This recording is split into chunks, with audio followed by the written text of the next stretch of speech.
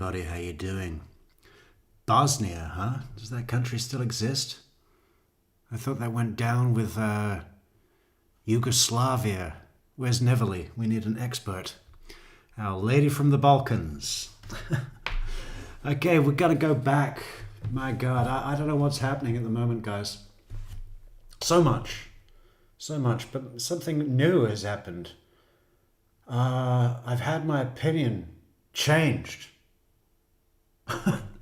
No one's ever managed to do that before. It's quite something. I'm a little taken aback. I'm stunned. But all I know is that we need to go back. We need to go back to the beginning and check what the fuck is going on with this Chris Watts. I thought I knew everything. I was wrong. I don't want to start with body cam. We're in interview mode. We're going to go to police interview 1. Graham Coder meets Chris Watts. First time that we see on video, right? Where's my buttons? How's everybody doing in the chat? Yeah, we got a lot to cover with the Chris Watts thing, man. I mean, from a whole new angle, at least for me, which is really surprising. Anyway, where's that video?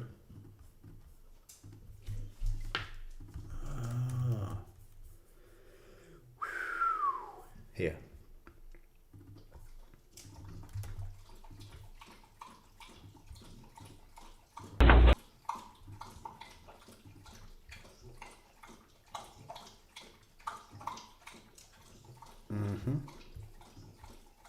You have to shut. Probably, you know. Yep. Do you have a preference? Doesn't matter. Okay. What was that? You have to shut. Probably, you know. Yep. Do you have a preference? Yeah, Doesn't matter. Okay. probably. You're not a suspect. We don't need to lock you in, but if it's convenient for you, I mean, why don't you make the decision? Look how much bigger Graham Coder looks than Chris Watts right here. I mean, Chris, that must be a weird lens on the camera or something, huh? Fisheye, but it's kind of appropriate because Chris probably does feel exactly that small right now, doesn't he? God, that's so weird. Optics. I'm gonna go make a copy of this so we can look at it together. You good on water and food and all that? I'm good on water. I'm good. You know, how many times have we all looked at this Crime Vault guy's overlay? It makes me want to go and get the video again, just to, not that I don't like it, the little cop thing there with the CV badge, but it's just become part of the case, right? This overlay. You hungry though? I'm fine right now. Thank you.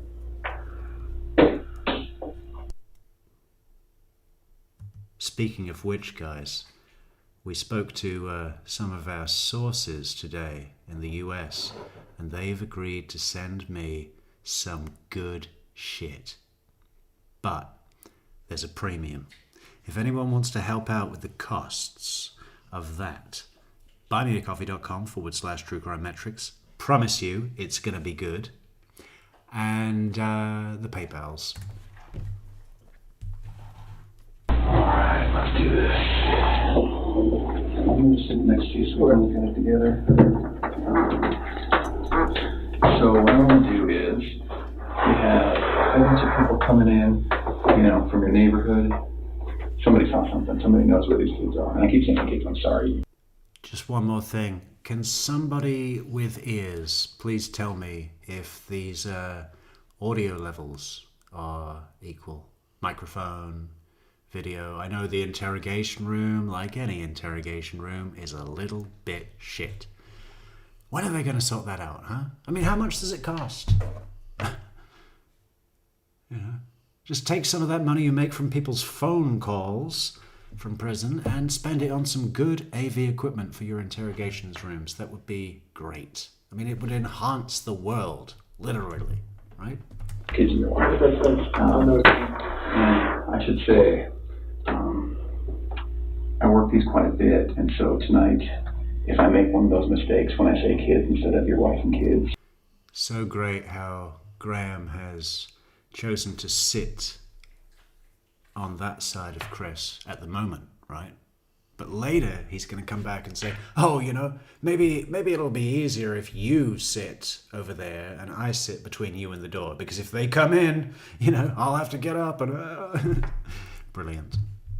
I apologize if we work it a lot, so I apologize if something comes out wrong or, anyway. So, I know you're going through a lot, so we're not going to keep you here all night. Can we go through this?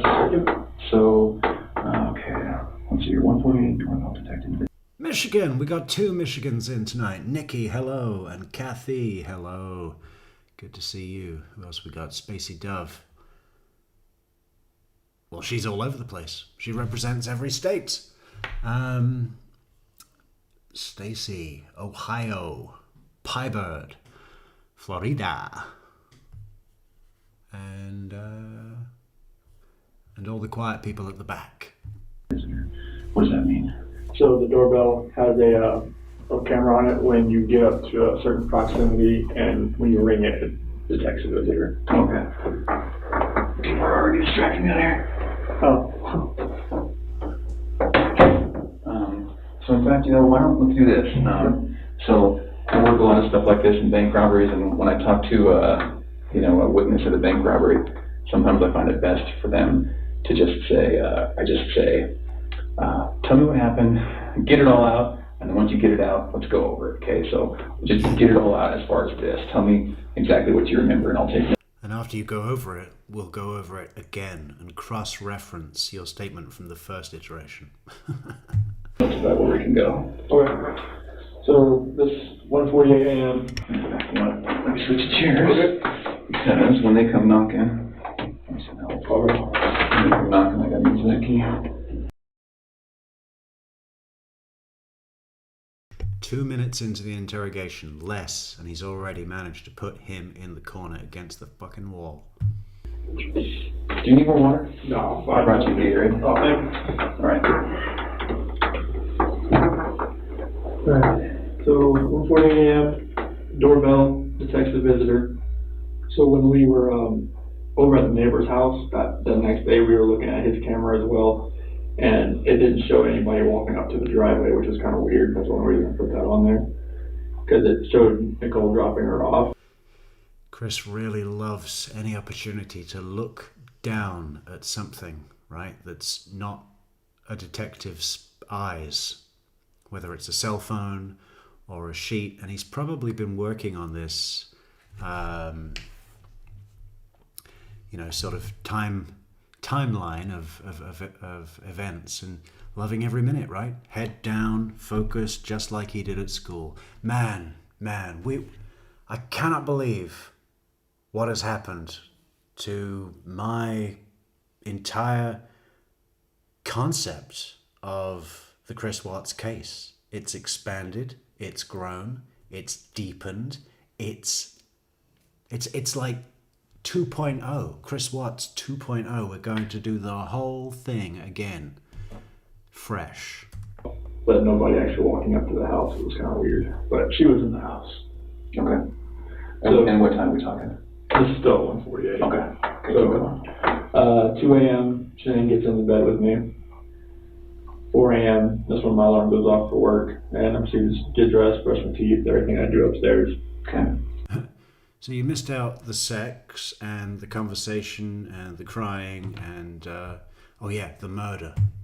4:15. That's when I get back, slide right into bed next to her, and start having a conversation with her about having the house up for sale and talking about actually proceeding with the separation. Okay. And obviously it gets pretty emotional, like we're talking about, we felt the disconnection was there, like falling out of love and trying to stay together, maybe just for the kids' sake, but we're realizing that doing like our homework, it's not, most of the time that's not going to work. Yeah. And it gets pretty emotional because we have 2 beautiful kids and we have one on the way. Hey, Piebirds in Scotland. Sorry, not pie bird. Hummingbird. Some kind of bird. Any bird. I guess if you've got wings, you can fly anywhere. Yeah, Scotland. What part of Scotland? You wouldn't happen to have a field, would you? Or what do you call it? What do you call it up there? A craft. Do you have a craft? Can we come and live on your craft? So it's just a matter of like, it was very emotional. We were both crying, and at the end, we just said, she said she was going to take the kids to her friend's house for the day. She would be back. Okay. And I was like, okay, it's fine. And so I went downstairs, made my protein shake. It was 5 a.m. That's when I did that. Packed my lunchbox, had my oatmeal, chicken, filled my water jug up. 5:15, I went outside, backed my truck up, was loaded up. Had my book bag, my lunchbox, computer, water jug, my big clear container. I put big clear containers in my truck so it's easy just to pull out, pull in, just depending on what I'm going to use. My O-ring kit, I knew I was going to do some stuffing box rubbers that day, so I got some various open wrenches from my toolbox, and I know those would work better than the ones they would give me. Okay. 5:30, that's when I went to work. Okay. And I hadn't heard from Shanann for about 2 hours there, so at 7:40 I texted her and asked her if she could tell me where the kids were if she took them anywhere. Okay. Nothing. Okay. At 12 I texted her again, called me. Nothing. And then about 12:10 p.m. that's when my doorbell visitor, it read another visitor, and I was like, hey, it popped up on my phone and it says it was Nichol. And I tried to put it on my phone to see if she's just trying to get in or whatnot. And I hear her she's on the phone trying to, I could hear her on through my phone saying she's trying to get to Shanann. So that's when I called her. Yeah, I called her at 12:20, see what was going on. She told me that Shanann hadn't responded to any of her calls all day or any of her friends' calls all day. Okay. And that's very strange, just because. I mean, she doesn't get back to me, that's fine. She gets busy with kids, whatever. And if she doesn't get back to her people, the people she works with direct sales. Okay. So if she doesn't get back with them, that's strange. Is she the type to answer the phone? For them, yeah, it's all the time. Okay. Yeah. For me, it's just hey, wait, I'll see you later. So about 12:40, a few more efforts from Nichol to reach her while she's there, outside the house. Mm-hmm. And at 1 o'clock, that's when I left, and I was like, all right, I'm on my way down there. 2 o'clock when I got home, because they couldn't get in because the front door had a top latch to keep the kids in. Nichol and the police officer that was there. Okay. Oh, right. Okay, gotcha. He's literally thought, if I make a really good list and try and be really detailed in my list, that'll make me look really good. So they couldn't get in because top latch on the front door was hinged, and the keypad on the outside did not work to get in the garage. So they had to wait till I got there so I can get the remote opened. Okay. So that's when I got home. I opened the garage door and we went inside the house and looked everywhere. Shanann, Bella, and Celeste, nowhere to be found. Shannon's wedding ring's on her nightstand, her phone's still on the couch, her purse is still there, medicine for the kids is still there, the car seat is still there, and there's no sign of them anywhere. Okay. 3 o'clock, the police officer, detective, maybe we should just quickly watch one of his press interviews, because I was just in stitches earlier watching that, where he says, I got back today and nothing. That's all he said. Oh, it's one of the greatest explanations I've ever heard. Howard, right? Oh, yes. Okay. Butcher's name every time. But I want to really start looking into attachment theory with Chris Watts, because it struck me that from an early age, right, Chris Watts has always had another woman in his life, right? Even before he'd been with a woman. His grandmother. He would visit his grandmother after school, and I can't remember where it was said. I think it's in the pre-polygraph interview with Tammy that goes on for 3 hours, so a bunch of stuff is mentioned in there, but he he's saying that he enjoyed going to visit his grandmother after school because she would cook all the goulash and the German food. And it just really seemed like that provided a respite for Chris away from his prick of a mother, right? And then where the attachment theory falls into it is like, at an early age, people like Chris and others, and everyone, maybe, the idea is that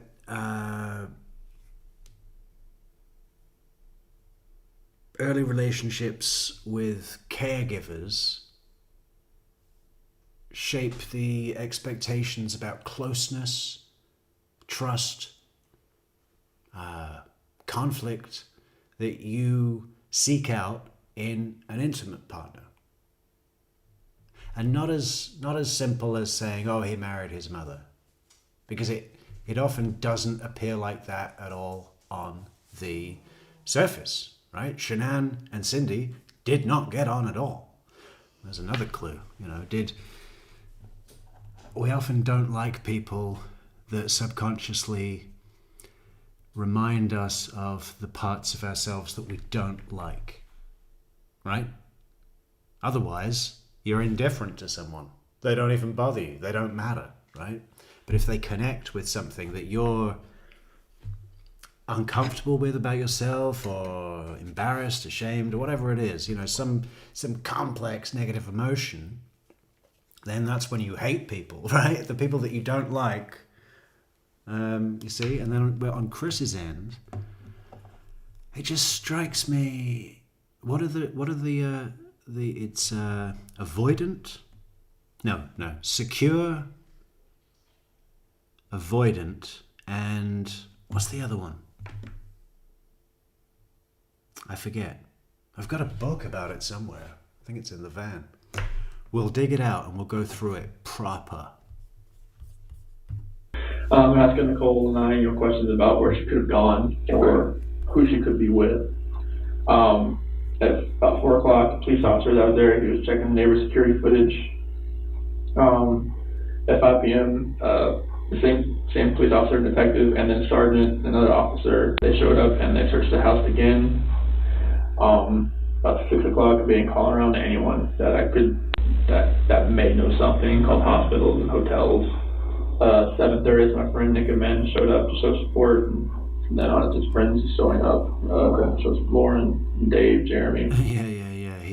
He appends the people that are showing up at the house with to show support, right? Nick and Amanda showed up to show support. So and so showed up to show support, and what's the need for the distinction there? Did other people show up and accuse him? It's like, why would you need to differentiate between individuals and their purpose of showing up? I mean, obviously you're not going to say, yeah, Nick and Amanda showed up to borrow a lawnmower, but ours was broken, so I sent them away. That wouldn't be relevant, right? But so too is not relevant to say to show support, unless other people are coming round to the house and saying, what did you do? We know you did something. Like Nicole Atkinson. I mean, her face when that body cam is going around the house, I mean, she is freaked out, right? And there's like no doubt in her mind. She's thrown social etiquette out of the window, and there's just no doubt in her mind. And I think that's because when Shanann was in Arizona with Nichol Atkinson and the other people they work with, which for some reason I'm thinking are mostly women, but I could be wrong. She's been consoled, right? She's been advised and pushed. You've got to go back there and get to the bottom of this. Even if it's bad news, it's better than not knowing. This'll drive you crazy. So she's come back to the house, I think, a little bit brave, right? What do you think the last thing that Nichol Atkinson said to Shanann was when she dropped her off at 2 a.m.? Let's put that in the question comments. How do we do that? We'll just type it in the comments. There you go. We can't really do a poll. What do you think she said?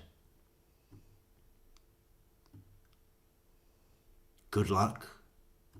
Let me know how you get on with your difficult argument. I mean, that's the thing that Chris just wouldn't have even been thinking about, right?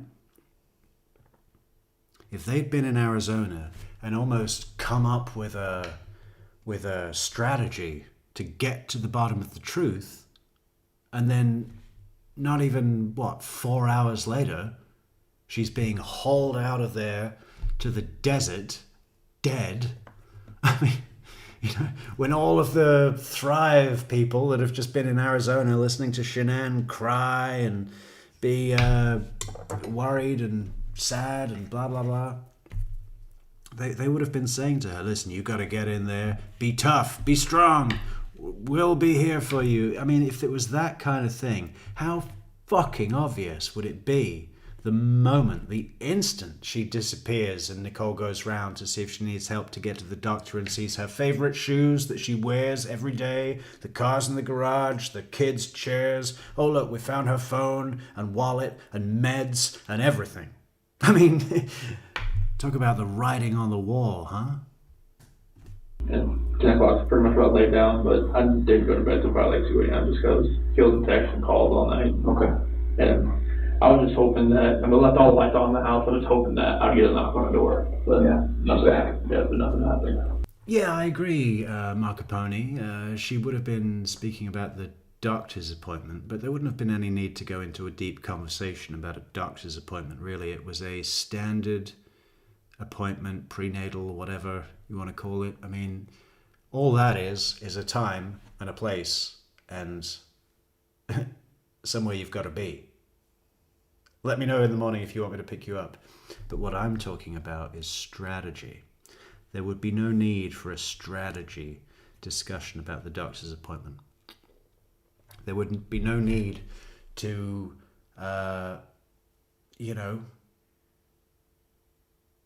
be brave. But I just think if all those girls had been talking to her about Shanann's concerns, about Chris's, detachment, right? I mean, he was almost, he was literally, quite literally, repelled by Shanann and everything about her, right? And why? Because it had become a continuation of his dysfunctional relationship with his own twat of a mother. Through no fault of Shanann's, mind. I'm not saying that Shanann should sit in the same ugly boat as Cindy Watts, but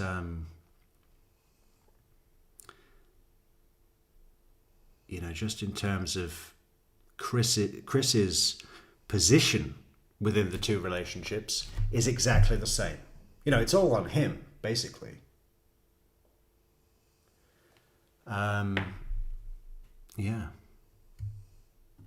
What do you think happened? At first, I really thought maybe she was just at somebody's house, just decompressing. Exploring our scene. Yeah. But after today, with the onslaught of all the cars, all the police cars, all the news, all the canine units, it's making me lean the other direction about someone took her. Okay. But it's just making me lean the other direction.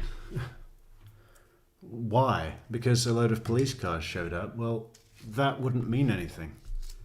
If it were me and I were in Chris's position, what was the question Graham asked? all the news, all the canine units house.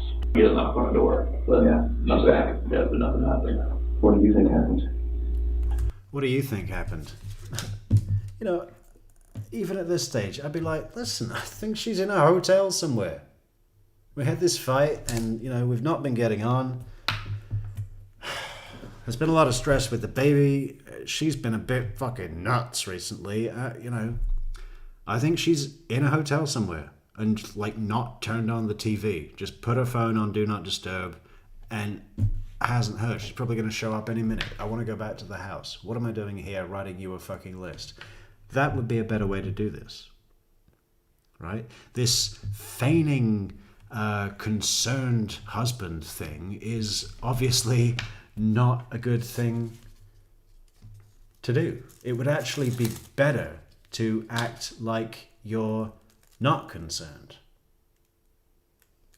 Just like, hey, listen, I don't even know what I'm doing here.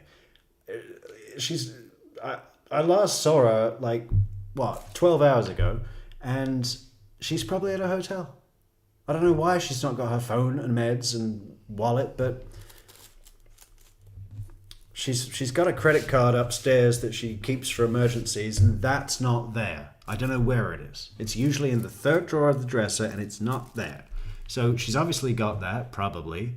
If I haven't heard from her in the next day, I'll come back and we'll start looking into things then. But this is all a bit overkill, Agent Coda, and I'm gonna go home and wait for my wife.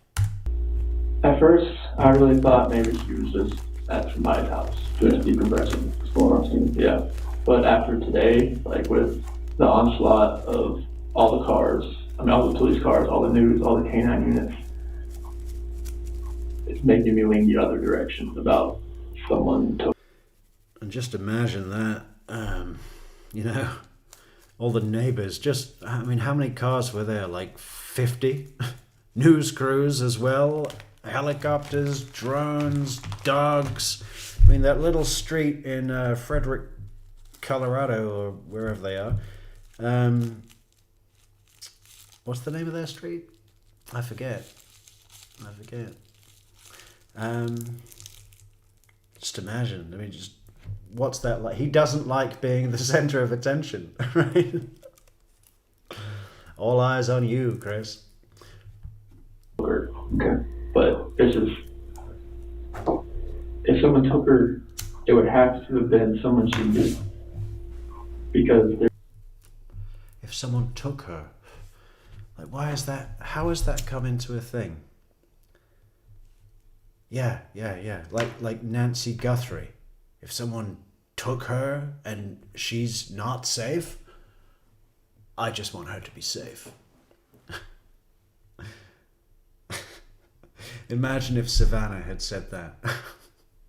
If someone has her, at first we thought she was just decompressing, but now, with all the news crews outside our home in Arizona, it's making me lean the other direction. Oh. there's no sign of anything like being disturbed, broken. Mm-hmm. But like that's the way I'm leaning now. At first I thought. Saying that, you know, I mean, we laugh about Chris Watts, right? And we all like to give Savannah Guthrie a bit of a break, don't we? Because she's on TV. But, and she obviously can speak and be on camera a lot better than Chris. But her presentations to camera, all of those little videos that were being put out, in the context of a case that's already mind-fucked weird. That balaclava guy at the door with the flowers. I mean,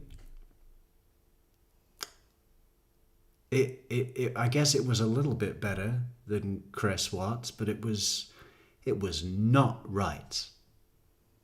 And has anyone heard anything about that? Because it just all seems to have been swept away, right?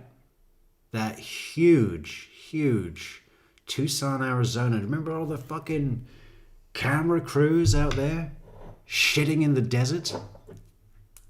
The mess they made and left.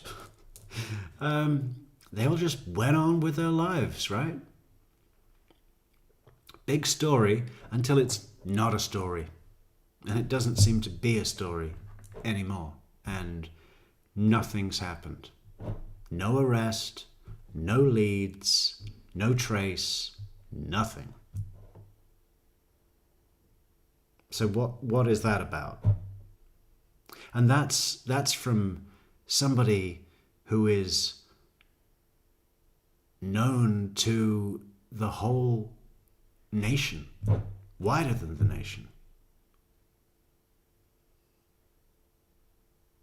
Imagine the full weight and force of the FBI and the Pena County Sheriff's, is it Pena?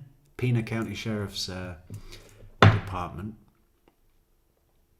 With that crackhead sheriff. For real, she was just decompressing somewhere. I mean, I thought she was safe. Even though Yeah, I thought she was safe. I thought Nancy Guthrie would come back. I mean, how can she disappear as an 85-year-old woman, or 6 or whatever it is, without a trace? Every single law enforcement. You telling me that the FBI couldn't find anything and gave up? Or did they find something and don't want to say? You know? What's going on with that? Because it doesn't look good. It doesn't fill me with confidence in the transparency of the law enforcement community, right? Tell us the truth. What happened? everything in the house was left there. But now it's just, after the day with the news crews and everything, it feels more the other direction. And it's freaking me out. Because I have no idea where they are. Okay. The girlfriend, Nichol, has been in hiding since this happened 8 years ago. I mean, she pretty much came in, did a few interviews, and went into hiding. I don't know where she is. Probably left the state, probably changed her name, probably changed her nose. If you could think of anything that we could do to find them, what would it be? But I've been listening to a lot of, what's it called? Rabbit Hole Rocks today. With particular attention to her Nichol Kessinger perspectives, which is really interesting. And it's the first time I've ever been swayed, because I've had people come to me, talk about Nichol Kessinger and say, oh yeah, she was in a child's murder cult, and that's why they put them in the towers, in the oil towers, because it was representative of, what is it called?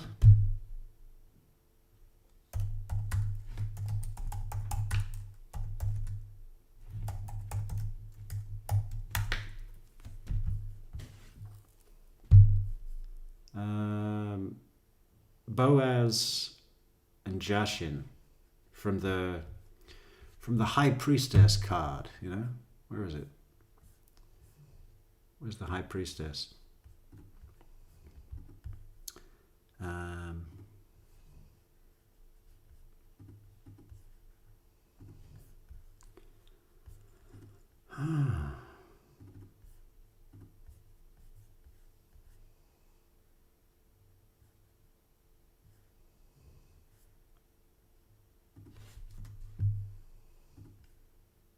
This one.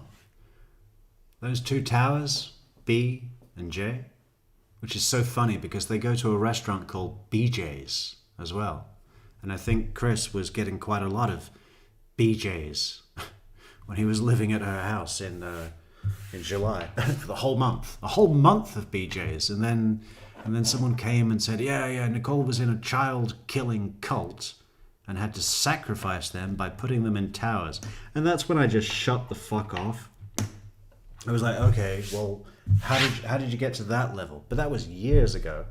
And But this Rabbit Hole Rocks has got some really good opinions that I've been happy to listen to and absorb, and even allow to change my opinions, which never happens. But one thing I did, well, disagree might be a little strong, but I did write this down because Rabbit Hole Rocks said that Nichol wanted to be Shanann, right? Wanted that lifestyle. Wasn't really into Chris, not really, but did want to take the place of Shanann with the house and the success and blah blah blah blah blah blah. And I question that, and maybe I do disagree, but I'm not comfortable doing that at this stage. But my question would be no. No, she didn't want to be Shanann. She wanted to prove that she was better than Shanann. Why did she want to do that? Because she felt, Nichol Kessinger felt, that people in her life, parents possibly, or whatever, or just how she felt about herself, had expected her to be like Shanann. And there's something of a rebellious streak in Nichol Kessinger, right? She's this pack a bag and head to the sand dunes kind of thing, no plan, free roaming, all that sort of stuff. So there's this sort of, do things her own way and not meet the expectations of others. And that can be something that is resented, right? So if Nichol sees Shanann and sort of sees her as the person that, just for example, her parents want her to be. So she sees Shanann and sees Shanann as the person that her parents wanted her to be, but she never wanted to be. And because she never wanted to be that, she's always felt something of a disappointment, right? And what better to prove that your way is the right way than to win over Shanann, to prove that you're better than her by taking her man and blah, blah, blah, blah, blah, right? So I think where Rabbit Hole Rocks said Nichol wanted to be Shanann with the success, the house, the man, the family, the whatever, all that shit. I disagree, I think. I think it's more like, possibly, that she wanted to prove that she was better than Shanann because she felt like people expected her to be like Shanann. You see what I'm saying? I think that feels more correct than being jealous of Shanann and wanting that for herself. I just don't feel that, right? She doesn't come across like that. I think she looked down on Shanann, right?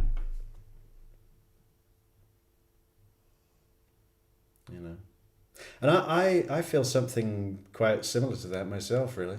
I look at people that have fucking done things the right way, or the quote unquote the right way in their lives, and have the fucking whatever it is, the house and the family and the career and blah blah blah.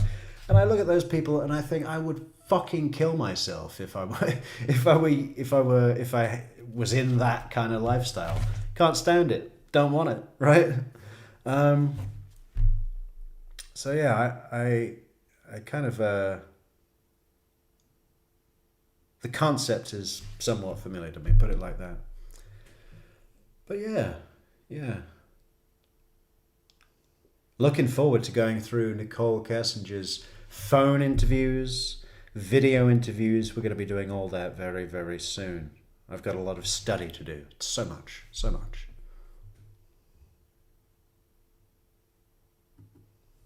Who else is here? Christina, hello. Saratoga Trail, thank you. Thank you. Yes, that sounds right. Also, thank you. Alison, same answer. Leah. Yes. Happy Canada Day to all of our friends and cousins north of the 49th parallel, even though most of you live south of that. It's funny, isn't it? I heard it said the other day, I'm not sure if this is accurate, but it sounded convincing that most Americans actually live further north than most Canadians.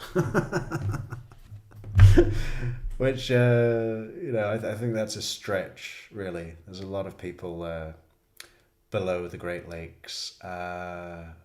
But it is kind of funny, isn't it, that Canada has that dip down point. I mean, why put the line where it is? if you just, I don't know, crazy. But happy Canada Day to all you maple lovers. We support you.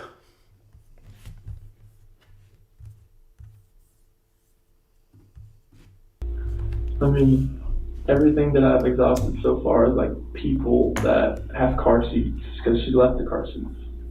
And she would never just, I mean, Bella could sit in a regular booster chair because she's about that time. Mm-hmm. Celeste isn't quite there yet, but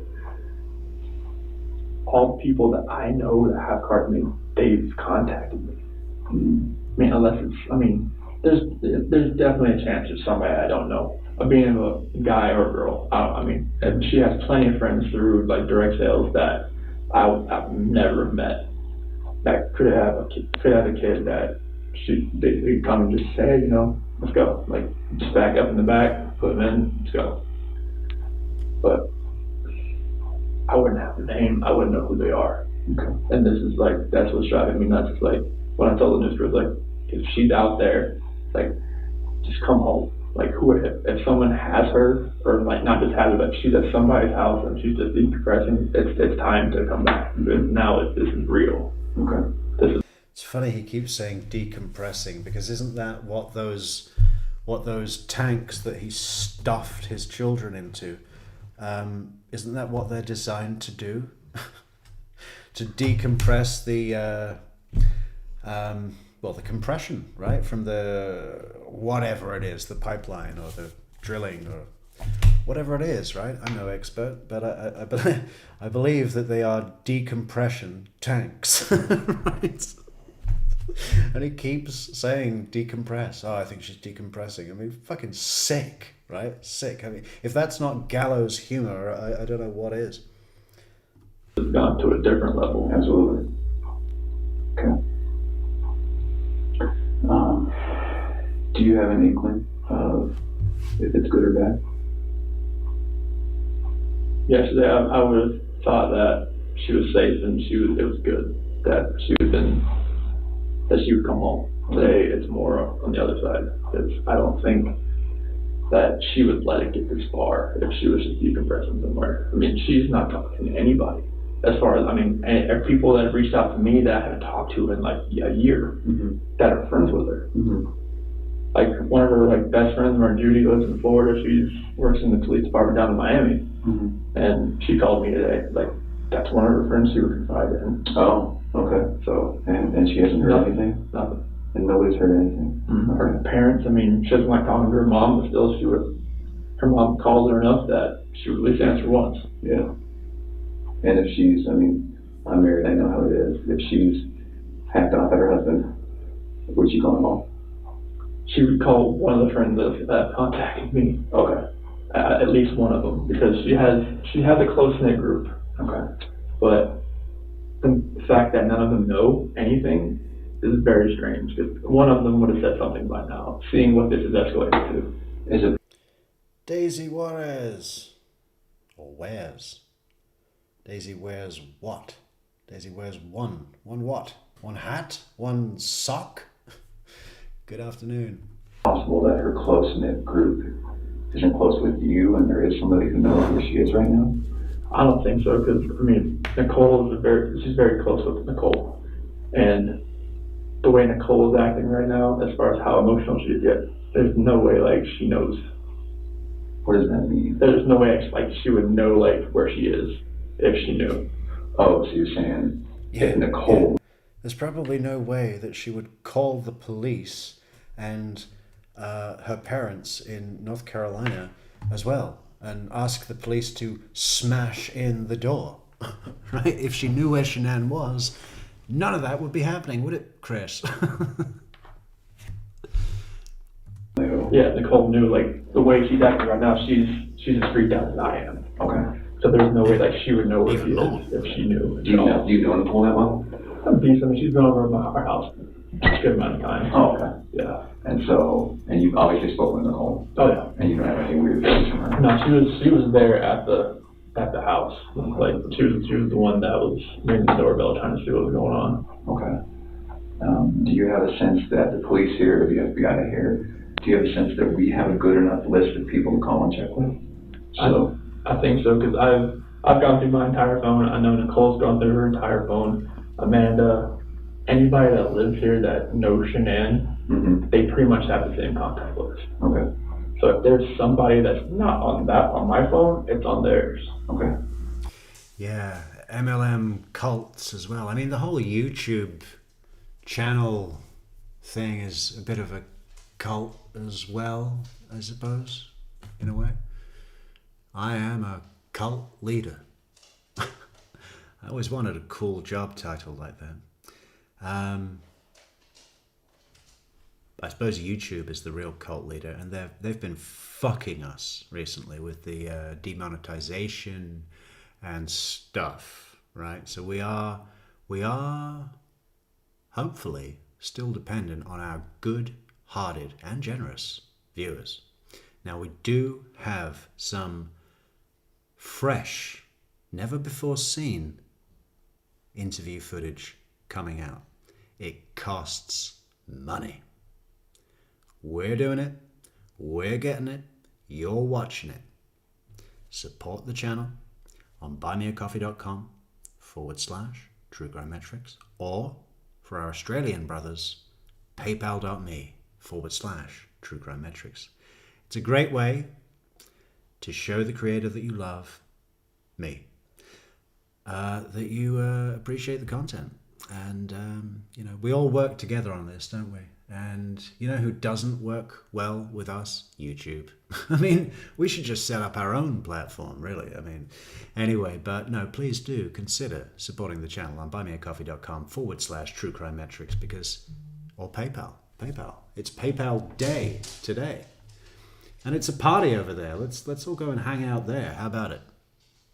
How about we all do that right now? It'll be great. We appreciate it. Has somebody, I think the police have Nicole's, your wife's phone, right? Yes. And I don't want to pronounce her name wrong. Shanann? Okay. So the police have Shanann's phone? Yep. Do they have your phones? Have they looked at your phones? I don't think so. Okay. Can I run that out and have them look real quick? Yeah. Okay. Is there any password I'm going to run into? 3307. 3307? 3387. 3387. Are there any other phones you can check? Mm-hmm. Okay. When they look at this, what's the best thing that they can do to say, look for these contacts, look for this Instagram, look for this Snapchat? So like the only thing on here that I would say is going to be weird, because our contact list is the same. Oh, you guys have a shared contact? Yeah, like every Google. Yeah, it's like I'm like all the. What drove me nuts is that. Don't you think it's incredible that he didn't delete the fake calculator app that he used to store the photographs of Nichol? I mean, he kept that on his phone. One of the largest pieces of evidence against him. Evidence of his affair, right? His motivations for getting rid of his wife. One of them. That must have been so dear to him, right? That he just couldn't let it go, right? Fascinating. Did he think that the cops wouldn't be able to find that? Has he never heard of Cellbrite downloads? Oh, classic Chris. When she like downloaded to the cloud, it multiplied or duplicated. Oh, I hate that. I hate that. Yeah, so this is the same person over and over 10 again. people over. Oh, okay. So we have the same. What's that from? Duplicated. That's the big blue genie from the original Aladdin, right? Duplicated. That's when he turns into a one-armed bandit slot machine. All right, can we bring that up? He just did that. And how old would Chris have been in 1992? 7. So yeah, that would have been prime. That would have been one of his favorite movies as a kid, as it was for me, right? Yeah. Duplicated. I need to find that. We'll play that in a second. I never noticed that before. You know, funny because the first time I saw Aladdin, the Disney movie, in it was 93 actually by the time I saw it, but it was in Canada. And it was the first time that I had ever seen a movie theater screen so fucking enormous. I mean, it blew my mind. It was like 50 screens in England. You know, it was just it was incredible. I still remember that now. Yeah, good movie. Okay. So I'm gonna run this out. Okay. So 330 or 3387, and I really want them to just not physically rip this phone apart, but really dive in. Okay. And are you okay with that? Okay. I mean, I'm gonna hand this off to somebody. Okay. All right. I'll be right back.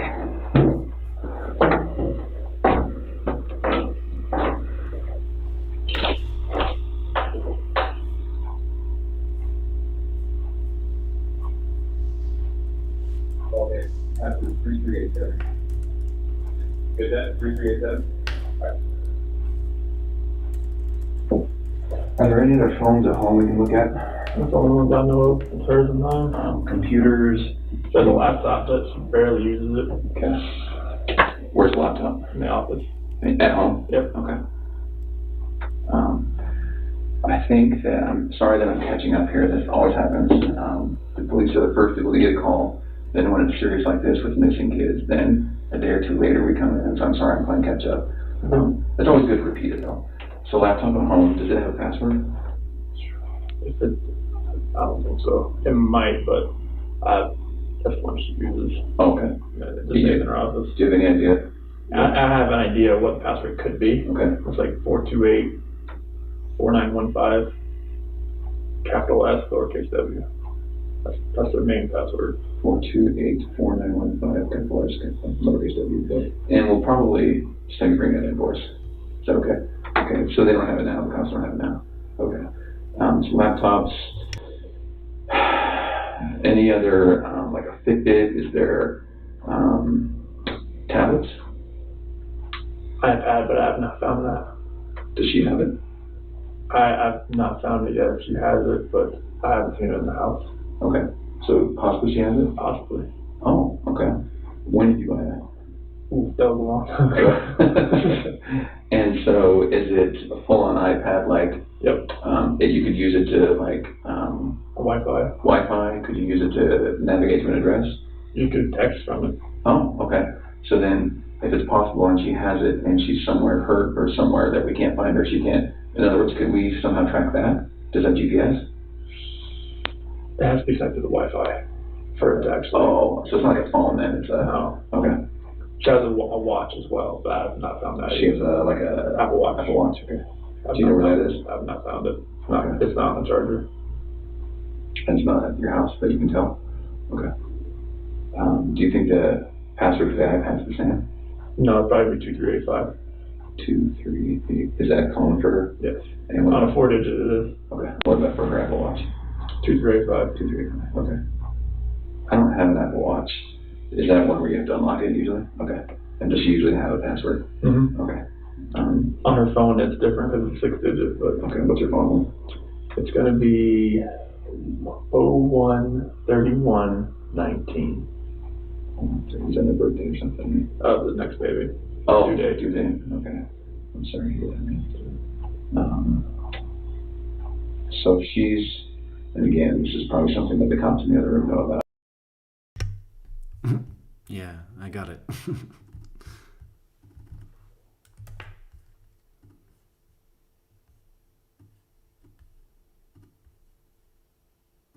Genie! Oh!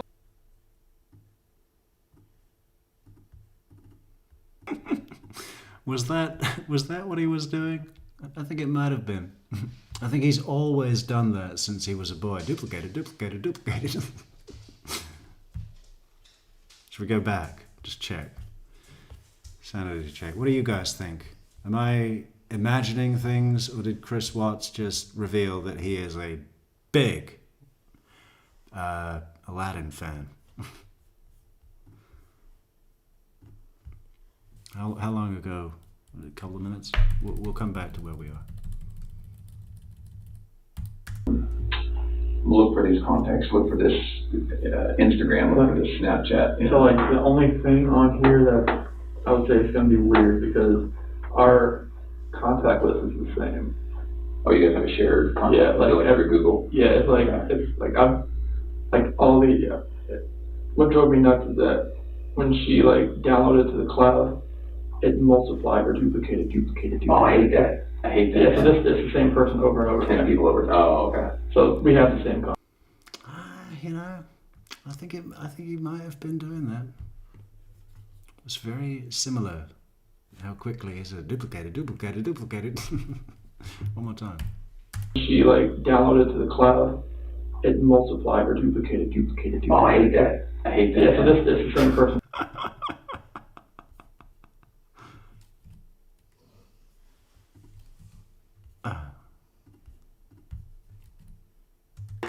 Often imitated. But never duplicated! Genie! Come on, that's a direct reference. Anyway, we're back to business. Sorry. Where's the laptop? In the office. At home? Yep. Okay. She has a watch as well, but I have not found that. She has like a Apple Watch. Apple Watch, okay. Do you know where that is? Hey Janet, what do you want? What's your I just seen your thing here. Could somebody please ask Nichol Kessinger's mother what's going on with your daughter? Well, that's a rhetorical question, isn't it? It's not a question, it's a request.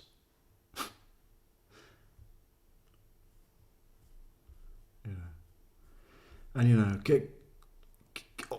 all big question, 3 lines, all in capital letters with 5 red question marks. Comes across a little aggressive, huh? Yeah. It's not really a question anyway. And then you're like, I'm not going to get an answer. I never do. I don't like you. Go away. What the fuck? Could somebody please ask Nichol Kessinger's mother what's going on with your daughter? That is a rhetorical question. Are you expecting me or somebody else to answer that? What would be the answer? Yes. Or no. I mean, you know, come on. Yeah, I'll put her, it's number 3 on my speed dial. What the fuck? Go away. I've not found it. It's not on the charger. And it's not at your house that you can tell? Okay. Do you think the password for the iPad's the same? No, it'd probably be 2385. 238. Is that common for her? Yes. And what On a 4-digit it is. Okay. What about for her Apple Watch? 2385. 238. Okay. I don't have an Apple Watch. Is that one where you have to unlock it usually? Okay. And does she usually have a password? Mm-hmm. Okay. On her phone it's different because it's 6-digit, but Okay, what's your phone? it's going to be 01/31/19. Is that the birthday or something? The next baby. Oh, Due date. Due date. Okay. I'm sorry to hear that, man. So she's, and again, this is probably something that the cops in the other room know about. If she's due in January, She's 4 or 5 months pregnant. And she was 14, 15 weeks. Okay. All right. Did you guys know the sex of the baby? We weren't going to tell anybody yet. But you do know it? Mm-hmm. Okay. But she knows it? Yeah. Okay. So let's finish this, and then we'll get into more of this. Okay. So how else can we track her? Does she have another phone that you know? That's the only phone I've ever seen her use. Okay, what's her phone number? 910-850-3280. Yes, Avocado. Graham is FBI. Tammy is CBI. But Graham is FBI, correct. Thank you, Kiwi Vanderman, for saying, happy midwinter Thursday lunch break. Listen to yesterday's Chris Watts Metrics stream. Agree with so much of your takes. Chris must have had a much higher happy hormone spike than a normal cheetah. Yeah, we'll get into that in some deep dive detail. Maybe not today. I feel like we need to spend some time reevaluating. That's what it says on the thumbnail, right? We need to just go through this from the beginning again, I think, but collecting information all the way. You know, we'll see what we come up with, and I think at the end of our journey, we'll be able to come up with some really concise, clear points to share.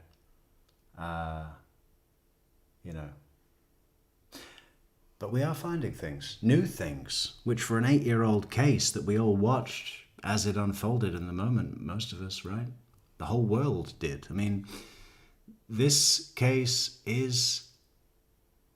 was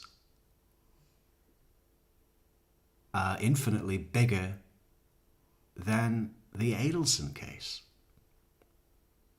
Amazingly. But I want my kid back, man. That's my child, man. I want my kid, man. Hey, yo! Monica, thank you so much for these 10 coffees. We appreciate it. We like a little kick. A little kick. Yeah. What was I just saying? Yeah, we're finding things. So many things, new things, good things, big things. Okay. So, strap on your CSI hat. You can imagine the FBI has some pretty cool tricks and toys and everything. Is there anything you can think of that should be given that we're not? Strap on your CSI hat. Imagine if Chris just reached under the table into his bag and pulled out a hat of any description. Honestly, everything that I saw there it took me on a whirlwind. I didn't think all that was going to happen. So that everything that happened today, I thought you guys were spot on. Oh yeah, and we've in honor of Canada, we have renamed Americano coffee to Canadiano. I'll take a double tall Canadiano with an extra shot and a dusting of nutmeg. Okay. Is there anything that a friend has said? Oh, has the FBI done this? Well, you probably didn't know the FBI was involved until an hour ago. Yeah. Is there any good ideas that your friends have had saying, man, I gotta try this, I gotta do this? A lot of people have asked about Amber Alerts, but I'm not sure why that. I'm not sure I'm sure Amber Alerts have to do with all right, if you know someone has taken a kid, but if the last person you saw was the mom, and you don't think everybody's gone. Yeah. That's probably why Amber Alert's not really used in this respect. Well, they did a press statement. So Amber Alerts are a little bit different. One thing that helps Amber Alerts is cars. When you're driving down the freeway and you say, missing person, look for this car. What car do we look for? That's the only car she has is the one that left in the garage. A Lexus, and that's what you drove here tonight? Yep. Okay. Do you have any other cars that you drive? Just my work truck. Okay. Lexus. Lexus is here. Okay. How could she have left the house? Only way she could have left the house is if somebody picked her up, but it'd have to have been from the back. Because it's the camera in the front, where the way it faces the driveway, it would have picked that up. Hey, let's put something to the audience. As much as I love the current coffee notification alert, let's just play it in honor for our what was his name? Chris McNabb. That's my child. Where is it?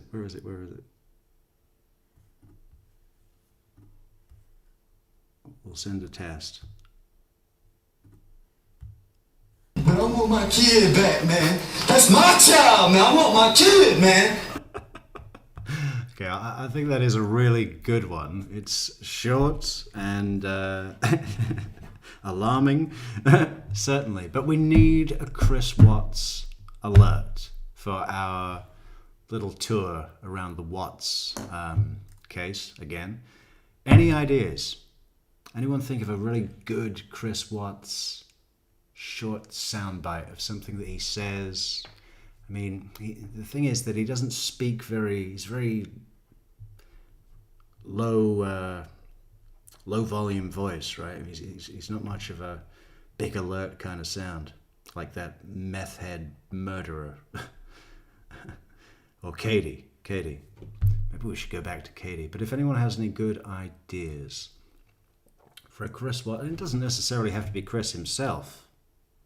Any good soundbite from the case that you remember and hold dear, let us know in the comments, and we'll see if we can make that our new Chris Watts coffee alert. Only thing I picked up was me leaving at like 5:26. Okay. I didn't know. Is it your camera? It's neighbor's camera. Oh, did he tell you? Yeah, we were all over there watching it with the officer. Okay. All right. They just showed me loading up my truck. Oh. Is it on all the time? His camera's on all the time, yep. Okay. And all I saw was you leaving? Yep. Did it show her coming home? I didn't show her walking in, no. Okay. But she was in the house when I left. Obviously. So I was just like I'm just trying to think. So the camera, is it possible that it doesn't catch everything? The motion detector? From what I saw, I think, like, he showed me other, like, examples, but it was picking up, like, minuscule things here and there. Like, it didn't take much to, like, just get it start recording. Oh, so it probably is a motion detector then? It's Yeah. Start points? Yeah. Okay. All right. Okay. So then there's his camera, your security system. And my doorbell camera right Your there. doorbell camera. And the only thing that was strange about mine that morning was that when I left, it said garage door 2 remained open. When you left? You know, how many of our followers are something to do with birds? We've got black eagle, pie bird, spacey dove, hummingbird in Scotland. I think there's a bunch of others. Blue jay row, there's another one, right? Fucking blue jays.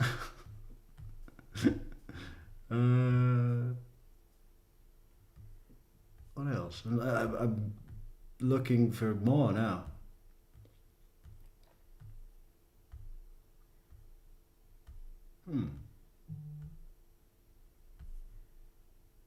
Nope, no one today.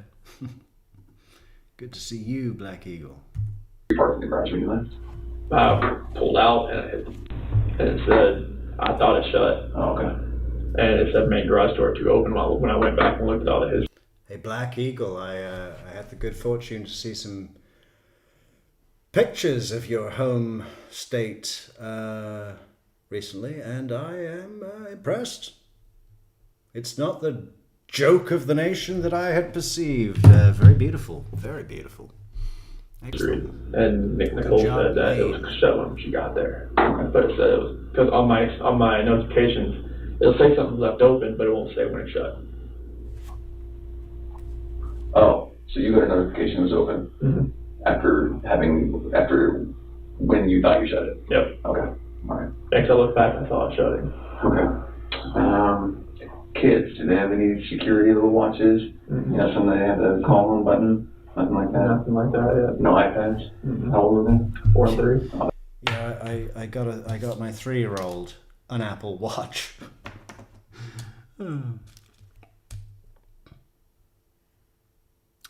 That'll probably Apple are probably just waiting for the right moment to market Apple Watches to newborns, right?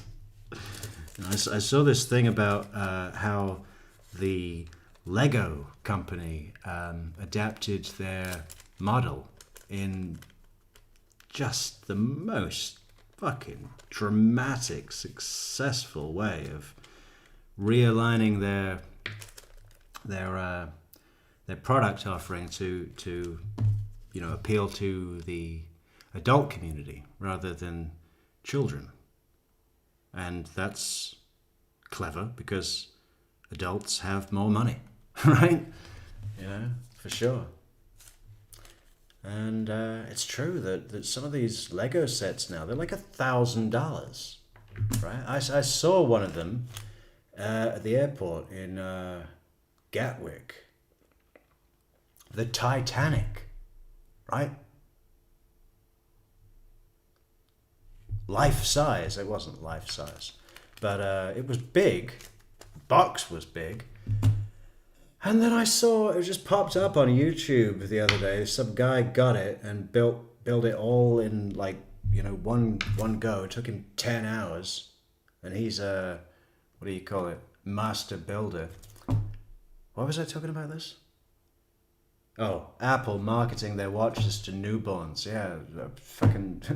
How long do you think that's going to take? Marketing people are so funny, aren't they? So soulless. But I love them. They are clever. They are clever. But the concepts they come up with is,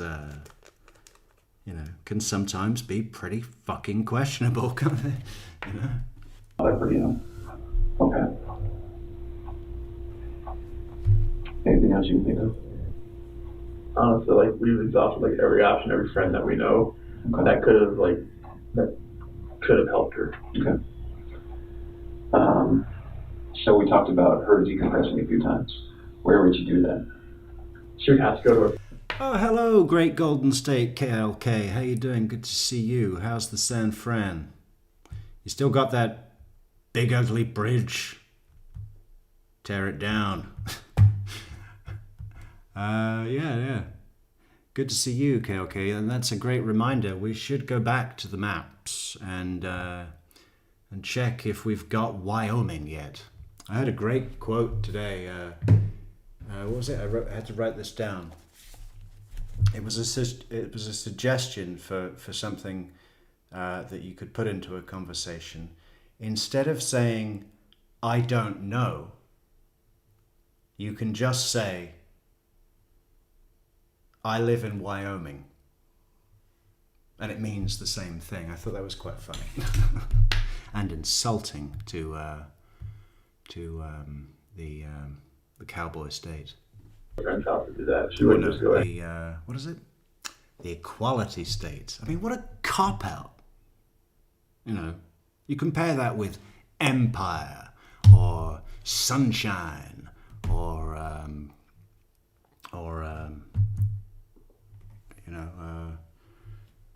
beehive's a bit of a funny one too. How did they come up with that? But equality. That doesn't really say anything about the land, does it? Anywhere, not with the kids. I've checked. If she had any cash on her, I'm not sure how much she would have had on her. She usually doesn't carry much cash, and the cash she had in her wallet was from Nicole the previous day. From who? From Nicole. Oh, okay. She told me that was the cash she gave her. Okay. So when we found her purse. For what? No, I'm not sure. She didn't tell me. Okay. But that was the only cash she had in her wallet.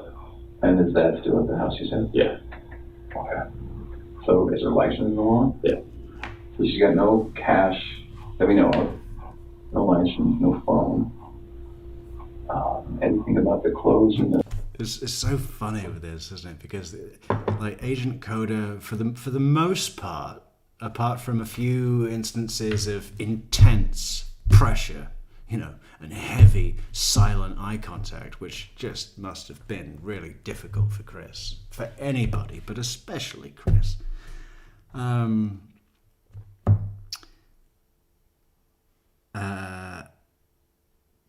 For the most part, Agent Coda's sat in here going, So she's got no cash, no credit cards, didn't take her medication, or cell phone, or car. What does this mean? Where could she be with these circumstances? Let's work together, Chris, and spill some ideas. It's almost comical, isn't it? It's like a pantomime. It's like,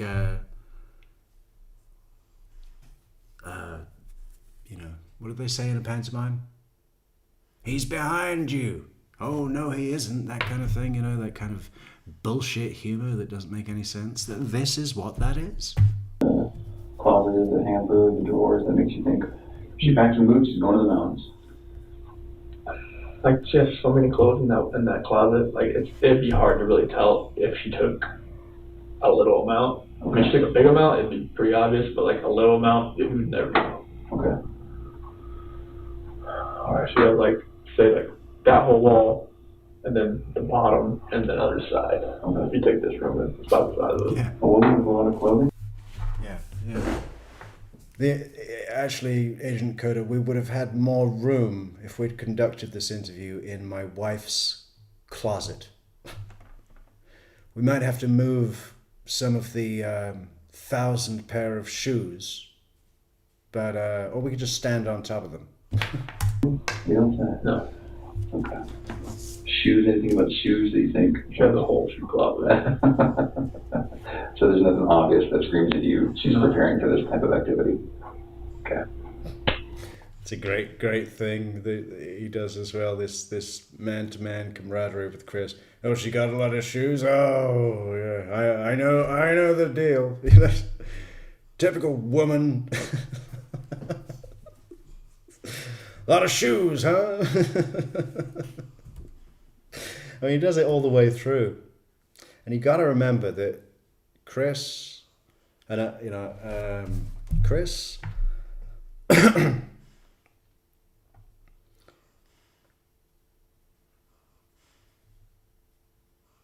don't know. What do you think Chris looks at when he sees Graham Coder, who's calm, confident, kind, skilled, clearly, very skilled and intelligent? I mean, do you think he looks at Graham Coder and sees the man he wished he was, or something like that?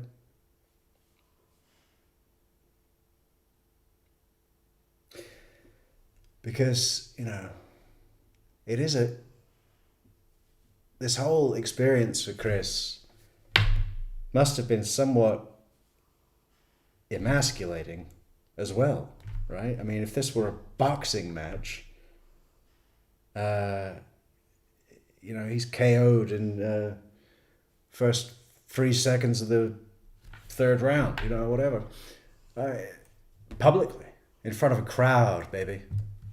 And the girls, the kids' clothes too. There was enough that was there that I saw missing. Okay. So, all right. So I know it's hard to talk about. You mentioned that there was a hard conversation the two of you had about Separation. Your marriage and separation. Now that you've had a little bit of time to think, looking back on that conversation, can you connect the dots between both of you being upset and crying, and here we are, and now she and the kids are gone?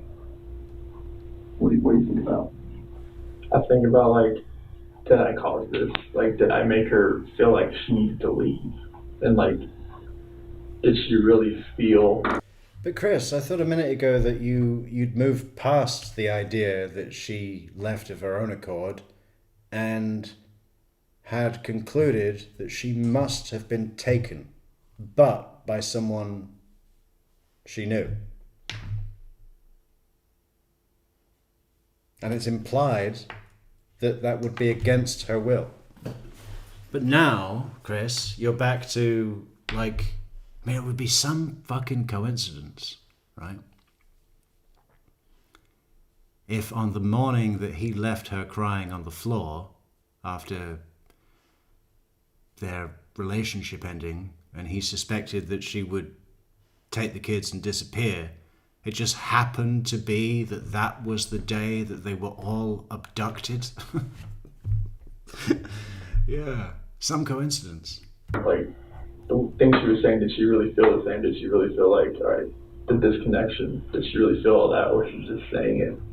Like, maybe like us falling out of love, was that really registering her at that point in time, or did it register? Us falling out of love, you know. And again, Chris, really, his only baseline for knowing how to talk to any human being is whatever he was able to get away with at his own home as a boy, right? Maybe not as a boy, but you know what I mean, to his parents. Falling out of love. Us falling out of love. You know, that's the sort of thing that Ronnie Watts would nod along with, right? But he's always nodding anyway. He's a nodder. You know, but you say, oh yeah, you fell out of love? And she took off? Oh, okay. You know, Ronnie wouldn't even ask any more questions. Oh, they fell out of love and she ran away. Yep, that's what happens when you fall out of love. What does that even mean? You fall in love, but that's just chemicals, isn't it? Right? You know.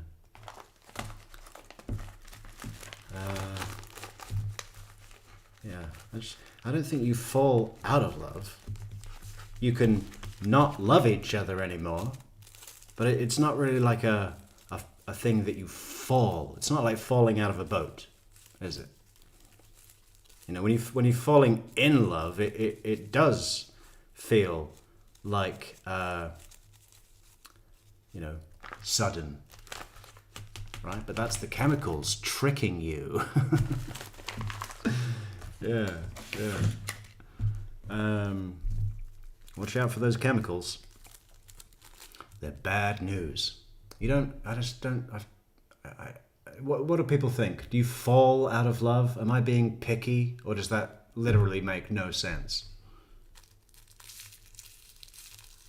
What do people think? I'm really curious. Let's do a poll and then try to remember to post the results, because we always forget that.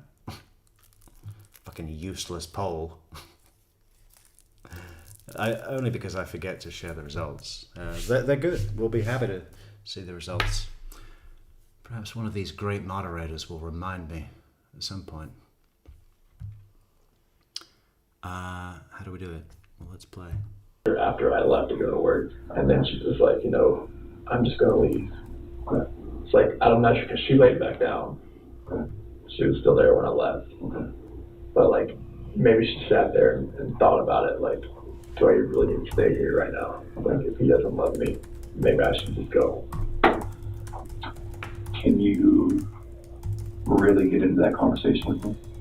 And what I want to know is, you obviously have a very deep relationship with her. She's your wife, but it's going to be easy for me to listen to what was said and maybe think that there are some clues about maybe she did just lay down and cry a little bit longer and something happened to her, or maybe she did get frustrated and she left. So can we recreate that conversation? Mm-hmm. So tell me what happened. So I crawled back in bed. So sorry, let's start from, she gets home late at night. Mm-hmm. Okay, I'll start from that point. Okay. So she got home about 2 a.m. And were you already home? Oh yeah, I was passed out. Okay. Yeah, so like I felt her get into bed. That was about it. About 4 a.m. That's when my alarm. That's when my alarm went off to go to work. Okay. That's when I got ready and everything. So she gets in at 2, alarm was off at 4. Okay. Mm-hmm. And you were sleeping that whole time? Oh yeah. Okay. So the conversation hadn't started? No. Okay. So about when my alarm goes off, that's when, after I get ready for work, I go back in bed and have that conversation. So you wake up at 4. Mm-hmm.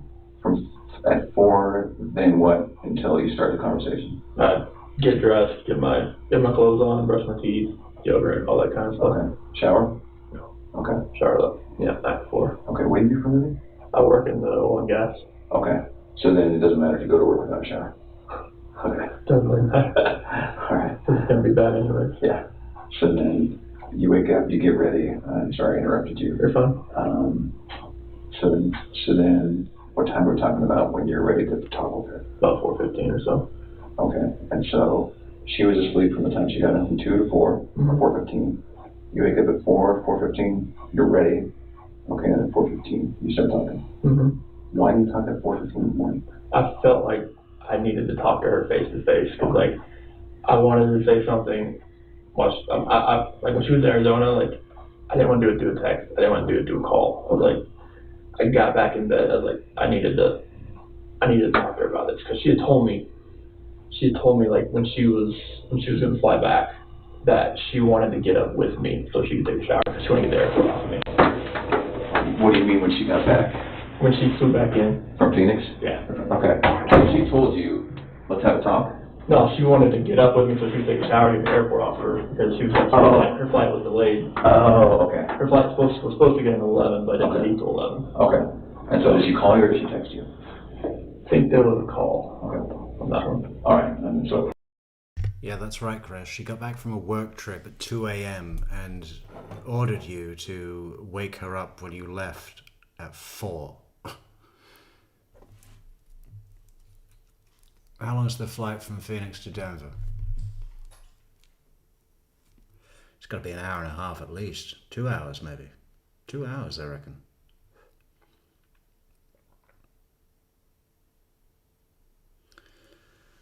Two hours flying, all that shit in the airport, and then get home, don't even take your makeup off, and wake up in about an hour and a half. Yeah, I don't think so.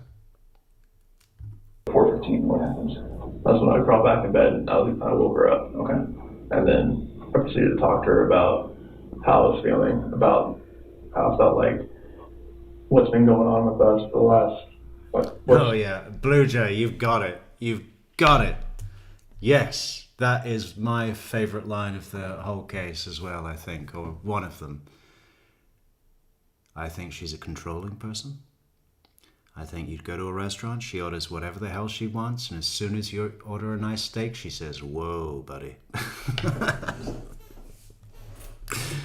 Like, you know, Graham Coder's obviously speaking from his own experience, isn't he? He has to sneak steaks in his marriage. He's a steak sneak. He orders chicken Alfredo, but then he pretends to go to the bathroom and actually stops by the kitchen and puts a couple in his pocket, a couple of ribeyes for later.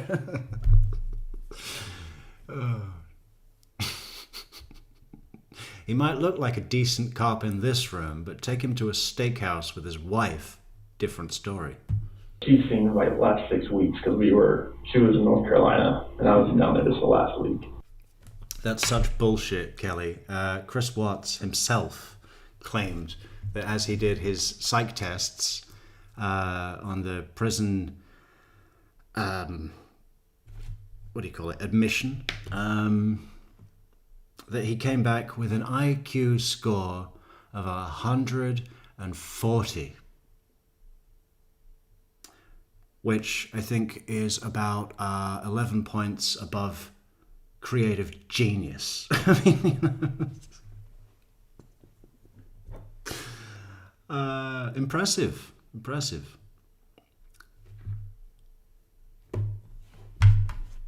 But from just being apart and just like figuring out who people are. It's like the best way for people to really find out who they are is to spend time apart. I agree.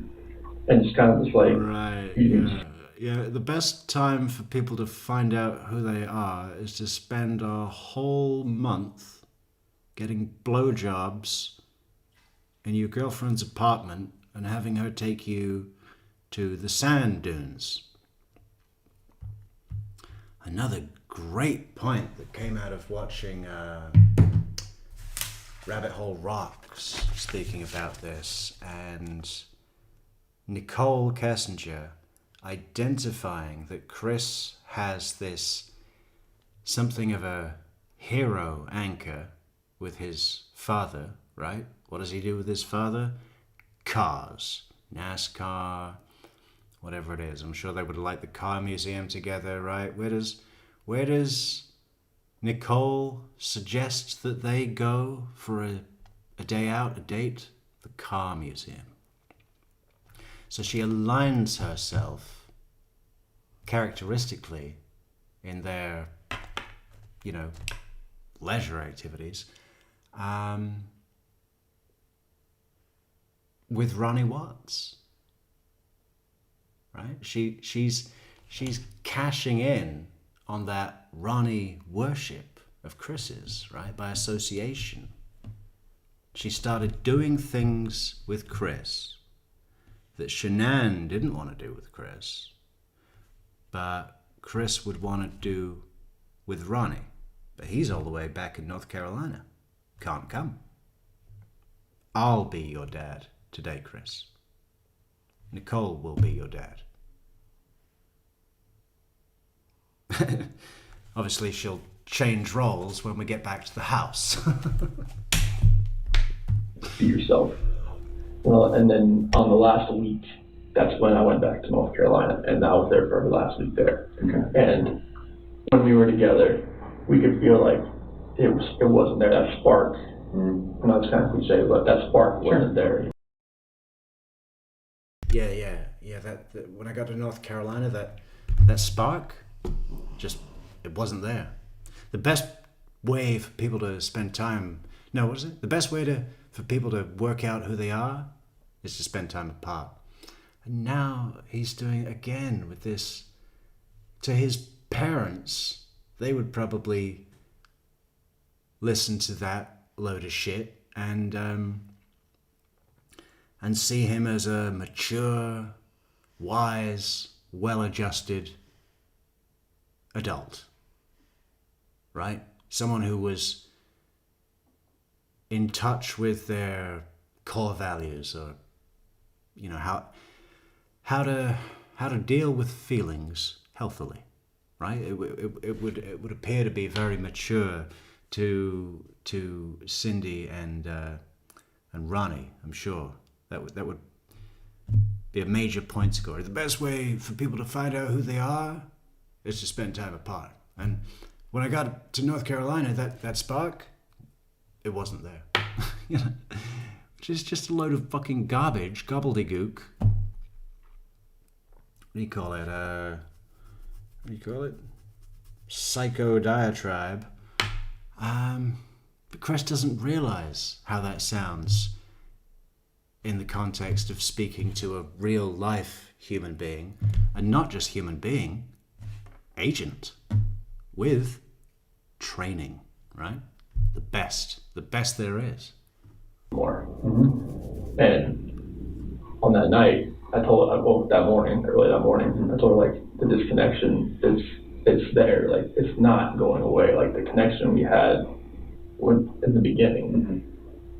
It's not there anymore. It's like, I don't feel like the love we have is there anymore. Okay.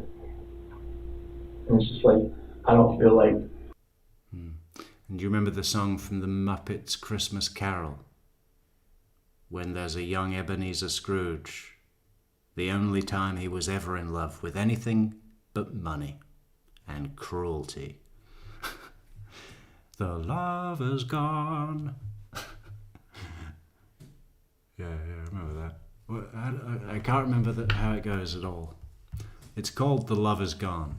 Chris Watts would have watched that as well. I mean, that was another early 90s Christmas classic, right? So he's based his entire concept of human emotions and relationships on Aladdin and the Muppets Christmas Carol with Kermit the Frog and Fuzzy Bear and Miss Piggy and everybody, right? Scary. What other What other movies would fit into that wheelhouse? I mean, he's only 2 years older than me, so it's basically all the movies I watched, right? Funny. Not even 2 years. It's like, what is it? He's May, I'm February. 21 months. I mean, if we want to stay together for the kids, I'm not sure if that's going to work. Like bringing That's us what you told him. I know what's coming up. He's gonna use the line, "Oh, doing our homework. We realize that it's not good for kids to be raised in a home with parents that fucking hate each other." Which is all bullshit, right? There was no conversation like that. There was no homework. Oh, doing our homework when we were discussing the divorce, that never happened. Oh yeah, no, doing our homework, we decided that it would be best to live apart because of kids. That's why we had a third baby on the way. That was my idea. Oh, God. This is such bullshit. And all he's doing is revealing his total abandonment of dignity, credibility, because all he wants to do right now, even right now, the place he wants to be, take a guess where it is. It's on Nichol Kessinger's couch, right? Planning their next great weekend trip. Where would they have gone next? Do you think they would have got that book Jodi Arias had? Was it 1,000 Places to See Before You Die? Got such an ominous title for her as well, isn't it? What did they get? 3 into that before she murdered him? She should have left the book at the body, in the shower. 1,000 Places to See Before You Die. Well, we've only done 3, but I'm going to kill you now. Ironic as well, wasn't it? Because I think about 90% of the places in that book that Jodi Arias had, 1,000 Places to See Before You Die, all the best places, 90% of them were in the Southwest. Namely Utah, Colorado, Arizona. I mean, that's convenient, right? I think there was a couple. There was like Niagara Falls. All right, we got to do that. But, there are other places in the world. Okay. Like, having another baby bring us into this relationship, do you think this is going to work with us being together? Or separation, I think, is going to be the best possible route for us. And that's when, What is that thing he's doing there? This is where we need the behavior panel to pop in. I mean, what is the thing with his right hand being... I mean, he's kind of using it to gesticulate minimally, but for the most part, it's just held up. What do you think that is? Is that like a defensive thing? I mean, is that like putting a hand up in case you're going to get hit, That you raise your hand up to protect your face? Why is it hovering there? He doesn't know what to do with his hands, obviously. He's got a lot of nervous energy. Just generally, but especially now. I just think it's really weird, isn't it? And I like how Graham Coder is really making a point to appear grounded, centered. I mean, he's like a block of stone right there, right? Solid.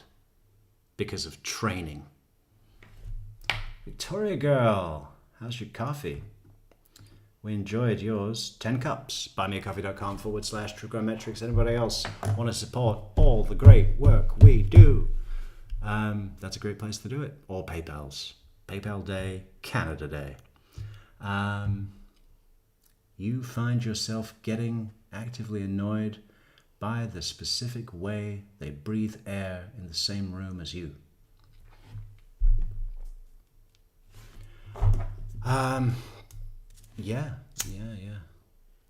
Yeah. Or when you're trying to sleep and you're certain that they're making a point of smoking all night long, loudly, specifically with a tobacco that you don't like the smell of. And when you call them out on it, you're the bad guy, right? Sorry, wrong meeting. All the crying and everything proceeded. And it was very hard just to talk about that. But I needed to do it face to face. Okay. And I needed to see her face, like, while I did it. I couldn't text, phone, whatever. I needed to be face to face and be able to see her and know that. I needed to be face to face because of honor. I wasn't going to do that over the phone. I mean, that Prince Andrew said the exact same thing, didn't he? I had to go and see him in New York. I felt that doing it over the phone was somewhat of the chicken's way out. I had to go and see him and show leadership.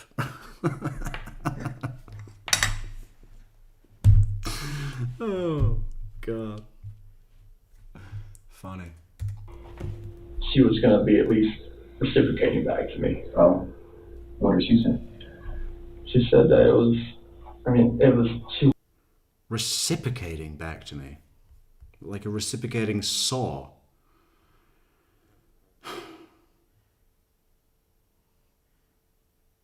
You don't... we have to check the literal meaning, but reciprocating means to go back and forth, right? Or is that oscillating? Reciprocating is like go back and forth. You reciprocate between the two of you. She doesn't reciprocate to you. That doesn't make any sense. Let me just double check that, because I might be making a fool of myself live on air. That'd be nothing new. Reciprocating.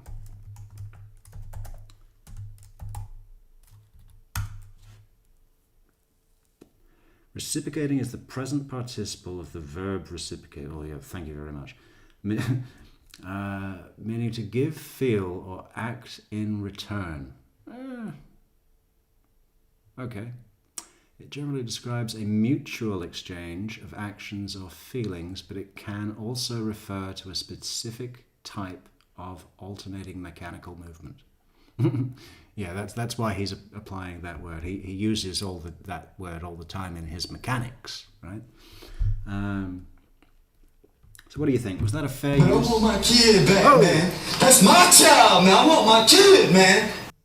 Allison, thank you so much for these great cups. Look at that, 5 cups of coffee. That is wonderful, Allison. Thank you so much. We do appreciate that, and we appreciate you and all that you do for the Metrics channel, right? Thank you, Allison. Appreciate it. She wanted to kind of work on it, but if that's the way I was feeling, then she respects that. Okay.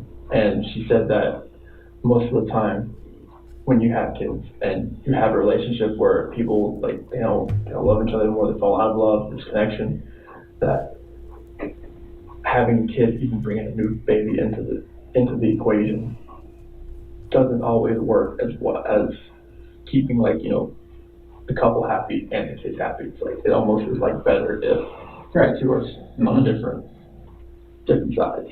Yeah, you don't want to spend your whole marriage. Chris, do you want us to play the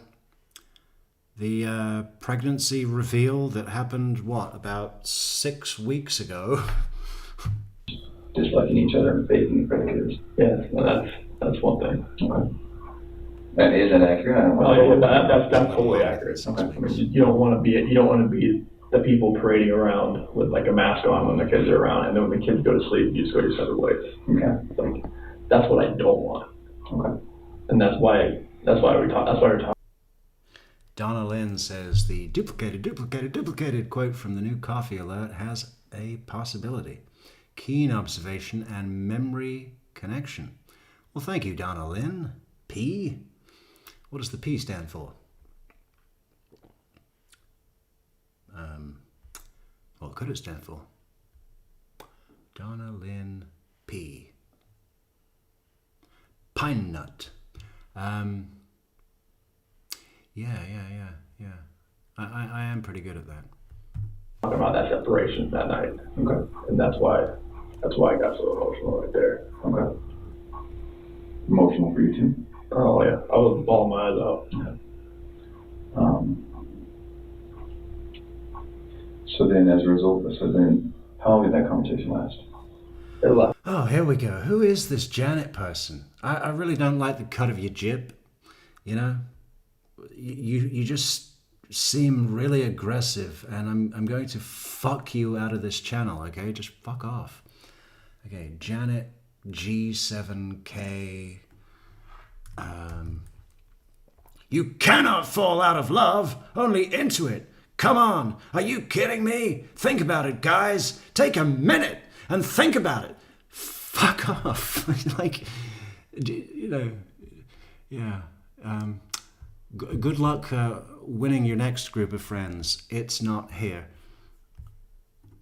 So about 4:15 when we started, we were talking about the house as well. Okay. What did you say about the house? Like, we needed to sell the house. Like, there's no way, like, we can stay in this house and have another kid and be able to just keep everything afloat. Mm-hmm. What do you say? Shall I block them now, or just wait until the next, you know, hilariously bad-tempered, rude comment? What's the matter, Janet? Did your husband leave? He did, didn't he? Probably because you wrote everything in caps, fucker. And she's like, well, where do you want to move to? I was like, well, we can move to Brighton. We can move, are you familiar with the area? Kind of, yeah. Okay. So we can move to Brighton. We can move to Vermont. No offense, Victoria girl. I know you write in caps, and I do too, as you know. But it's nice when we do it. We can move, like, you know, wherever. Somewhere And we don't do it in chat. that's cheaper. Okay. And she's like, well, because she had already contacted the realtor the week before through an email. Oh. To see, like, what she thought. And that's when, like, I actually contacted Ann that day. Like, it was, like, pretty much probably about 8 o'clock that day. Who's in? The realtor. Oh, okay. Yeah. And asked her, you know, like, if we can get the ball rolling, like, see what she thought. So you said your wife called a week before to the realtor? Emailed her. Okay, so then this conversation early in the morning wasn't a shock to either of you, it was a surprise. It was the next step in the long conversation you have to have leading up to. Okay. This was not like it's like way up like a Big Bang Theory type thing. It was just like, this was, Okay. That's why I was just. You know, Mr. Montalbano, Mr. Montalbano says, you absolutely can fall out of love. Chandler Holston fell out of love with Kruger Gold when he had to pay for one instead of using his dead father's Quick Trip rewards card. Yeah, funny. And it was only $1 that day, wasn't it? It was like $1 Coffee Monday or something. And but I must say, James, that for the longest time, for 5 years, until like a month ago, I thought, like you, that it was Kruger Gold. Not true. It's actually, is Christina still here? What is it? It's, I think it's Karuba. What is that? Hawaiian coffee or something? Karuba Gold. Okay. I never really thought about Hawaiian coffee. I suppose they would have beans growing there, right? You don't see that on the shelves here. We've got Brazil, Honduras, Kenya. No Hawaiian. Never see Hawaiian. The Big Kahuna coffee. It's an There emotional you go. conversation. Thank you, Trial Watchers Guild. Twiggy, Karuba Gold, Karuba. Checked facts and evidence. We have the proof. Sure, like, because it wasn't just like come out of nowhere, left field type of thing. Like, we knew like something wasn't. We knew about what we wanted to do with the house. We knew like what's going on with it. Like, we knew something was. Everything he's saying here is fiction. Oh, we knew what was going on with the house, and we were selling the house and talking about moving to Brighton. And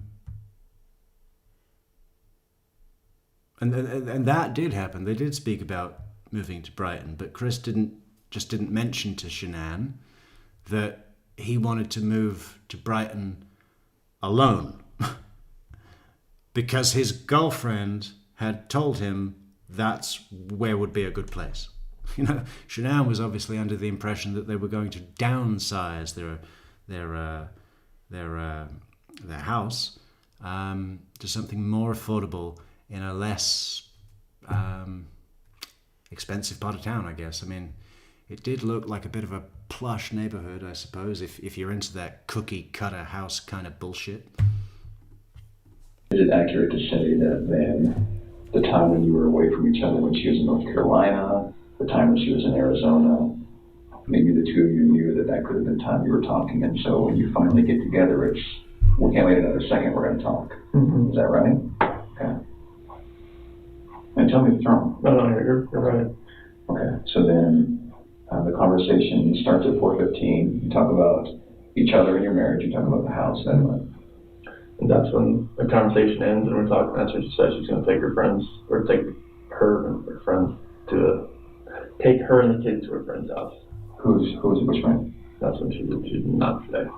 So she did say, I'm taking the kids to a friend's house. Yeah. Are you sure she said that? Yes. You're positive? Reciprocate. Thank you, Pearl. That is correct, isn't it? What was I saying? Reciprocate. Something wrong. Something British, right? Yes. Okay. That's good. Now we're back to the blowing out steam probability, which we like, right? Yeah, that's what I like. Okay.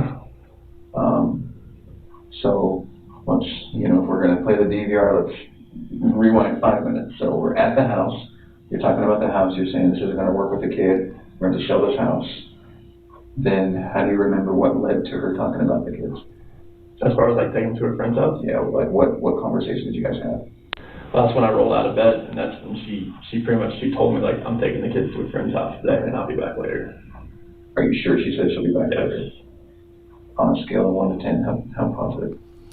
Wow, surprising on this. 47% have answered in the poll question, is fall out of love an accepted phrase? 47% have said, yes, that's exactly what it's like. Huh.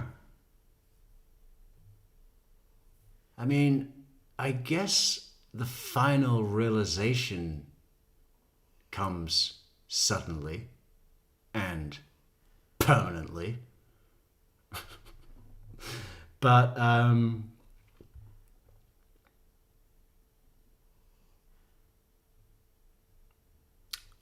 it feels like a gradual, long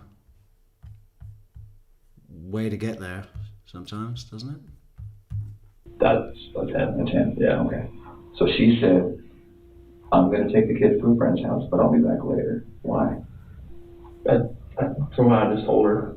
That doesn't make sense, though, because you'd be at work. Why would she have to leave? That's the thing, like, why, I'm not sure why she wanted to go somewhere. Okay. But that's what she wanted. Like, maybe she didn't want to be in that house after what we were just talking about. You just talked about it, yeah. It's no longer mentally, emotionally her house then. Okay, so let's focus on, I'm going to take the kids to my friend's house. What does that mean? Hopefully it's someone that she trusts. Hopefully it's someone that she knows pretty well, and hopefully maybe they have a kid that Bella and Celeste can play with. But you have no idea who that would be? Because we've exhausted all of them, all those people. Okay. Does that surprise you? Because I don't know your wife, but maybe that's something that's in her wheelhouse. Does that surprise you that she said that and did that? It doesn't surprise me that she went somewhere. Like, she said could have been a play date. Okay. But she was very vague in the fact that she just said she was going to a friend's house. Okay. And didn't say who. Okay. That's why I texted her, like, She was vague. I didn't ask questions. Friend's house. Hopefully they have a kid so Bella and Celeste can play with them. Well, how considerate, Chris. you can tell me, like, where the kids are. What time did you text her? Who are you going to be playing with, Chris? Where's your play date happening, Chris? That was 7:40. Okay. And no word from her, obviously. No. Okay. So then we're at I'm going to take the kids. I'm going to go to a friend's house. You sure she didn't say I'm going to take them somewhere to a hotel or to Oh, there was no opposite if you said to a friend's house. And not just someone's house, but a friend's house. Yeah, because, like, if it was a hotel, I would have definitely asked the question, like, why are you going to a hotel? Yeah. Okay. Yeah. That wouldn't, yeah. If she'd have said hotel, I'd have put a stop to that right away. I'd have said, no. I need that gift card for my date. Don't use any of my gift cards. That's how I impress my floozy. Where can we look to find friends that you might not know about? Honestly, Facebook's the only place. Facebook? You know, I'm not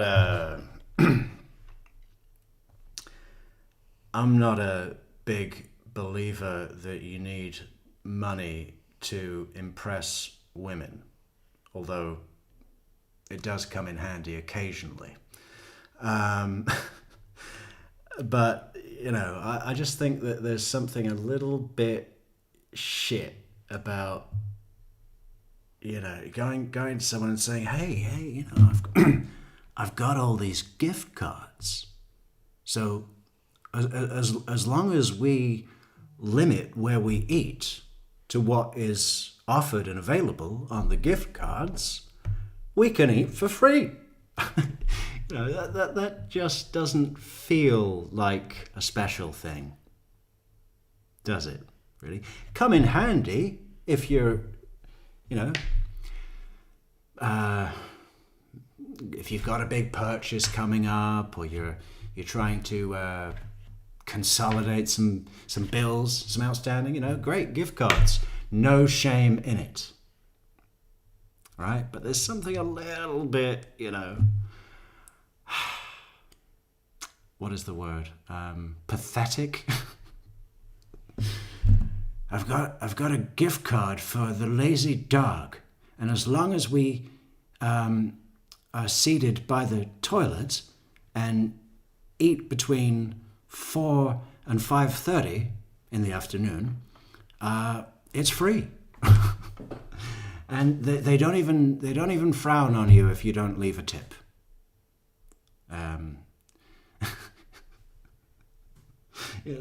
Is that really? And like I said, there's no major need to be a flash bastard, right? And if the woman needs that to be impressed, it's probably not a good sign anyway, right? But it would still be something I think I would avoid if I could. I mean, I just in terms of the limitations, mainly, because you know what those fucking gift cards are like. It's like you can go to the Lazy Dog, or in England it'd be a Weatherspoons, right? Yeah, we can go to Weatherspoons and eat fish and chips, but they're only children's portions. You know, the limitations. If you're taking someone out for a nice evening, right? It's nice to just be able to choose the place that's right for the two of you. Wherever that is, whatever it costs. I mean, within reason. You don't need to go out for a fucking $500 a plate meal. I'm it's not about the money. It's about limitations, right? I mean, it's just we're closing doors already, Chris, and it's week 1. What do you mean you've got these gift cards? Because that's the one she frequents. Okay. That's the only place. What's her Facebook account? Or her username? Yeah, right, Allison. Do you think Burger King was on the gift card? I bet it fucking was, right? The Lazy Dog, apparently not a franchise, but if it were, it would probably be owned by Burger King, right? Yeah, it's like a pub, it's like a restaurant bar, but it's an affiliate of Burger King. Good news is they still have the paper crowns, but you can drink beer. Just regular Shannon. Well, they have access on her phone. SHAN. ANN. ANN. And so they can, I think they can log into the phone, right? I think. Yeah, what would you order, Victoria Girl? Fish fingers and baked beans? I'll have the fish fingers and baked beans, please. Yeah, a child's portion. And to drink, do you have any warm tap water in a dirty glass? And what about one of those placemats that my date can color in while I try and think of anything interesting to say? What are you saying, Victoria Girl? Would that be date 2 or? They're in her phone, right? Oh yeah, they just gotta hit the icon and it's right there. So it's right there. They can do whatever they want. and they can. Okay. All right. It doesn't take much. It's always logged in. Okay. And I forget, they're called fish sticks stateside, aren't they? Why is that? I mean, fish fingers just sounds way cooler, I think. I mean, it's, with the fish sticks, it kind of rhymes, but with the fish fingers, you've got the alliteration. So you have to consult a poet. But I think most poets that I respect go with alliteration over approximate rhymes any day of the week. Right?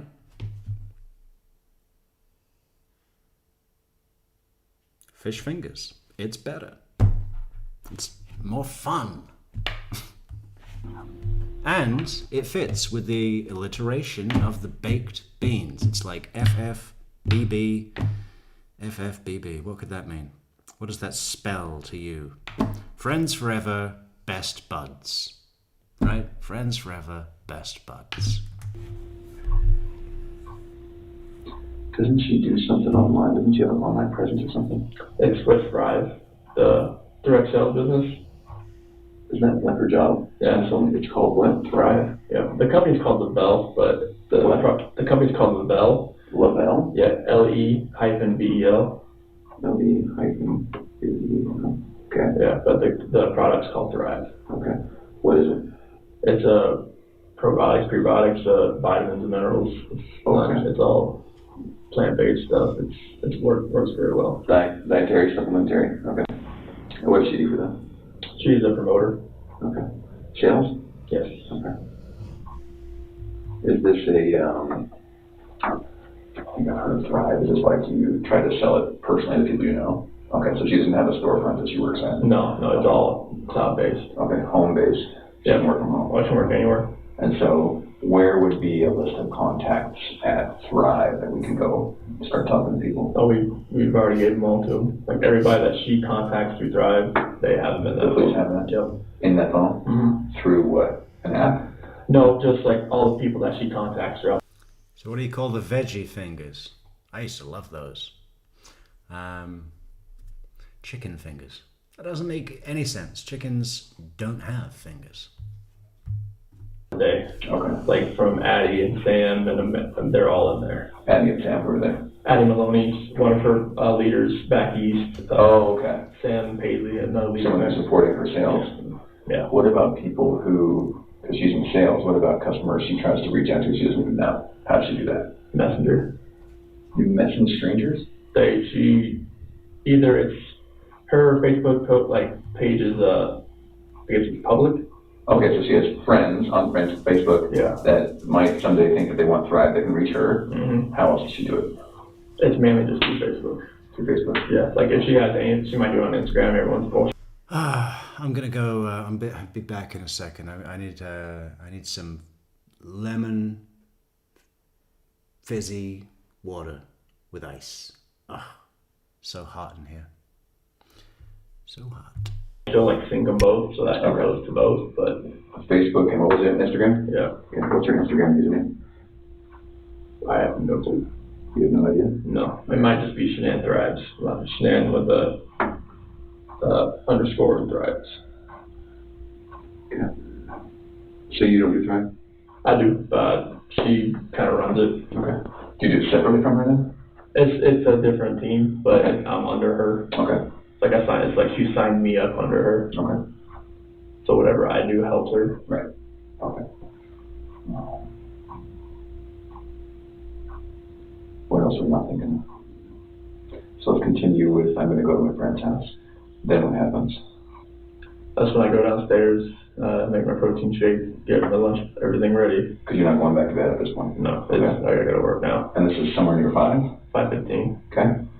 And then that's when I go out, get my truck, load everything in it, and 5:30 Okay. or about what the neighbors thing said, about 5:26, I'm gone. Okay. And she's still at the house now? Are you sure? Yeah, because she never came back downstairs. And explain your house to me. Do you leave through downstairs? I'll leave, go downstairs and leave through the garage. So then this conversation happened upstairs? Yes. In the master bedroom? Yes. Okay. And you're sure she didn't come down? Once I was in the garage, so I didn't see anything after that. Did you see her car in there? Yes. Okay, and you left when her car was in there? Yep. So it's clear she's in there. Mm-hmm. I'm just trying to determine if there's any other time she could have disappeared. And then, so from 5:30 then, what? That's when I went to work. Okay. All right. And then 7:40 is the next time I texted her. And why'd you text her then? I hadn't heard from her, and I was just seeing if she knew just seeing where she went. Texted Shanann, right? Yep. Shanann? Yeah. And asked if she could tell me where she was taking the kids. Oh, okay. So at this point, it's 2 hours later, and you're thinking, I wonder where she's going. Yeah. Okay. And is that text on your phone? Yes. Okay. Then all the way, what happened between 7:40 and noon? I was working. I was outside working. Okay. Noon, texted Shanann to call me, and that's going to be on your phone too. Okay. 12:10, doorbell visitor. That's when Nicole was at the door, and it pinged on my phone. Okay. What's she doing there then? Oh, then 10 minutes later, you called Nicole to see what was going on, and she told me she couldn't get a hold of Shanann either, and that her shoes were whose shoes? Shanann's shoes? Yeah. Were next to the door, and her car was in the garage, next to the door, inside or outside? And so there's like a little small rectangular window next to the door. Okay. And she's right in there. Does that mean anything to you? Does Shanann, or her shoes always by the door? Yeah. Okay. So, when you come in the house, does she usually come in the front door? Most of it, unless she drives in. Okay. Then she goes into the garage. Okay. That was just from the previous night when she came in. Oh, okay. So then, let's think about this for a minute. If she comes in, drives in with, what's your other car, Lexus? Yep. She drives in the Lexus, comes in. She comes in the garage. A tactic that Graham Coder does quite a bit in this that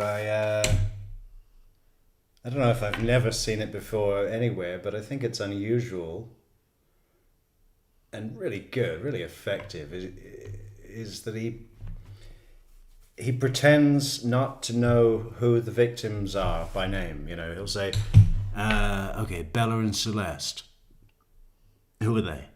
It's like, that's your kids. Okay. Obviously, he knows that, fucking ingrained in his mind, right? Is it Shannon? Oh, Shanann. And obviously, he's trying to make Chris feel like He's not got a good handle on it, right? Doesn't know the case facts, doesn't even know anyone's name. This bumbling fucking steak-stealing, sneaking, the steak sneak cop. He's no good at his job, obviously. False sense of security, right? Not that Chris has got any of that. Door that way, and she's driving the garage. But since Nicole dropped her off that previous night, she came from the front door. Oh, someone else is driving. The Lexus is already there. The Lexus is already there. Okay, so then that makes sense. Yeah. Okay. You see what we're trying to do? We're trying to be like, did she walk out or was she taken out, right? Yeah. Okay. So then it makes sense that her shoes were still right there. Mm-hmm. But she's obviously not wearing those shoes. Okay. All right, let's keep going. 12:40. A few more efforts by Nicole to reach her. How do you know? Because that's when she was still at the front door, and I was to reach her at the front door. Yeah. Okay. 1 p.m. I'm now on my way home to check on my family. Is that just because you're worried based on the conversation with Nicole? Had the police contact you by then? No. Okay. 2, I arrived. Sorry, go ahead. But Nicole said she was probably going to call the cops. Okay. All right. Now, so it sounds like Nicole's pretty worried. Mm-hmm. More worried than you. Well, so once she couldn't get anything out of her and nothing was going on in the house, I was like, all right, I gotta go home. But it sounds like Nicole was more worried. Yeah, because like most of if she doesn't text me, like I understand that. Okay. Like sometimes that happens. Okay. But for her not to get back to her direct sales group, that was very unorthodox. Okay. And you had Unorthodox. Why would he say that? Why would he say the word unorthodox? It's just longer. It's like twice as long as the word unusual or out of character or, strange. There you go. Strange. What's that? 6 letters? S-T-R-A-N-G-E. 7 letters. pretty tough morning with her. Yeah. So she's, again, decompressing what she's in. So it's okay that she's not texting you maybe, but you're going to come home and check just in case. Mm-hmm. But Nicole's freaking out. Mm-hmm. Is that right? Yeah. And I'm walking myself through this. You tell me, no, that's not what happened. No, I mean, like, she like, for her not to get back to her friend. I shouldn't have started this food conversation. I don't think I've eaten anything in 2 days. I've been so busy. Yeah, but reading these comments, you're not helping. And it's 4:15 in the morning. There's not even anything I can do about it apart from enjoy this lovely fresh lemon gold.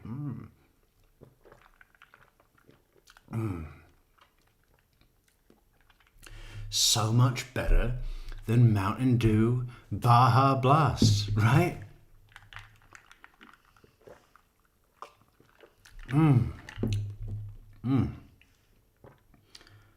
Just feels so clean.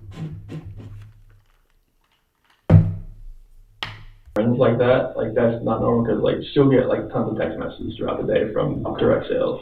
All right. Like if she doesn't get back to me, I just assume that she's busy. Okay. I'm now on my way home to check my family. 2 p.m. I arrive home, open the garage door. How? I have my button. Okay. It's in your truck? Yeah. Okay. And get inside the house. Shanann, Bella, and Celeste. Who are Bella and Celeste? That's what my kids. Okay. Oh, are not in the house. Oh, okay. Shanann's wedding ring is on her nightstand. Her phone is on the couch. Her purse is still here. The medicine for the kids is still here. The car with the car seats are still here. There is no sign of them anywhere. Frederick police officer and detectives are asking Nicole and I questions about where she could have gone or who she could be with. How did that go?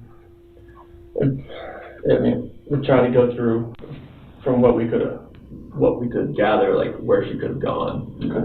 As far as like what we saw in the house, it didn't really make sense. Okay. So that's where we're just like started to look through the phone and just kind of call around. And once we found the phone and Nicole knew what the passcode was, just kind of load it up and see what what transpired, and obviously there was like 50 something text messages that came that like popped through. Okay. All right. Because the phone was off. Okay. What do you mean the phone was off? It was off. So you found it was off? Off. Was the battery dead? No. What do you make of that? I have no clue. Like, why was it off and why was it not with her? It's weird, right?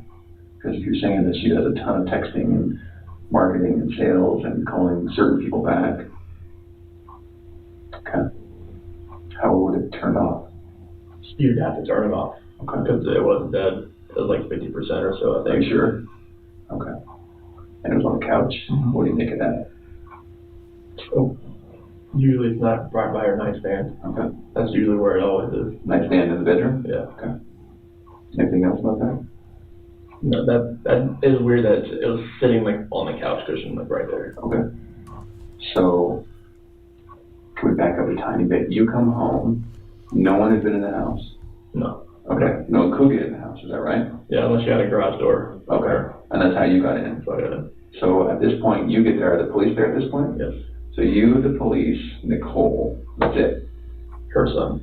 Her son, what's her son's name? I think it's Nick. I think his name's Nick. Nick. And so you and Nichol aren't besties per se. You and Nichol. Oh no, like we're friends, but yeah, my wife and her are really good friends. Okay. And so Nick. Are you friends? Nick. No. Okay. How many times Why have you Nick hung out? there? That he was just with his mom. Okay. Is there anything weird about Nichol and Nick? Not that I really think of. Do you think anything about your wife not being around has anything to do with Nichol and Nick? I would hope not. I would hope. I mean, like, Nicole is one of her good friends.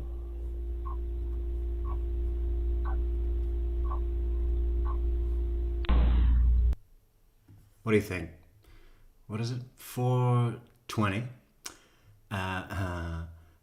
75 degrees. 4 a.m. 75 degrees. Or 24 C. That's pretty warm. What do we got tomorrow? High 90s. Oh my gosh. Fuck. You see, I just close. There is no aircon.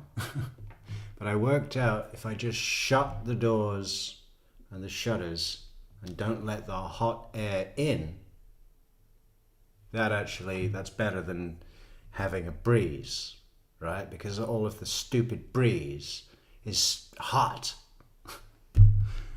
Yeah. Yeah. We gotta get to Scotland. Where's our good friend Hummingbird? She's gonna give us a craft where we can live and stream. You know, I am so fucking sick of paying for this apartment. What am I doing here? I need to get out.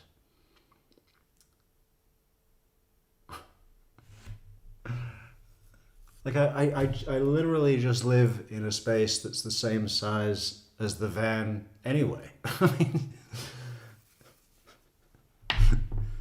like all this other space I don't use at all, and I hate the fucking neighbors, and it's a shit place. Gotta get out of here. Who wants to help us get out? Let's get Matrix to Scotland, where the air is cool and the haggis flows like what else do they have there? Shortbread, offal. Well, there's two great reasons to go. Why did you come to Scotland? I heard you have shortbread and offal and heroin. The three things you're most famous for. Fantastic.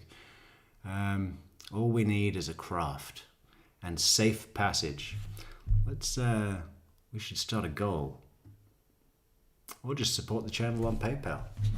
See what crimes happen in Scotland.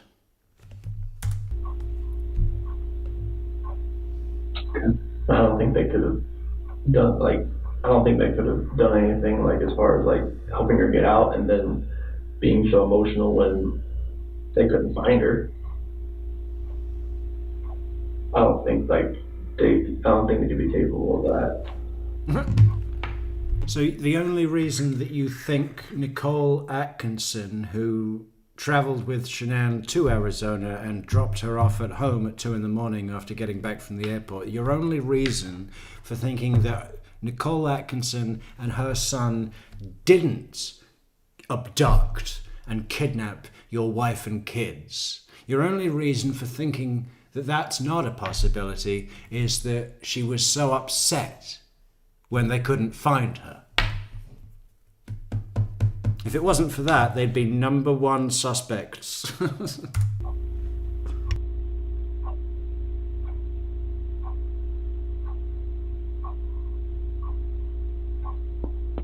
Yeah. So then they're I still at got the home. temperature up. Shit. Sorry. Police officers there. Then walk me through that. So as we go through the house, we're Do you all, immediately go through the house? like, I open the garage door and I just go into the house. I'm looking, like, I just go in the garage door and I'm looking. Is the police officer saying, "Hey, let me talk to you for a minute"? No. No. Okay. No. What's the vibe like? I go up there, shake his hand, but I'm like opening the garage door at the same time. Okay. And then I go through, and then they're waiting at the front door. I go in, open that up, and then they come in. Oh, so they didn't go in the garage with you? Okay. Well, they went in the garage. Oh, thank you so much, KLK. This is a very nice super chat. Can you do DoorDash metrics right now for some sustenance? No. I do not live in a place that is open 24 hours. No. And I probably wouldn't. I mean, there's some, I think there's a pear in the fridge and some tuna. And that's nice, just with a little bit of soy sauce right on top. It's the Charlie Adelson special, the Midnight Charlie special. Maybe I should have that in honor of his appeal and being denied and conviction upheld and affirmed. Did everyone see that? Maybe we should go through the document. Let's do that tomorrow. We'll just do a quick read. It's long. But it's pretty good. I shouldn't have said that. I should have saved the surprise. But we'll see. We'll see what we can do. Thank you so much, Kelly, for this very generous and kind and decent super chat. We really do appreciate it. They didn't come in the way I did. All right. So then everybody goes in, and then what? I run upstairs and I look in the bedrooms. Okay. And because that's where she... What was that like, huh? Running stairs and look in the bedrooms. Oh, they're not in here! I'll check the basement! That's where I would expect. So is this a standard house? Upstairs bedrooms, downstairs living area? You know, one of the biggest tells that didn't work for even a fraction of a second, especially not on Nichol Atkinson, was when Chris... Should we go to the clip right now? It'll probably take me a minute to find that. You probably all remember. Chris comes out of the master bedroom. The Officer Kunrad and Nichol Atkinson are sort of, hovering at the top of the stairs on the landing there. And Chris comes out of the bedroom, like holding...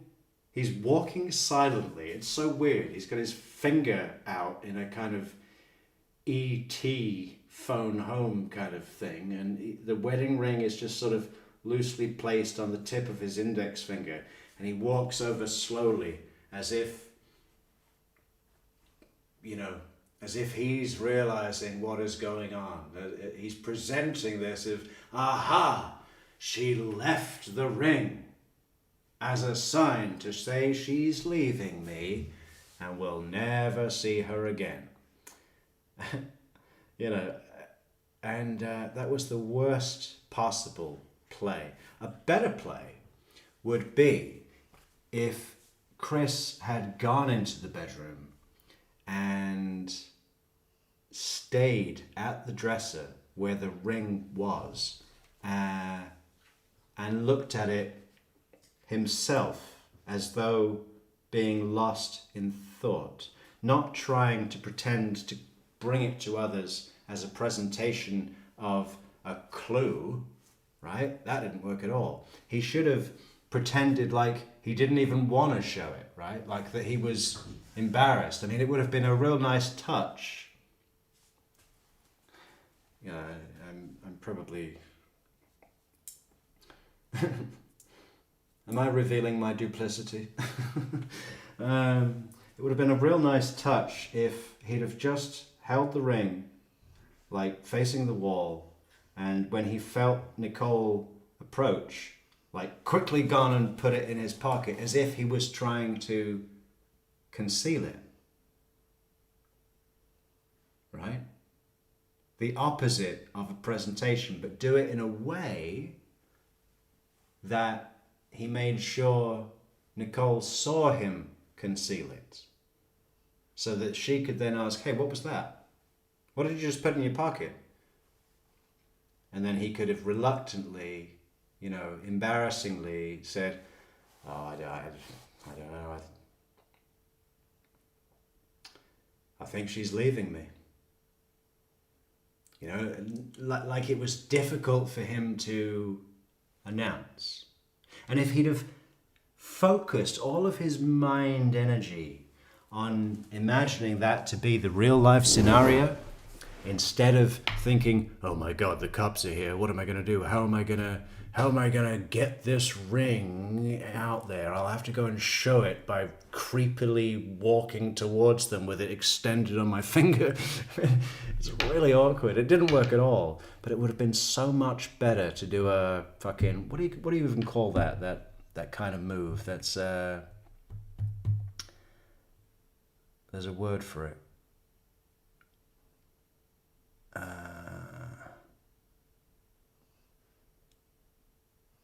I can't remember right now. But that would have been so much better, right? But of course, Chris isn't capable of and good. Good. Yep. Okay. There's one office downstairs. Okay. And then, so then upstairs, then what? I'm going to Bella's room, going to Celeste's room, playroom, master bedroom. I'm looking everywhere, like bathrooms, and nothing. Okay. And then? I found the wedding ring right there. I looked everywhere. I looked in bathrooms and nothing. Yeah. Not even a floater.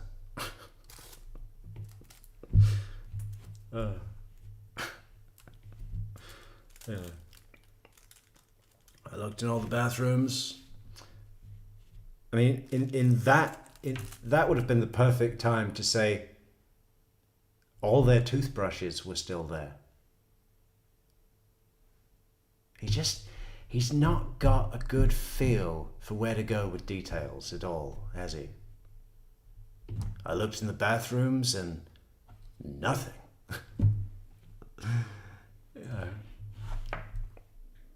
That wouldn't be helpful even if this whole scenario was as Chris is wanting the detectives to believe, like he's trying to help. I mean, he would be sitting in here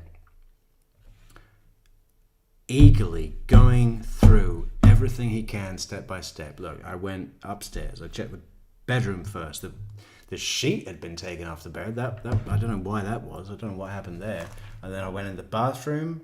All her makeup was there. Her fucking hair straighteners that she never goes anywhere without. They were there. A toothbrush, and then I checked the kids' toothbrushes. They were there. It's just. I don't know. With Chris Watts, doing a commentary on Chris Watts, you do end up kind of saying the same thing over and over again. Sorry, but it's not my fault. That's him. That's what he does. And then... Right then? Yeah. Okay. Is that weird? She only takes it off and she covers her hair. Okay. And she'd already covered her hair like the week before, so okay. that was just like probably a result of our conversation. Oh. I would think. Okay. And then Nick finds her phone on the couch. And why did he find her phone on the couch? What's he looking for there? I don't know, he was looking. For Clues? Clues, just looking, Okay. just looking around too, and just happened just like to run across it right there on the couch next to the cushion. So he found it, it's not as though you were calling it to find it, he just found it. Yeah. Okay. Then what?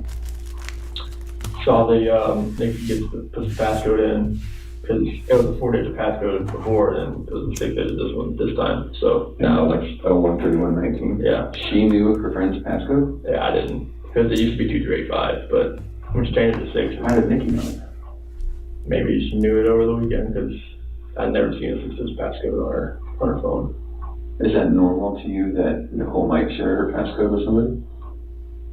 I wouldn't think so. Do you know her to have done that before? No, because she's only told me her passcode before. Like her phone's her lifeline. So Okay. Are she close with Nichol? she's decently close. How long have they known each other? Her phone's her lifeline. Again, how many fucking times do you think he said that? Chris just walks around with a pocket full of two pockets full of these little sentences, doesn't he? That he can throw out so that he doesn't actually ever have to come up with anything to say in the moment. Oh, her phone's her lifeline. You know, it's like, he's said that. I bet he's said that to every person he's spoken to since they met, right? Certainly his parents, any of their friends. Oh, her phone's a lifeline. There's a bunch of it. Well, we should make a good list, right? Good list. I'm going to start that right now. Should we do it digitally or old-fashioned style? We'll use this pad. Chris list. Her phone is her lifeline.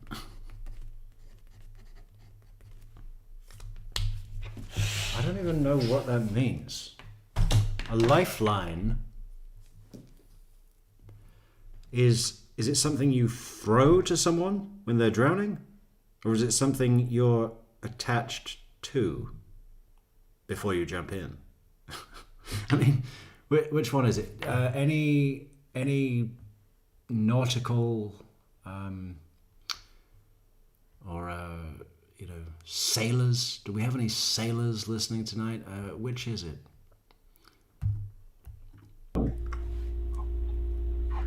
Probably at least over a year. How did they meet? When Shanann's mom lived here. Or it's a palmistry thing, isn't it? It's your lifeline, your love line, and your money line. And mine, unusually, apparently, are in the shape of the letter M.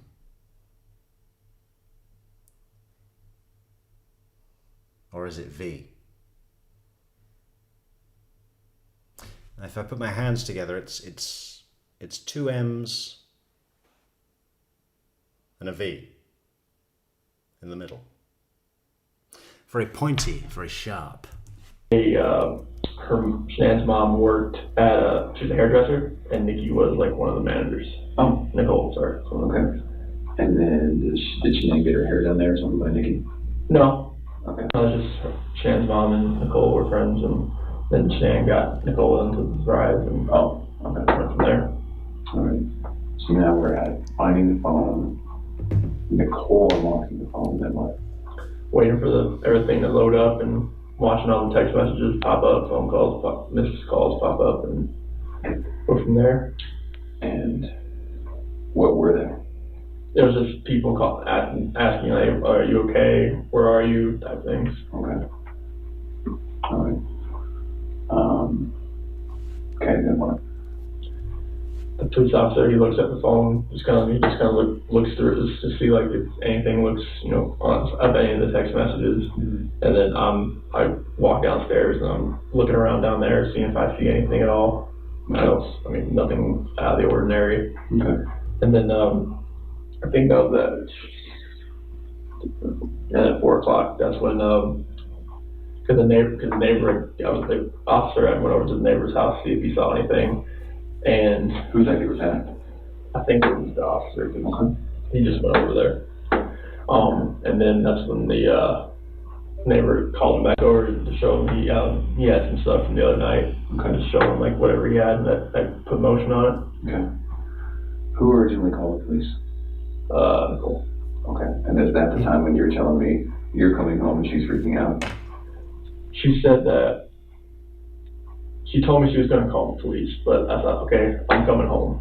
It's like, let me look through everything. Let's see what's going on here. And on my way home, that's when she called me and said the cops are here. Okay. All right. Okay. Frederick police officer and detectives are asking Nicole and I questions about where she could have gone or who she could be with. 4 p.m. Police check neighbor security footage and question them as well. Okay. Have we talked about that? Is that where we're okay? That's where we're at. Anything else about that? No, I mean, it just shows Nicole dropping her off, but her not walking up, and it shows me loading my truck up. And about the time I told you I left. Okay. Officer, detective, and sergeant come by to search the house and ask some more questions. How'd that go? They just had me sign the paperwork to search the house, Okay. and I just waited outside and let them Okay. go through the house. There's a missing persons warrant, I guess. Sure. Okay. And did they find any other clues? Okay. Begin calling around to anyone I know that could know something or maybe see Shanann. Calling locals, hospitals, and hospitals as well. 7:30 p.m. Friends, Nick and Amanda come by to show support. Okay, so that became good. So 6 p.m. Begin calling around to anyone I know that could know something or maybe seen Shanann. What happened there? Same thing, like everybody that I've talked to, it's like they haven't heard from her, they haven't seen her, nothing. What's up? Who's helping you make these calls? That's just me, just at this point, Were you by yourself? I was by myself. I'm sure Nicole and other people were doing that while they were gone. Okay. Because they were gone at this Where point. did Nicole go? Back to her house. Back to her house. She was there when they came back to search the house. Nicole was? She was parked outside. When is this? 5 o'clock? Yeah, she was parked outside. Did she come in and help them? No. Why not? Well, because they told me to wait outside. Oh, okay. Fair enough. Is there any weapons in your house? No. Okay. If we wanted to bring a lot more people with a lot more tools and tricks to your house, could we do that tonight? It's up to you. Okay. I was going to stay at a friend's house, and I was on my way over there Okay. tonight, but that's up to you. You're going to stay at a friend's house? I was. Okay. If we were to get into your house without you there, how would we do it? Punch the passcode in the front, 2385. Okay. That's the garage passcode? No, that's the front door. And I thought you were going to latch or something preventing you from getting in. I know, but if you don't latch it, it's... Is that a latch now? Yeah. Okay. We might think about that. I think it's a good idea. All right. What do you think? I was just going to go to her friend's house because I couldn't stay there. Last night I couldn't even sleep there. What friend's house? Nick and Amanda. Oh, is that her friends or your friends? They're both of our friends. Okay. I run with Nick. Okay. And when you say her, is that your wife or is that Nichols? My wife. Your wife's Shanann's friends? Yeah. Okay. Nick and Amanda. I think they're waiting outside right now, actually. Oh, are they? Were they the ones I saw on TV? More than likely. Okay.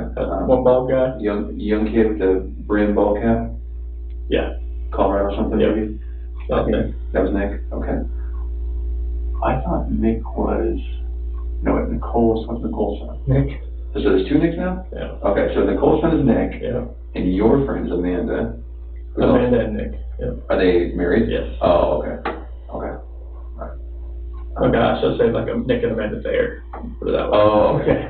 Oh, I know the Thayer name. They showed up at the house or somewhere, right? Yep. Okay, all right, good friends? Mm-hmm. And no reason to worry about that? No. How do you and Shanann know that? 'Cause I know Nick and Amanda are friends. Okay. How do you and Shanann know that? The Amanda through Thrive, or actually Amanda was at Primrose at where the kids went to school. Okay. She used to be director there. Oh. And once she left as director position, when she left to go to a different school, that's when Shanann got her on Thrive and became friends, and me and Nick started running. And Okay. All right. Friends maybe not commercial sport. Friend, is that Lauren Arnold? yep, Who's that? Shanann's high school friend Okay. was her. How'd you find out about all this? Facebook. And so did you ask them who and where Shanann might be? Oh yeah, like Shanann, Lauren and Shanann were actually supposed to meet up that day. To do what? Meet up at the house for this pregnancy pal thing. At your house? Mm-hmm. What time? Don't know. Was there any communication about that? Not to me. How do you know? That was the first I'd heard of it, because she said that they were supposed to meet up that day. Oh, when she came over at 8, Yeah. she said, holy cow, we were going to meet together, something like that? Yeah, like that. When she heard about everything on Facebook about Shanann being missing, she's like, yeah, her and I were supposed to, Lauren said her and I were supposed to meet up and do a little pregnancy pal thing. Is Lauren pregnant? Yes. Okay. First kid? Third. Okay. And so, both third kids. So they were just going to meet up because they're expecting mothers. Yeah, they're probably just gonna just hang out Yeah. and probably haven't seen each other in a while. Okay. I ain't worried about her though. Okay. Who are you worried about? Anybody that I know right now, like if they have not told me anything, it drives me nuts. It's driving me nuts because like there's no way like the people that I know that have kids that could have helped her if she's at somebody's house right now, like they would have had to say something. But with all this going on, there's no way they could have kept their mouth shut by now. So then who are you worried about? Honestly, like I can't really say like if I'm worried about anybody. God, Graham Coder's so good at this as well. This is another great tactic that he does. He just lets Chris think he's gotten to the end of an acceptable answer to his questions and then hits him with another one. Leaves a little pause and then extends it. You know, it's like, so you're not worried about them? Oh no, you know, everybody that we know is all checked out. And Chris is hoping that that would point towards the obvious conclusion that it is someone that they don't know. But of course, that poses another question which Graham Coder is right there ready with. So who are you worried about? Every single time, Chris has got nothing. Nowhere to go with that. It's so funny. Chris also does this kind of weird, you know, part of, certainly Graham does it a lot, but it's a very common tactic for police. I mean, it's the Ben Franklin close, isn't it? Shut up and close, right? Put the pen on the desk, stare at them until they fucking pick it up and sign on the line, which is dotted. But Graham Coder does this thing all the time of just holding a glare, right? Leaving the space, letting that space exist, and that space is heavy. It weighs on Chris, right? And it's kind of bizarre because Chris seems to, on multiple occasions, attempt to just do that in return. Stare back at Graham Coder. You're not going to be putting any pressure on this man, Chris, okay? Because of training. Like right now, as far as like any of her friends that I know, all of them are showing like their deep concern about what's going on right now, and I think like with that deep concern that can't be faked. So then, Yeah, clearly, deep concern is difficult to fake, isn't it, Chris? That deep, all of our people, they showed up to show support. What does that even mean? Is that what they say when they come? We're here to show support. No, I think people were coming like, what do you mean she left her phone and purse and money and credit cards and medication and car seats and car and keys. I mean, it's like, what do you mean nobody saw them leave at all, even on the video camera that's been on the house all day? Yeah, they showed up to show support and kind of check me out, suss me out. Who are you worried about? It has to be somebody I don't know, honestly. Okay. The only thing that I can think of is somebody I don't know. But Chris, less than an hour ago, you were saying that you were leaning the other direction, but if she were taken, it would have to be by someone you knew. But now it's different. Now it has to be by someone you don't know. You know, I really think if I were in Chris's position, well, obviously the thing to do is say, I don't like the way this investigation is going. You are being very polite, but I am extremely worried that this is going to be put on me, and it's my right to have legal representation, and I want to invoke my right to have a lawyer sitting with me and, you know, get me a lawyer now. I'm leaving. That's the thing to do. But if that weren't on the table, I'd just say, fucking arrest me.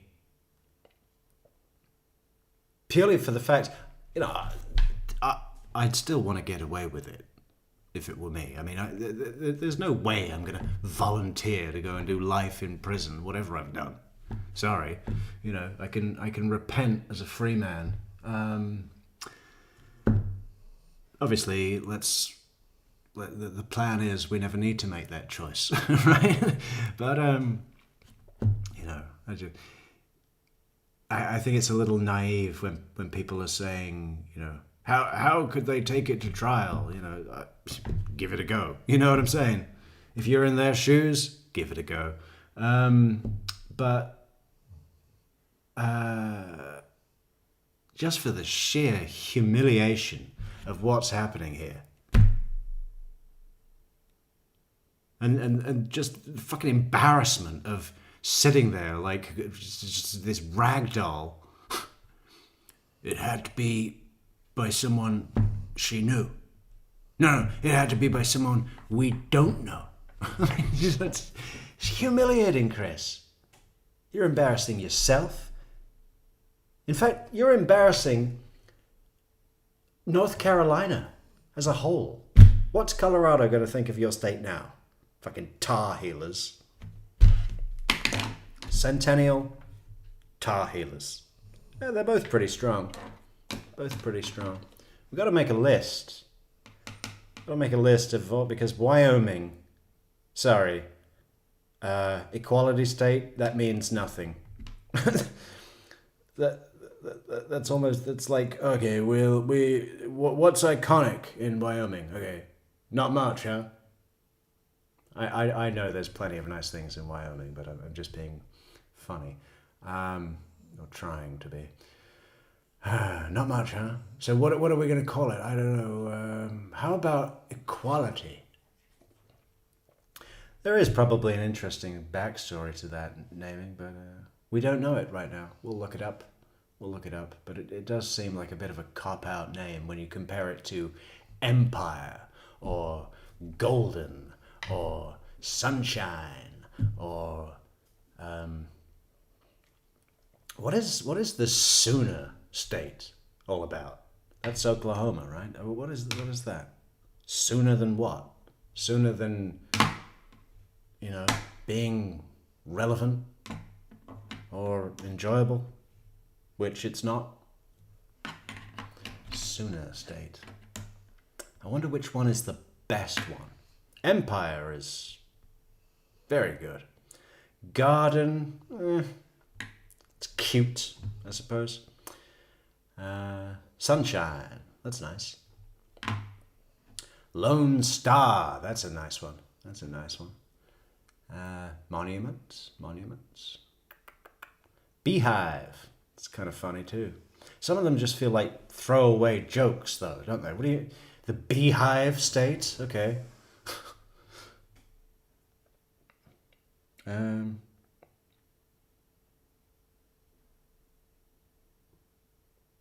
sure I know all of them, but I can't think right now. Oh. Okay. Does your gut tell you that Shanann and the kids walked out, or that they were taken out? Yesterday I would have said they walked out. Today I would have said I'm leaning the other direction. Huh? Okay. Yeah. Today I was leaning towards Shanann walked out, but today I'm leaning the other direction that I'm reluctant to commit to. You just wouldn't say that, would you? You would be direct. It's an emergency. You're talking about your wife and tiny little innocent children being in the custody of some abducting, kidnapping scumbag. In fact, Chris, what are you even doing in this room? If it were me and my wife and children had been kidnapped and the cops said, come in for an interview, I'll say, we'll do the interview here. I'll give you 5 minutes and then I'm going to look for them. You know, you're going to come and sit in a room for fucking 6 hours and then come back the next morning early. Yeah, okay. I mean, you'd obviously have to. Depends what the vibe was like. If I felt under suspicion, and it definitely wasn't me, I wouldn't stand for any of this. You know, arrest me or I'm leaving to find my wife and kids. If you do arrest me, give me a fucking lawyer. No comment, bitch. You know, it's that's how it would go. I'm not going to be sitting in here going, yesterday, I would have said that she left, but today, I'm leaning the other direction.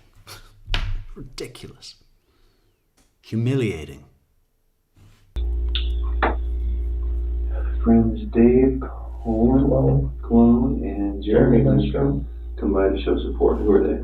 Dave Cologne, when I worked for Ford, he ran an auto body shop. He actually works in Boulder County Sheriff's Department now. Oh, okay. And Jeremy Lindstrom, he worked in the sales department at Ford when I was a tech, and he works at a Ford dealership now. Okay. And Jeremy's the daughter just watched the kids over this past weekend too, so we know them pretty well. Oh, what's his daughter's name? McKenna. Okay. Was she the one watching the kids the night before? Mm-hmm. Okay. I saw her name in a report or something. How did that go with Dave and Jeremy? Oh, good. They're just there to show support, chilling in the kitchen. Just two of them? And then us, me and them. And Lauren and all them had gone by then? Oh yeah, everybody else is gone by then. Okay. When they come over to show support, what are you guys talking about? Just talking. He's kind of ridiculing him there. Yeah, when they come over to show support, whatever. It's about like what could have happened. Like, do you think she could have gone somewhere? Do you think she was actually taken? Like, just random questions like that. And then they're just talking about just other stuff to kind of get things off my head a little bit. Okay. Okay. 10 o'clock. I lay in bed and proceed to take calls from friends and family the rest of the night. How'd that go? I'm just answering. Nobody could sleep as far as East Coast, anything like, Addie, Sam. Who's Addie and Sam again? Addie Milk, they're leaders in Thrive. Okay. They're people that Shanann reaches up to. Okay. Have we talked to them? Oh yeah, we talked to them on the phone. You have. I'll texted them, it's all on there. Okay. And so the real live communication since we couldn't find Shanann? Yeah, like Yeah, okay. Have police talked to them? I believe so. Okay. Just on the phone? Yes. Are they in North Carolina? No, they're like northeast, Northeast what? like Baltimore. Oh, okay. Yeah, over there. All right. Who else calls? See her mom, talked to my parents, talked to my sister, texted with Kelly, that's another, she lives in New Jersey. Oh, who else? Jeremy, Dave, all those people. Okay.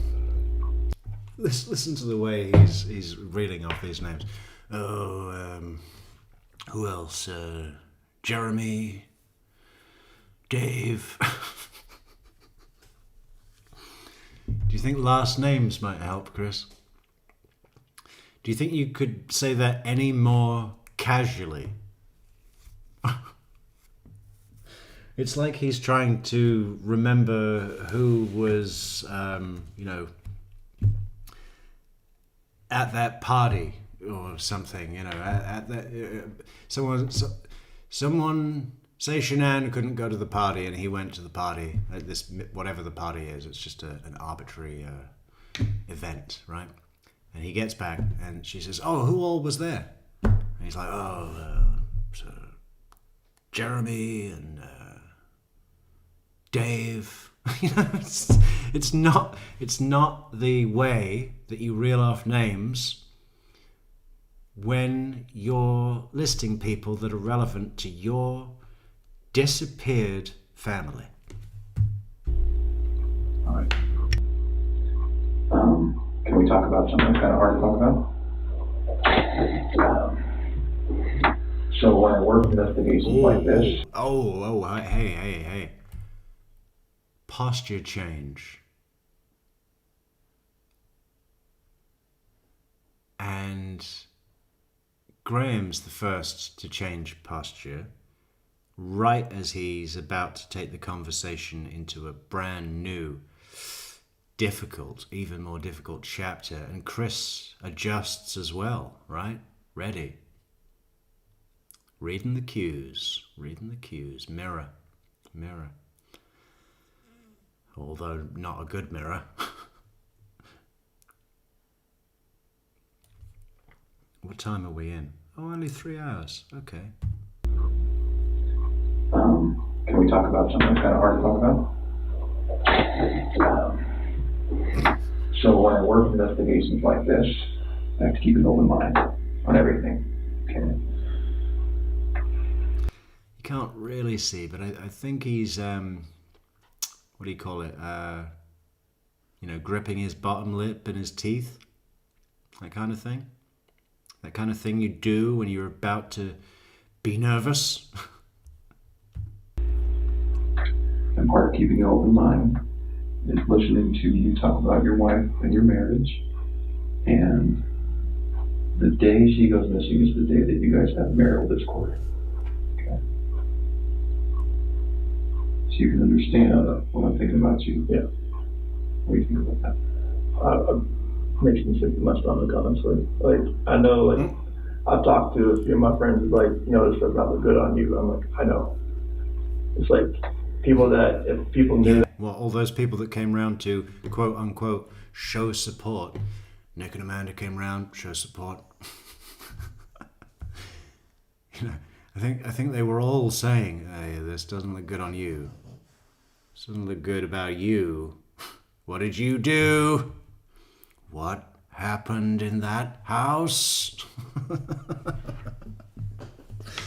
Honestly, it makes me sick to my stomach. Yeah, really, okay. Sick to my stomach.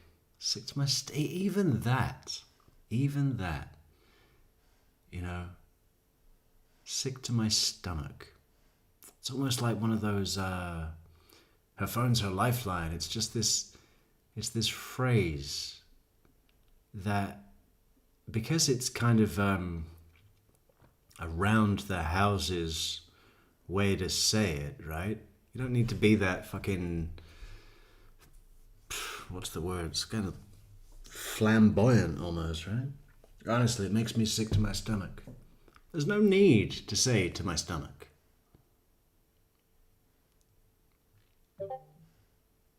What would be the appropriate thing? Graham said, you can imagine what I'm thinking about you. The day the day she goes missing is the day that you have marital discord.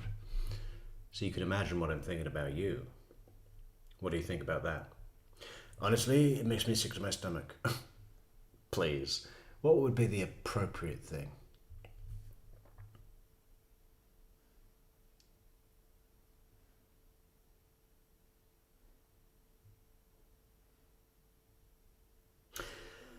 I think the appropriate thing would be to somewhat semi-aggressively disregard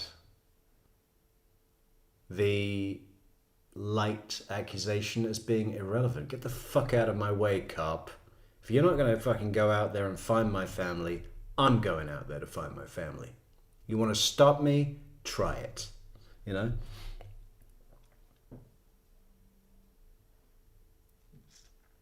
Maybe not that heavy, but you know, the best things like I don't give a shit. I you know, what would you say? Find a way to disregard. You know, when you answer it direct, you're accepting the validity of the question, which if you were in a state of not knowing what was going on and desperately needing to know that your wife and children were safe and well, giving validity to that question wouldn't even be on your agenda, you know? Wouldn't matter, would it?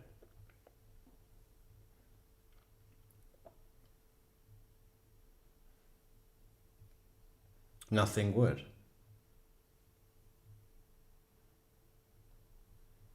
Nothing would. But of course, Chris just can't fucking cope with that. And people could say, oh, metrics, you never know how you'd be in that situation. I'd be better than this. You know? By a long way. Yeah, he's definitely below average at pulling any of this off, isn't he? That we were having marital issues, they're going to look at me, especially with the way everything looks. Palms up? Honestly, just makes me Palms sick to up? my stomach because this is something that I would never do. Ever. I know, like, you have to look at every. I'd be pointing at the cop. You know, you have to be careful with the aggression, but there's a point where fucking social what do you call it? Social politeness, social etiquette. It goes out the window. Every vantage point. This is something I would never do to my kids or my wife at all.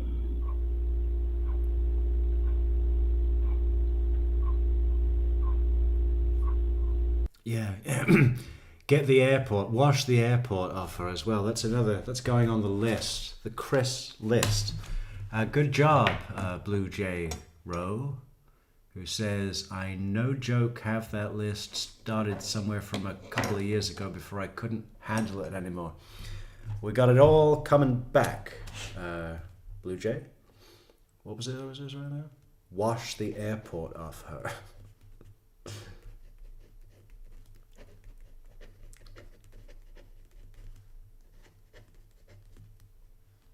And I guess I've heard people say that before. I mean, it's just when Chris says it, it's like just fits in with these little phrases that he keeps in his pocket, so that he never. How many times? Any time she's taken a plane, he's used that phrase, right?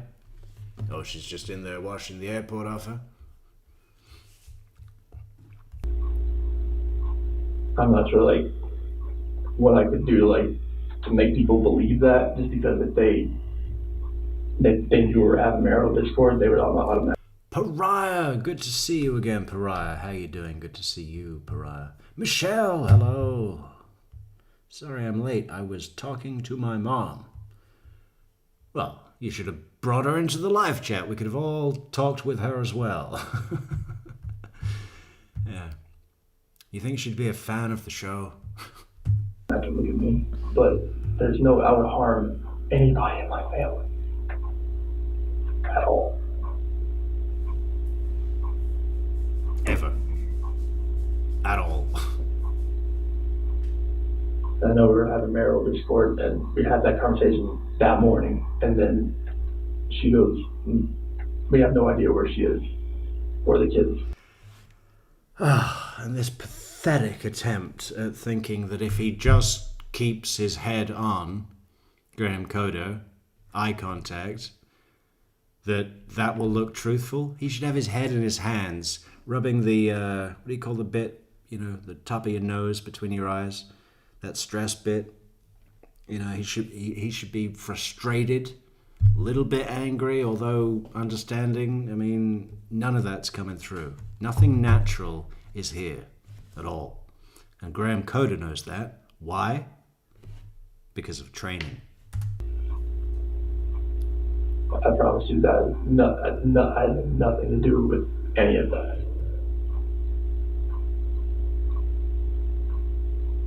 Any of that? Any of what? Are you telling me the truth? I'm sorry. Why should I believe you? Because I'm a very trustworthy person, and the people that do know me, they know how I'm a calm person. I am not an argumentative person. I am a person that's never going to be abusive or physical in any kind of relationship. This is what he was banking on, wasn't it? 100%. He thought everybody who'd ever met him would say to the cops, yeah, I mean, he just seems like too much of a fucking pussy to do anything like that. It's like, he's kind of quiet, reserved, shy. We don't think it was him. He was really banking on that, wasn't he? I would never harm my kids. I would never harm my wife. I mean, you can talk to any of my friends, any of her friends. They know me. They know I'm a low-key guy that's quiet. So I'm not about confrontation. I'm not about anything that elevates to that level. I mean, like if someone yells at me. Yeah, but that's the character that you've developed as a surface level way to represent yourself with, to the greater population, Chris. What's underneath? I'll tell you. What's underneath is a murderous rage. Not for Shanann. For your mother. Because she never let you learn who you wanted to be. Or to,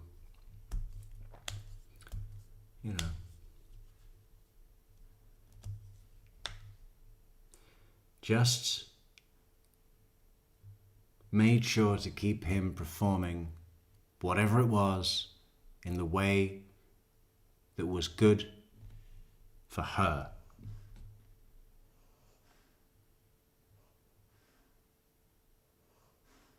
And, I do believe that she should be locked away. Retroactive sentence for child abuse. Because in raising this boy in front of us here, she, in some ways, committed a murder herself. She murdered his soul before it had even grown into its own entity. He's a vegetable being grown, not raised, grown. And it's disgusting. And I think that there's a fucking valuable lesson out of this whole case that's been largely missed. Yes, okay, Cindy Watts isn't popular and most people think she's a fucking, twat. But have we really gone deep enough into it to try and pull a reminder out for society? There's mothers all across America, all across North America, all over the world that are doing a similar thing as what Cindy Watts did to Chris. And it just seems if there was the right focus and exposure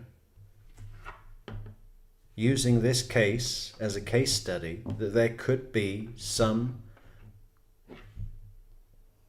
universal warning to dangerous mothers that do that shit, right? And that's not happened on the scale that it could have.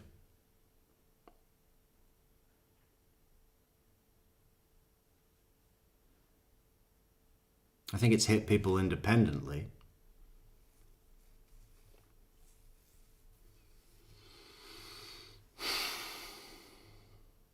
Feels like a missed opportunity.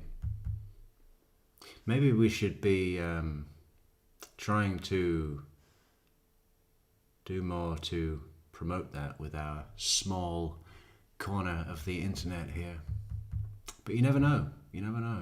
It just takes the right person to see it and to remember.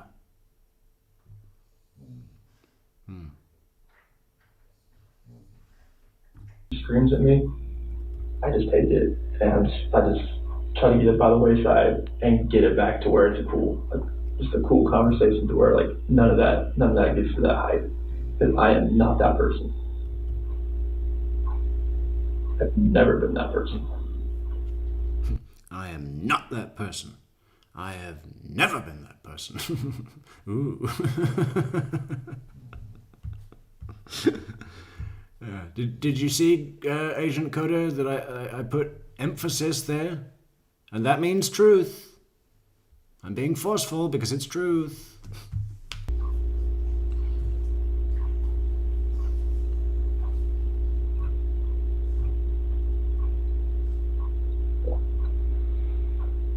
Okay. You can imagine it's my job, okay? And I told you that tonight, we would talk about things and might offend you, you know that we have to get to the bottom of this. Oh. You know that? Yeah. Okay. Would you take a polygraph? Sure. Okay. Would you take it tonight? If that's what you want me to do. I've never done one. I don't know what it involves, but You know what it is? from what I've seen, it goes on your finger. You know what the purpose of one is? That's for a lie detector test. Okay. All right. Well, why don't we do this? Let's take a little break. I'm going to come back in here because I have a lot more questions for you. Okay. I want to remind you that tonight is voluntary. Okay. I can't keep you in here. I won't keep you in here. If you want to get right up and walk out of here, you can do that. Okay. All right. Do you want to keep talking? I mean, I can. Okay. I mean, I can. No, if you want me to, I guess I could. Do you want to, Chris? Another thing he always does, right? That doesn't answer the question. The question was, do you want to keep talking to me? I can. That doesn't answer the question. And it does by omission, right? I can. I don't want to. I want to go to, oh, Nichol, pretty Nichol, oh, yes. and we can talk about our next weekend trip. We're going to do a road trip. Yeah, she's going to give me road head. Shanann never wanted to give me road head.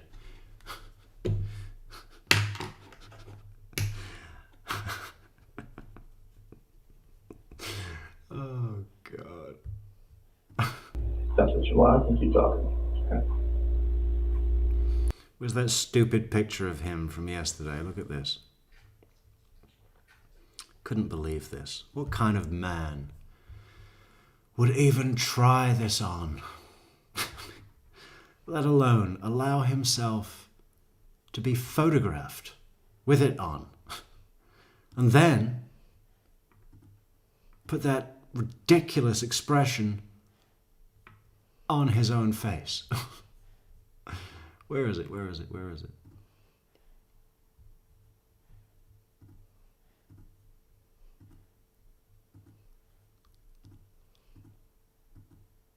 Oh, yeah.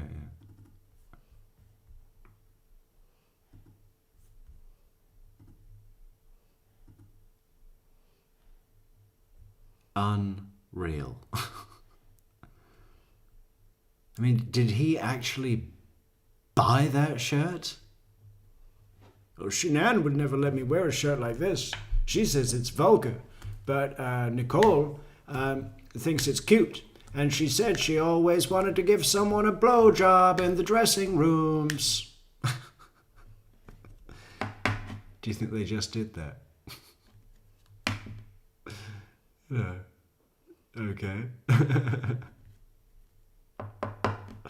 May I suggest the sausage? I mean, it's just... He's like a 13-year-old boy, isn't he? Look at that face. Look at that stupid face.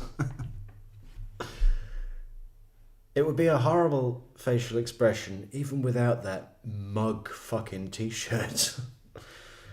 Oh, God. All right, any woman or gay man in chat, we're inclusive. Let's just say women. Any woman in chat find that t-shirt amusing or funny or horny or a turn on in any way? Please, if you do, we won't judge you. We just want to know what's inside your brain. Okay? Fucking hell. I'm stunned.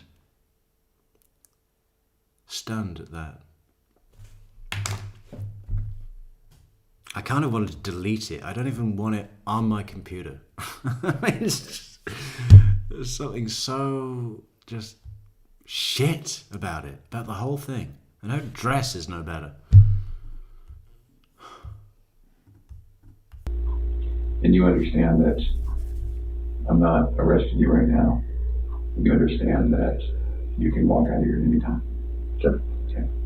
Having said that, you want... I'm not arresting you right now. It's a different sentence than you are not under arrest, isn't it? I'm not arresting you right now. And you are currently still allowed to walk out of here. If you can squeeze your way past my big old agent frame sitting in your way here, you might have to climb under the table. Talk to you. I have a lot more questions for you. Good. Okay.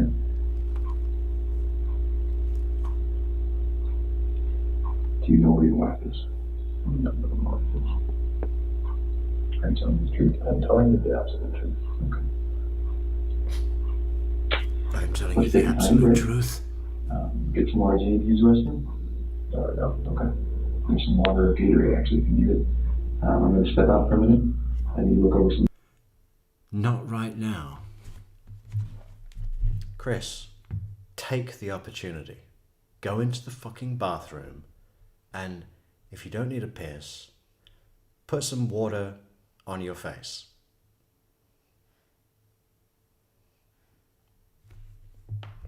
My notes. And come right back in here. I'm not going to be out very long, okay? Okay. All right, I'll be right back.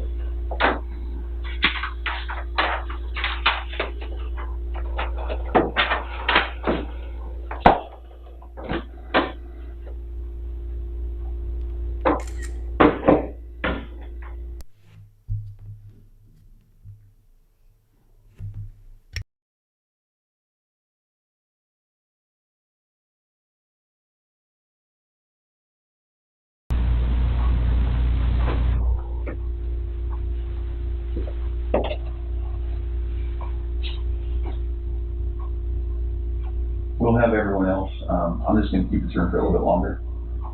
So just shuffle people through the other rooms. All right.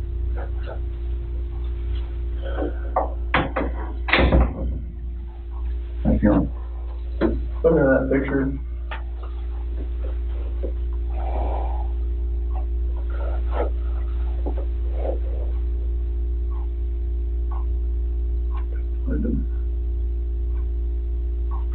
God.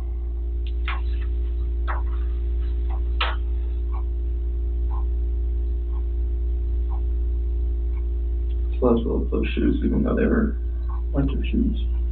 They were what? Winter shoes. Those are her boots, aren't they? Shenan's gonna sell them off to like that Facebook Marketplace. She had them on the windowsill there, and when we got back from North Carolina. I think he said in the follow-up interview in Wisconsin 6 months later that all of this stuff he's saying about the clothes, I think he said something like, oh, Bella loves that dress, or something like that, was all bullshit. I think he said that. Not quite 100%, I'm pretty sure.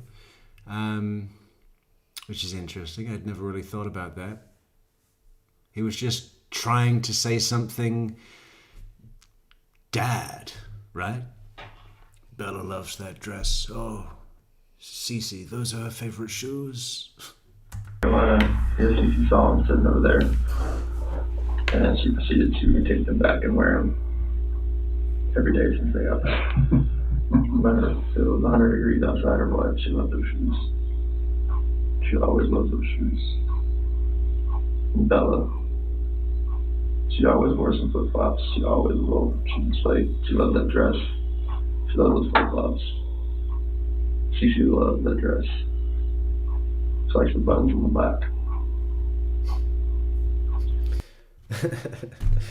back. James loves this. But what did happen? What happened to the Wattses?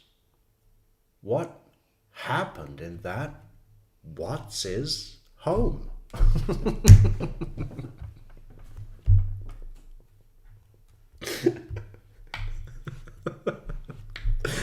James, we are going to be doing Chandler stuff this week, I guess. I mean, it was what, the 8th that he was arrested? Yeah, I think so. That seems a little long to wait. That's another 6 days. I don't know, maybe we'll just go back and forth. We'll reciprocate between the Wattses and the Haldersons. Is CC short for something? Celeste. Tell him Celeste. Tell me about him. BNC. Celeste. She's Rampage. She's always the one that's gung-ho. She's always the one that's just like, she's off. She's either go or sleep. She's always the one growling. Yeah. No. Celeste has got 3 speeds: sleep or go. She's always been. She's a tiger. Bella. She's the calm, the mothering one. She's the one that's always, you okay? You okay? Fine? Okay. She's just the sweetest little girl. She's the one that favors me more than Celeste. She's the one that favors Shanann more. That's the way I look at it. You see some baby pictures of me and Bella. It's just like bones and the other way around. Yeah, she really So did say look faded like you him. look like? Yes. Oh, okay. I didn't know Daddy's girl. That one is. Yeah, that's how it works, isn't it? Because the first one I wasn't really good at it yet. Second one I knew what I was doing and she bonded with me right from the start. What, and you got better over time? With the first kid, I wasn't really good at it, but, you know, you grow into fatherhood, and, you know, it's just, unless you kill everybody. Yeah.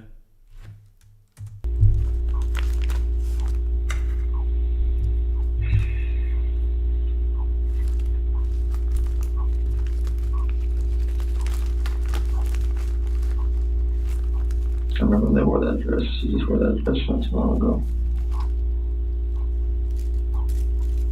I unbuttoned the back of it so I could get her pajamas on. She's like, no, Daddy, button. I got button. I'm down in love with those spaghetti strap dresses. She likes long dresses. She was a girly girl. Always. She just like, I always like tried to put her in a Supergirl t-shirt and she loved it. Every time.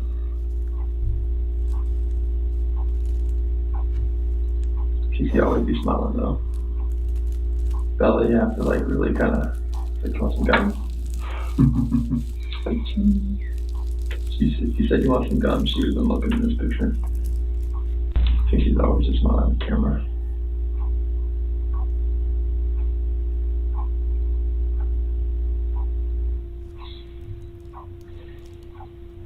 I'm gonna find them, right? I need your help.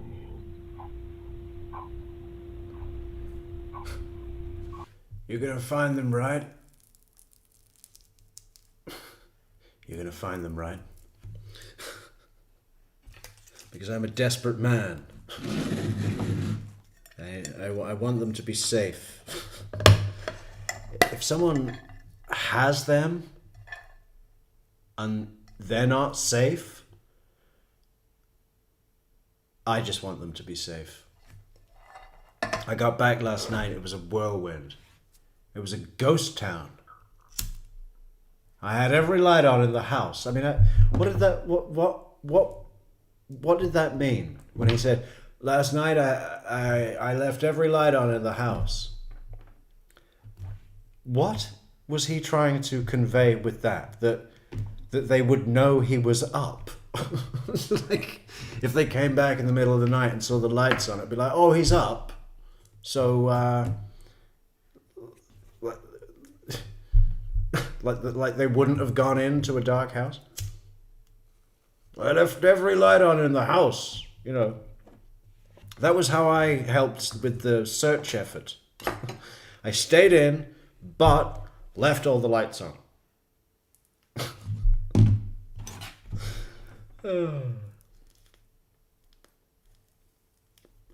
Again, something he loosely remembers a character in a movie doing and thought would be a good thing to throw in to this. Well, that was the press conference, wasn't it, when he said that? Should we have a quick look at that? Are we going to get through the whole thing tonight? I mean, no, I don't think so. Unfortunately, fuck. I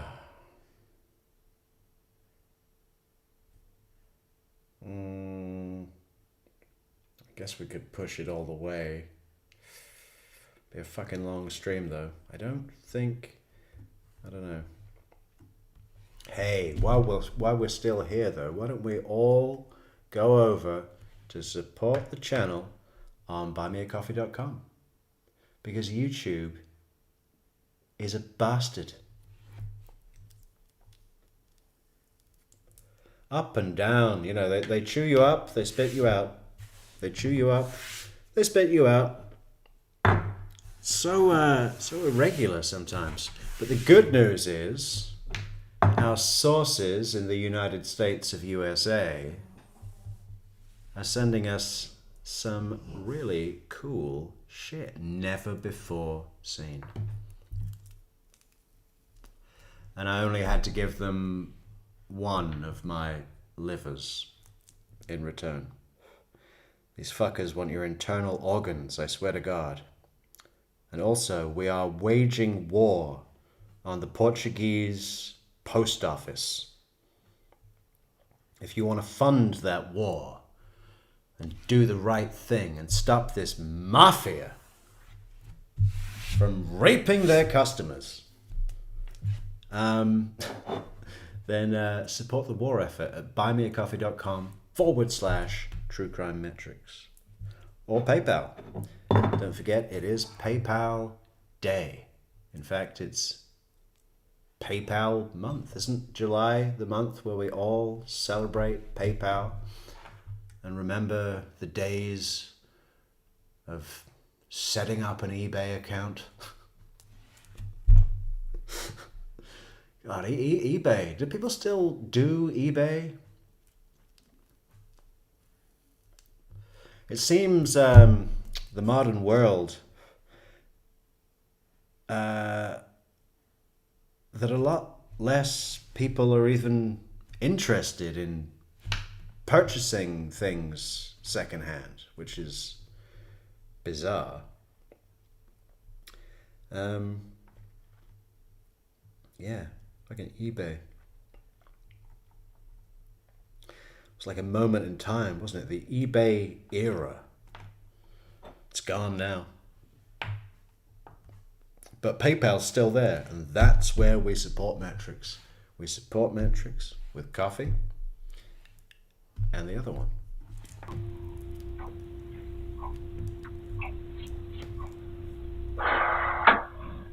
You have to find him. You have to find Shanann. You're gonna find them, right? I need your help. Picture somebody sent me. Or it was side by side of balance lessons. You know, Graham's got great ad-lib stuff as well. I mean, there was no way he had that prepared. That was off the cuff, and it was beautiful. You're gonna find them, right? I need your help. Stay here. Talk to me on video. Put everything you're saying on the permanent record so we can use this later at trial. Man, there was a poster like one of these companies. Okay. This was the picture they use of girls. Alright. What are you thinking about anything while I step down? Just how much I want to see these two girls and my wife again. Just no one would come home.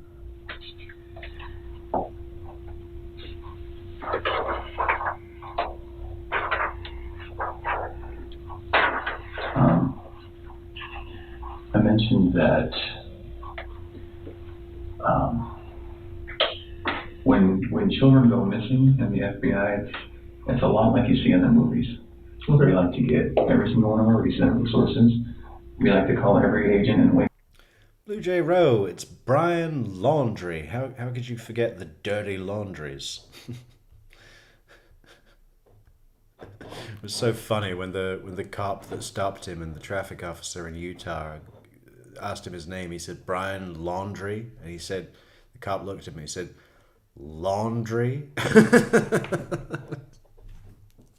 Maybe that's why he killed himself. Pick them up out of bed, call them back from vacation. We just really like to put a full force in. Mm-hmm. Is that something that you're comfortable supporting? Yeah. Okay. That means that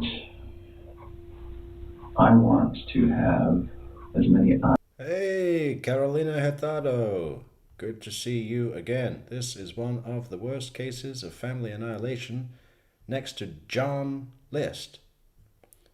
Chris Watts is a narcissistic monster, and in my opinion, Shanann and her children deserved better. Well, certainly. Yes. Better than their murders, yeah. And their degrading, improvised, wouldn't even call it burial, really. I mean, we could call Shanann a burial, 2 feet deep. How long do you think it would have been before a coyote dragged her out of there? Not long. Eyes, as many hands, as many investigators, as many evidence people as we can possibly get looking at your house. Okay. Can we do that right this minute? Up to. Okay. I'll stay out of the way if you want. Okay. That's usually best. For you, for us, for everyone. Okay. You want me to go stay at my friend's house then? Is that an option? Yeah, 'cause I'm not sure if that's West London 97, burning up the auras in South Kensington. outside. Okay. Sure enough, it's All right. probably. Oh, I forgot to ask you about your phone. Yeah, I don't have much to, I didn't have to take one here anyways, Okay. but concrete block. So what I might do then is in, I don't know, 5-10 minutes, I might just step out for a very quick break and just say, guys, let's go in that house right now. 2385. You did tell me that, and I did write it. The garage is 2385? The front door. The front door, 2385, and that latch or whatever is not gonna get in our way? It should be unlatched. Okay, good. All right. If it is, just call me. Now, when they go in there, I want them to run a black light over everything. I want them to collect DNA. I want them to look for hair strands and DNA samples. And I want them to look at your stuff and your wife's stuff and your children's stuff and the garage stuff and the car stuff. All of it. Okay. Is that all right? Yeah. Okay. Do you have any problems with that? Okay. So then I want them to do that. Nuh-uh. Nuh-uh. Problem? No. No, not at all. Nuh-uh. Mm-mm. Sooner than later, I might step out here in a minute and just tell them the code and just let them know, guys, let's find how we can get these girls. Okay? Oh, I'm late on the comments, but Victoria Girl is where's that stupid shirt again? Let's put it up. I agree. You know, just walk away. Walk away from any man wearing that.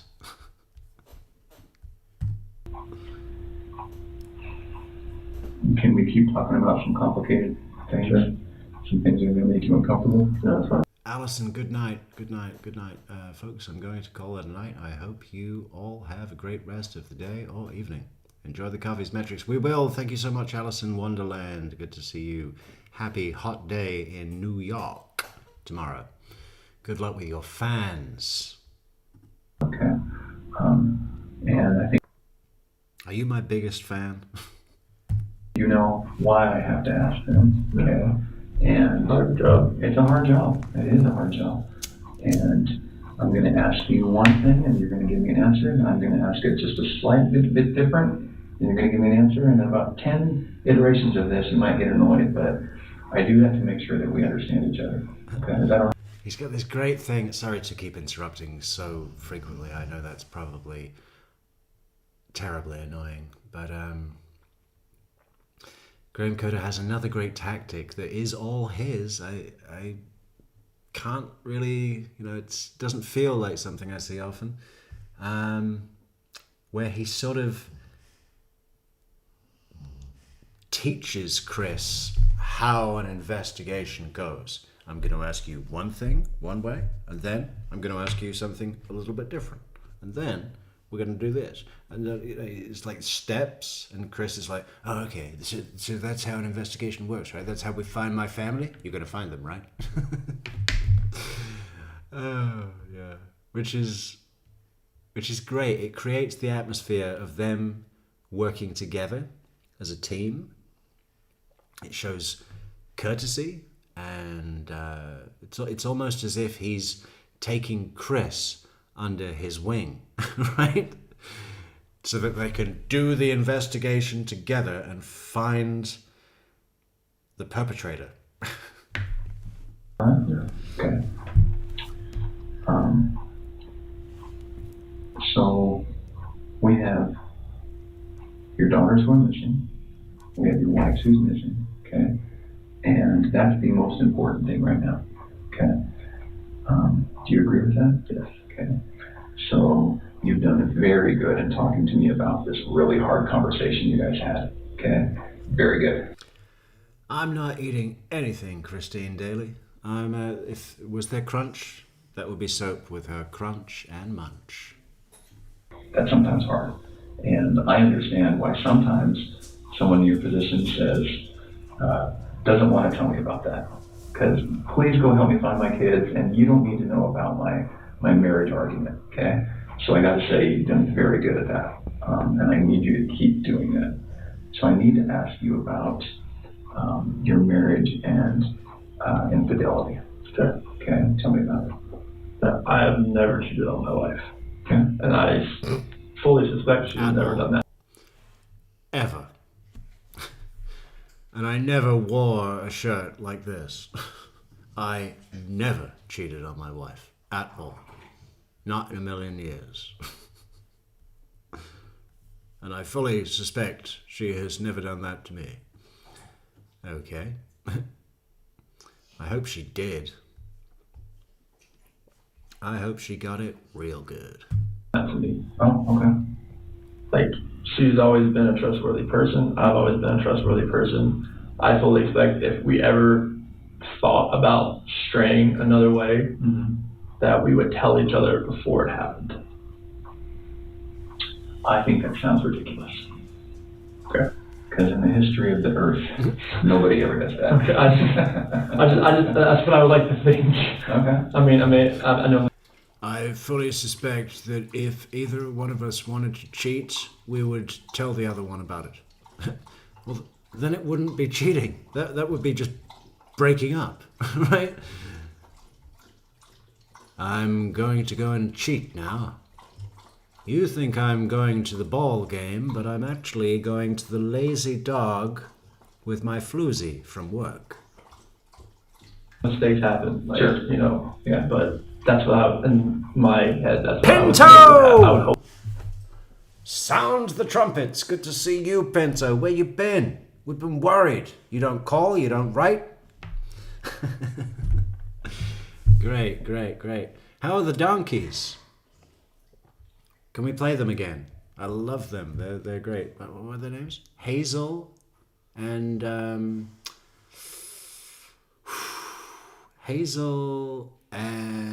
fuck, I don't know. Sorry.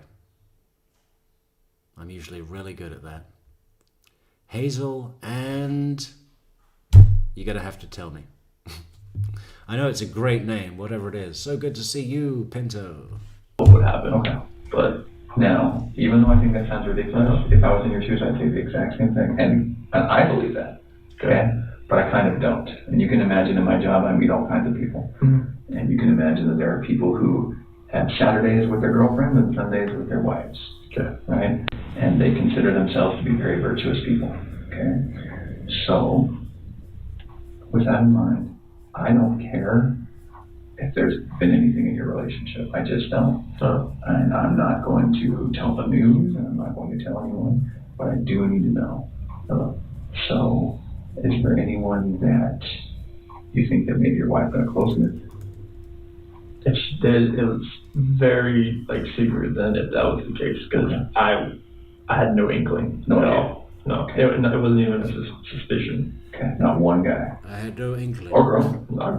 If that was the case, I didn't have one suspicion about it. Like, if it happened, it wasn't even I wasn't aware. Nothing. There was no clue. There was no texting with the phone back or I walk in, swipe type thing. I didn't really have any of that. Okay. No perfume when she's going out with the girls. She always smelled. She always sprayed something. You know on what us. I mean? Yeah, I know. Special It wasn't. perfume. It wasn't like that 1 in a million perfume or something like that. All right. No late nights that surprise. No perfume when she's going out with the girls.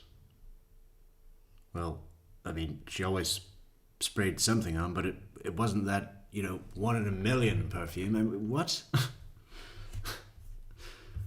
What? 1 in a million?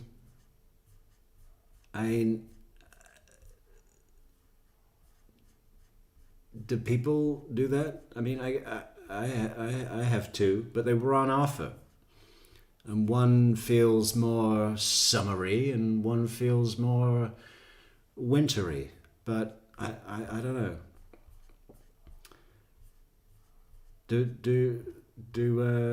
do people have a special 1 in a million perfume that they only use on a certain occasion?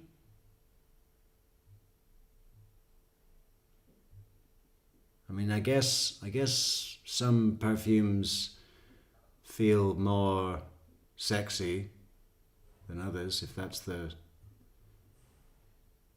I don't know. I think most people find the scent they like, and that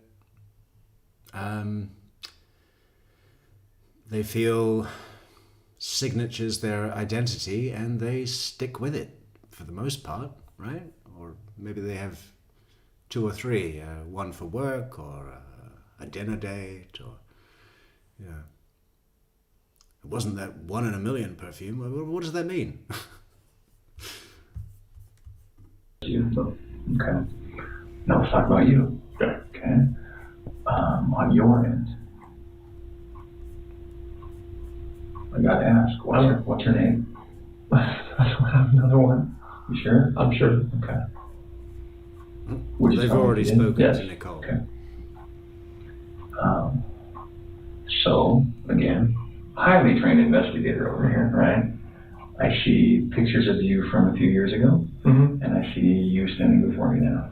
Okay, you've gotten pretty fit. Okay. You can imagine when guys start cheating or want to cheat, that's what happens. Yes. So tell me about it. I did not cheat on my wife. Okay. Now Thrive helped me. I went from 245 pounds to You were about 245? 245 Jeez. pounds. And that's great, man. Thank you. And I'm 185, 180 right now. Mm-hmm. And I've been eating cleaner, just trying to, the last little bit. Thrive has helped me a lot, but to maintain it and try to eat cleaner has really helped me as well. Okay. And I've got to imagine that maybe there was a girl that inspired it. No. No? No. Okay. Why are you falling out of love? After the last 5 weeks, like being by myself and being able to be myself again, I couldn't be myself around Jeanette anymore. Why not? It was like I was walking just like walk on eggshells type thing. It's kind of like you feel like you're always doing something that's wrong. It's like you feel like you're never like, does that make sense at all? The timing doesn't make sense to me. Okay. But like, it's like if you can't be yourself around your wife, who can you be yourself around? Why couldn't you be yourself anyway? I just felt like I'd always have to change who I was, because I was always about, I was doing the laundry, I do everything. Like, I do everything that... She made me do the laundry. That's not a man's job. I'm supposed to be fixing cars and playing ball with my son that I murdered before he was born. She made me do laundry. I didn't like it anymore. Nichol would never make me do laundry.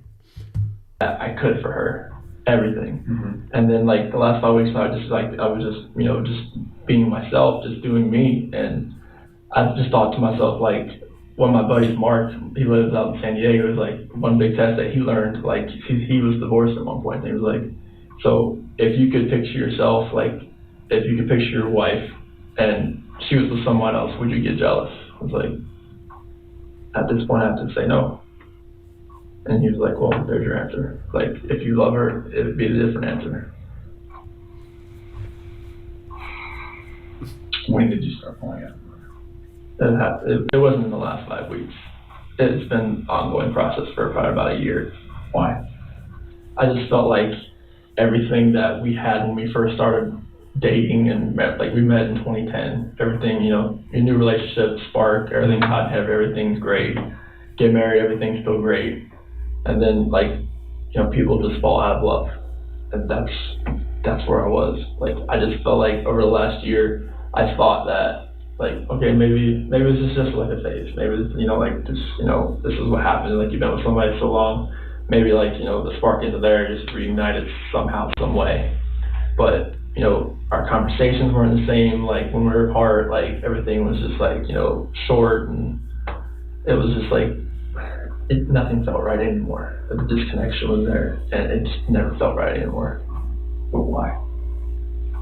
It wasn't there. Like, I just didn't feel it. Like, it was like I didn't have that passion anymore. Why not? Honestly, I really couldn't. I can't tell you. Like, the passion, I didn't feel it in my heart anymore. Like, I really can't. It's so funny when he gets frustrated at his bullshit not landing, right? And Graham Coda is just winding him up now. I mean, he's just going, the passion wasn't there, huh? Why not? Did someone better come along? You know, it's like, it's so easy, isn't it? Yeah. Yeah, we fell out of love about a year ago, but, it wasn't until June that I met Nichol. Unbelievable. Like, just give you a definitive answer other than that. Just like my heart wasn't in it. I gotta tell you, that sounds like a load of horseshit, man. I know. What about the girls? Bella and Celeste are the light of my life. I'd do He anything. says, I know. That sounds like a load of horseshit. I know.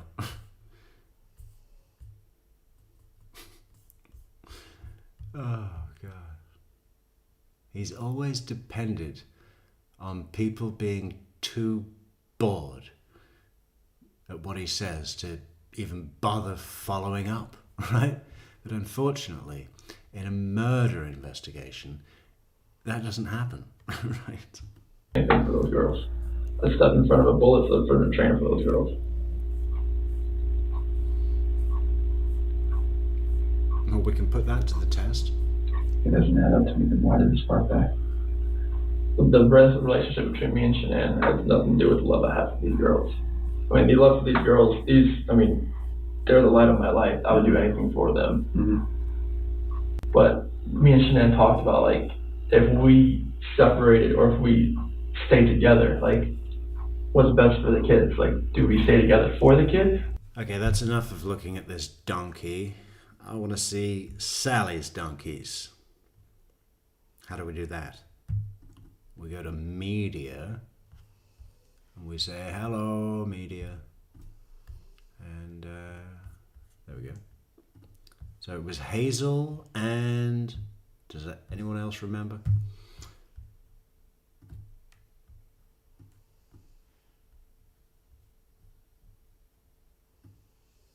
Hang on.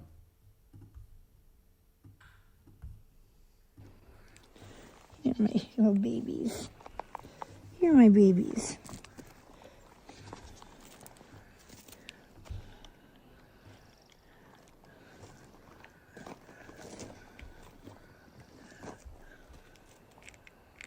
This is Rowdy, and he is Rowdy, and this is Hazel, and hi, honey.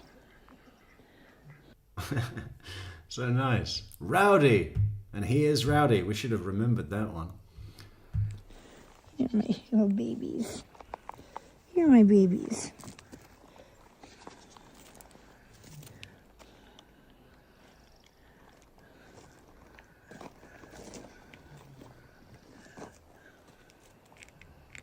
This is Rowdy, and he is Rowdy, and this is Hazel, and hi, honey. Great. We hope they're doing well, Sally. You look it up, it doesn't work that way. Like, it might cause more issues for the kids later on down the road with their psyche or personality or something. They know when they get older, they see, like, oh, mom and dad don't sleep in the same room anymore, like, what's going on, type thing. Okay.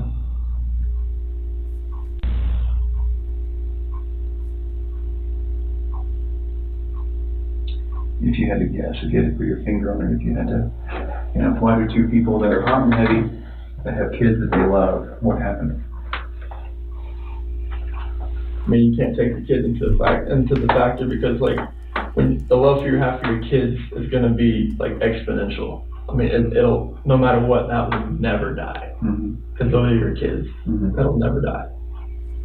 Between you and your wife, like the love that you have for each other, like from start to finish, like from right when you started to wherever if your relationship ends, like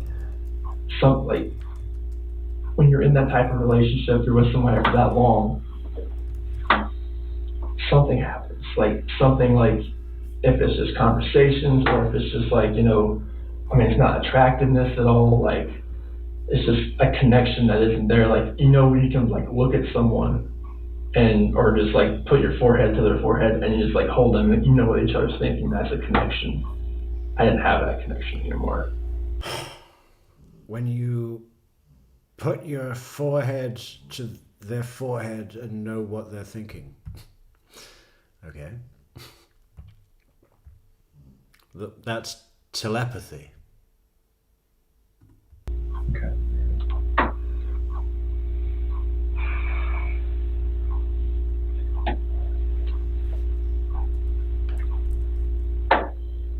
What do I do to help you walk out of this room and not look like the person who's responsible? You have to trust me that when I tell you that these two beautiful girls right here, I did nothing to them, and to my beautiful wife, I did nothing to her. Like, you have to trust me and believe me. Like, I know you don't know me as a person. You've known me for like 2.5, 3 hours, and I don't know what your opinion is, but you have to realize that these two beautiful girls right here and my wife, I had nothing to do with the disappearance. Like, they vanished, they were taken, someone has taken them, they're safe somewhere, we don't know. I had nothing to do with this act of like evil cruelty, whatever has happened here. Because my love for these two girls and my wife, like, I don't want anything to happen to them. I've never wanted anything to happen to them. No matter if me and my wife separate or not, or divorce or anything, I never wish harm on anybody, on a human being in general. Okay. Like, just seeing that picture, like, I want them just to run through that front door and just grab me, or just just tackle me, knock me to the floor, bust my head up, I don't care. The amount of love I have for my family is exponential, and it's never gonna die. And I want them back. Okay. I have to have them back.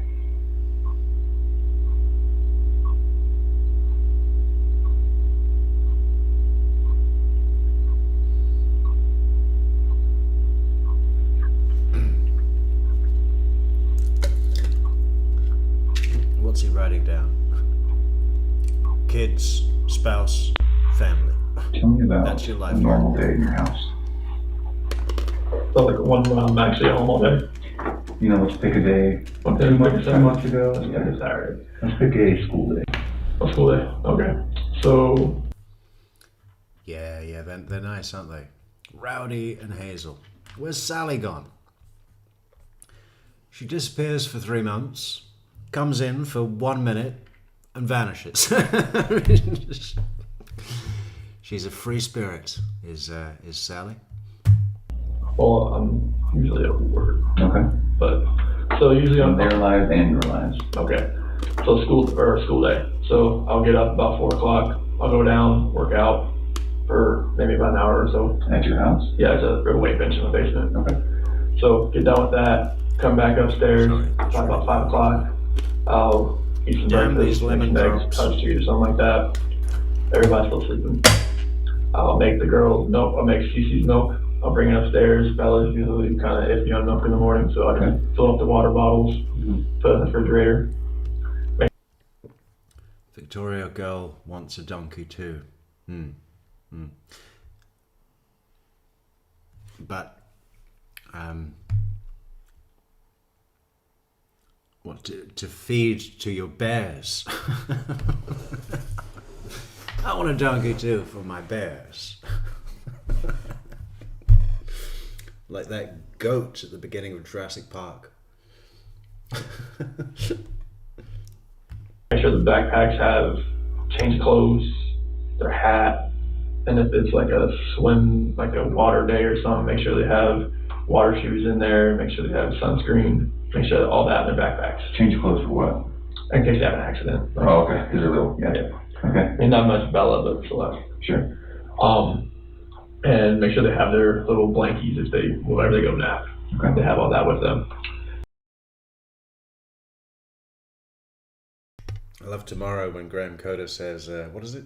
He says, Chris, you can't fake packing a backpack. You either packed the bag or you didn't. You know everything to put in there, Chris. You know what to put in there in case they have an accident. You know what to put in there for snack or for dinner or for a nighttime snack. And it's like, everything he says is so eloquent, isn't it? It's just so, he seems so wholesome in his delivery. And I think he would have been a good therapist. In fact, I think there's a real crossover between detectives, therapists, salesmen. It's almost like any one of those professions could do the other two jobs perfectly. It's a very similar skill set. There's differences. But he's really got, even the way he's sitting with the notepad, that's how a therapist sits sometimes. I have that all laid out, and then I go to work. So when the kids dictate when Shanann wakes up, and usually it's Bella. She'll come in there, lay in the bed with her, and then Celeste, she'll wake up, she'll come in and lay in the bed with her, and they'll watch cartoons for a little while at least. Mm-hmm. And I need to keep it behind a bear fence. Would probably still get him. Well, you never know. They're only in Oregon. All they need to do is cross the Salish Sea and the Puget Sound. by about 6:30, she'll probably be in the bathroom at this point in time while they're watching, because Celeste has her milk at that point in time when she's just chilling in the bed. Okay. Shanann's getting ready. She'd probably take a shower, put makeup on, all that kind of stuff, and then takes the kids over into their rooms, gets them dressed out of their pajamas, and Bella has a school uniform. Cece didn't have one yet, so get them dressed, go downstairs, have breakfast. Cece will probably have cereal. Bella probably some like cinnamon toast. Mm-hmm. Have that. They might have a little snack on the way to school, maybe some dry cereal or something. Okay. Put them in the cars and go to school. Mm-hmm. And then they'll stay Ah, dry cereal or something, huh? What, those little cereal bars? I mean, what is it with the other side of the Atlantic where everything, almost everything, has to be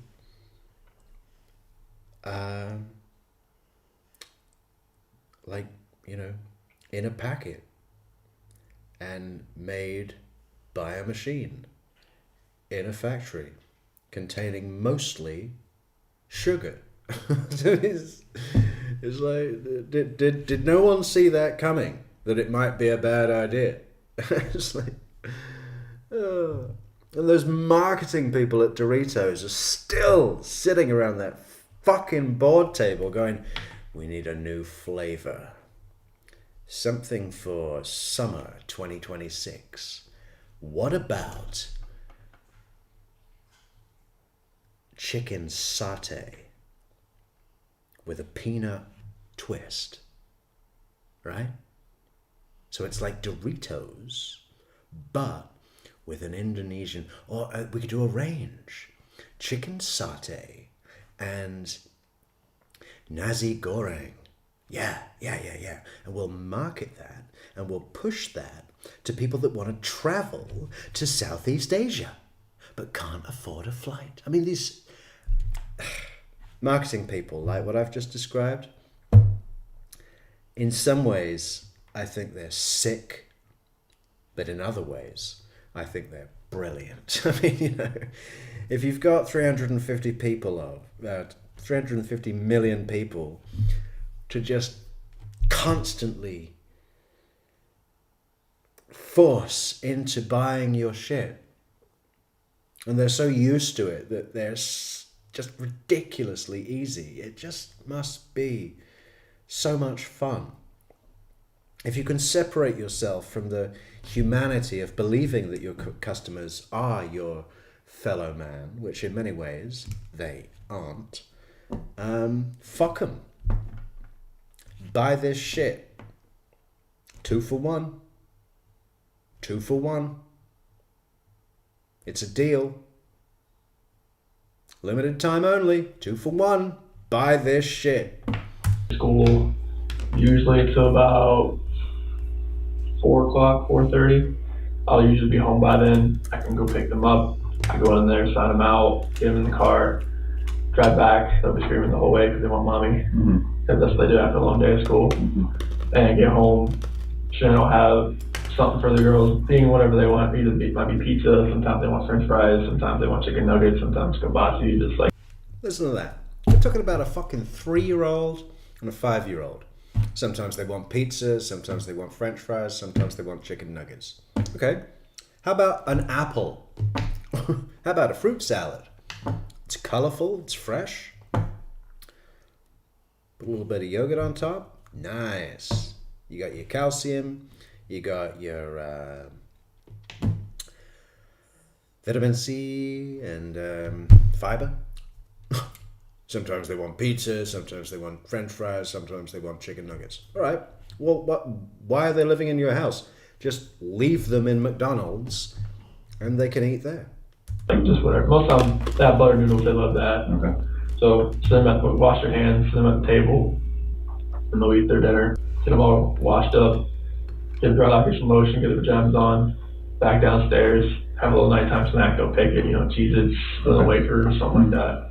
And they'll sit on their little couches and they'll watch a cartoon until about 7 o'clock, and then between 6:30 and 7, we're giving them the medicine and any medicine they need at that point in time, if one of them has a fever or whatever else. And then brush their teeth upstairs. Cece gets an overnight diaper, Bella doesn't. And read them a book. Cece usually wants the tiger book. And I read that to her. We growl at the last part. Turn the rain machines on. Is that what you said? She's your tiger? Yes. Does that come blind? Yes. Okay. And turn the rain machines on. Give both kids good night. Cece wants me to put her to bed. Bella wants Shannon to put her to bed. And close the door. And night-night. Okay. All right.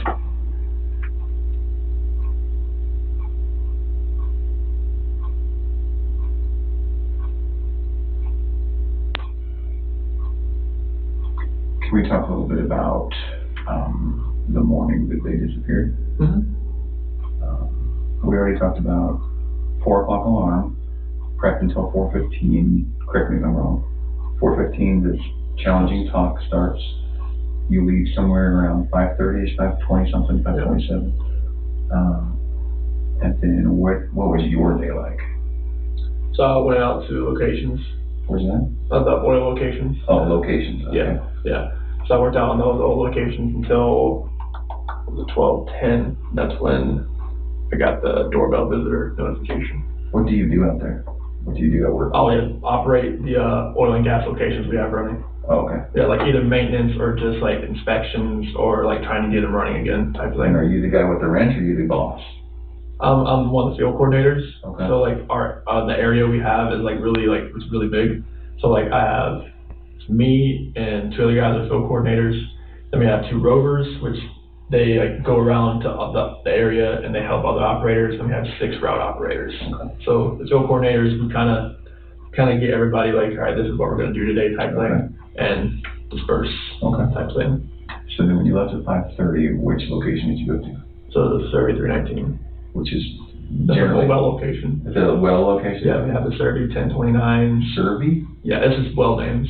Survey? Yeah. Like SERVY? Yeah. Okay. And then there was 1129, and we say the 1029 most of the day. And so these are numbers I don't even understand. I know, there's like section number, well number type things. That's how they name them. Okay. So then it might be that, God forbid, 2 weeks from now, we're still looking for them. And it's going to be very important that all of this can jar your memory, right? Yeah. So I'm taking notes to serve you what? So we have the 1129, Where'd you go first? the 319. 319. Where and what crossroads would that be? Oh, it's out in the ranch. Oh, okay. Yeah. Survey 319. Okay. Yeah. How long were you at Survey 319? Probably about an hour. Okay. Just telling the boys what to do? I was out there checking a line that we had leaking on Friday. Okay. Okay, and that took about an hour? Yep. Then what? Went to the 1129. Okay. Again, is that just in the middle of a ranch? Yeah, it's the same ranch. Okay. Oh, so how far away? Not far. Walking distance? No. Oh, Walk. that's a big ranch. Yeah, you don't drive there. Okay. How long were you at 1129? Probably about 20 minutes or so. Doing what? I was just checking, just doing an inspection over there. See if I can get the welder run again. Okay. This one you have to kind of run manually. Okay. And then where? The 1029. We were there most of the rest of the day. Doing what? We're trying to get a pumping unit to pump back up. And stuffing box rubbers were leaking and the rods were smoking, so we had to replace them. That's what took a very long time. And how long were you out there? The rest until 12, 10. So 6-7 hours. Well, yeah, like, 5, 6. yeah, Okay. at least like 5 hours. It seemed like 5, 6 And how hours. many other people with you? Oh yeah, there's people with me. Like, I gave them the names. Okay. There Does was, the police know? yeah, Troy McCoy, Chad McNeil, Melissa Parrish, Cody Roberts. They were all out there with me. Okay. And you said you called home at 7:30 or so? I texted 7:40. Okay. And that was something like a, where are you? Yeah, I couldn't go back Troy that far. McCoy? Or was it Troy McClure? You may remember me from films such as The President's Head is Missing. On my phone to see when I called, but I did call her 2 or 3 times during that. And why then? Was that a better part of the day for you to text? Yeah, because like I was at that point in time, like I was actually trying to call my foreman and everything else, like just to talk to him, so tell him what I found, and it kept just like it wouldn't ring out there. What you found? What do you mean? The line that was leaking. Okay, Yeah, okay. yeah, like we had a bypass line, back pressure line that was tied into a down command to an oil tank, and it was leaking on the ground. Okay. But like I was not getting any phone calls through, so that's why I was texting. Okay.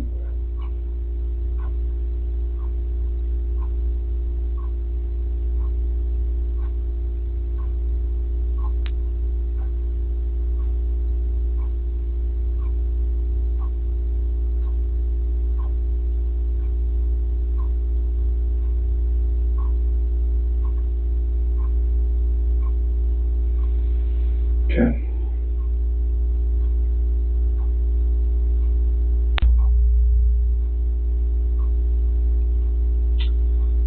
So let's have that hard conversation again.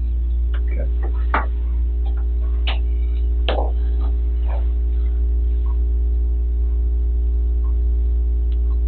How old are they? 4 and 3, but it'll be 5 in December. Okay. You can imagine that every day that goes by, It's harder to find. where we don't find your girls, it's gonna get harder to find. We're gonna have less clues. Things that we need to get and we need to use, the methods that we need to do to find them are gonna start getting blown away by weather, getting re-recorded over themselves at the surveillance board that's gonna tell us.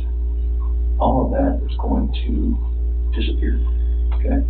And that's why we're gonna spend so much time today, tomorrow, as in the front as we can, right? You can also imagine that every day that goes by, we're going to be looking for the managers. You know, when Chris is going to go home, well, not home, he's going to go and stay with Nick and Amanda, I think, but busy day tomorrow, early morning pickup, Ronnie at the airport, right? I think do they grab breakfast? I think they might have grabbed breakfast on the way to the police station. Then Chris is in there for like, what, fucking 10 hours, 15 hours or something. It's ridiculous. And then, he's taken away, put in a cell, and supposedly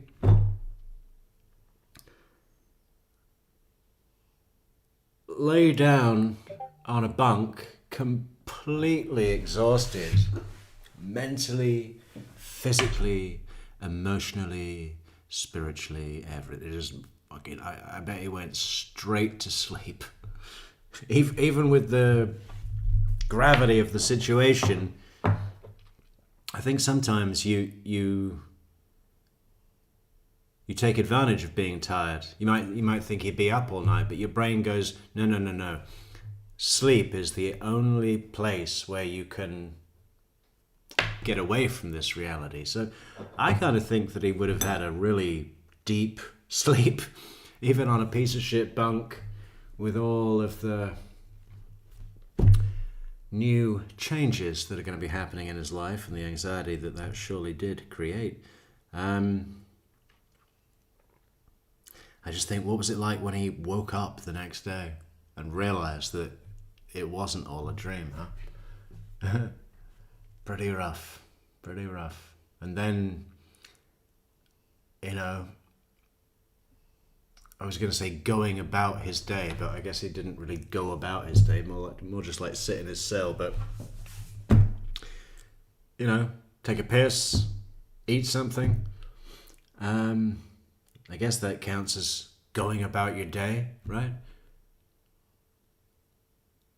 Must have been a pretty strange time period to adjust.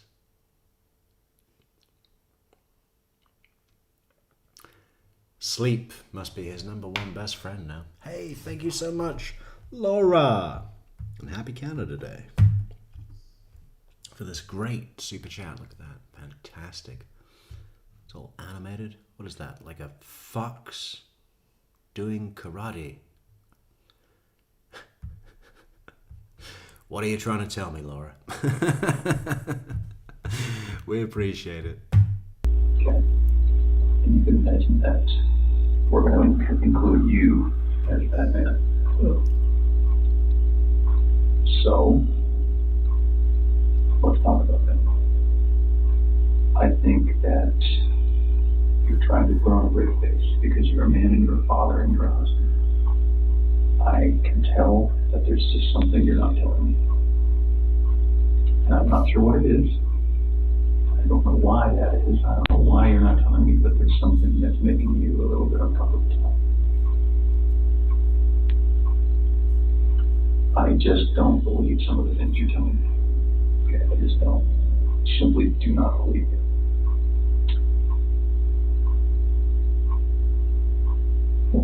What makes you think? What have I said that makes you not believe me at all? This just doesn't make sense to me. It doesn't add up. So can we talk about two Chris's? Okay. Two Chris's. A tale of two Chris's. A tale of two Chris's.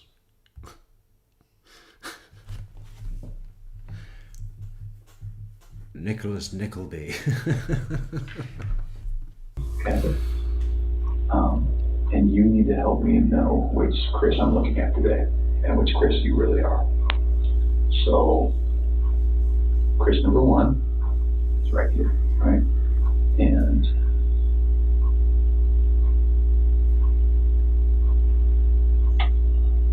fell out of love with his wife. Okay. Started wondering what it might be. He didn't have a wife to take care of and a girl to take care of.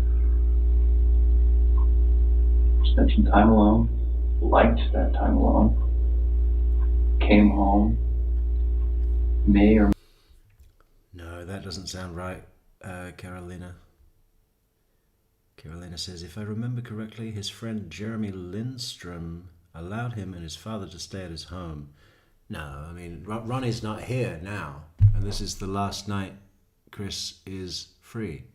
So Chris slept somewhere. I thought it was with Nick and Amanda, but maybe Jeremy Lindstrom is the real, true answer. We don't know. But Ronnie's not here yet, so by the time Ronnie sleeps anywhere, I assume would have been in a hotel. Chris is already taken away, and truth hadn't come out yet. I mean, I guess people were putting it together. Right? Peace by piece, puzzle pieces. I may not have had a conversation about how to get out of this marriage or how to fix it, but probably how to get out of it is looking at a bachelor pad in Brighton and did something terrible to his wife and kids. And that may have been an accident. And I think it was an accident. That's not the Chris we're looking at right now.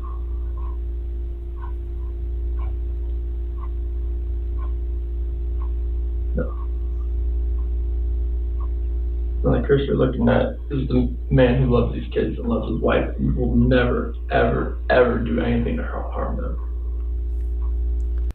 This is a strange thing that Chris does, and in some ways it's pushed upon him by Graham Coder doing this whole two Chris's, who's the real Chris, you know, the man in front of me, the good dad, or the man who wanted to go out and cheat. You know, it's like he kind of started that off, but it pushes Chris into this really weird thing of defining himself in the third person, which is never a good look in any context, be it personal or professional or legal or anything. You don't sit there and go, no, the Chris you're looking at is the Chris that loves those kids and that wife.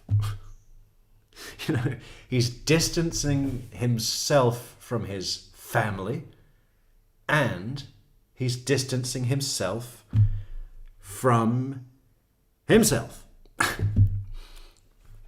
By stepping outside and talking about the Chris that Agent Coder is looking at, he, in some metaphysical way, becomes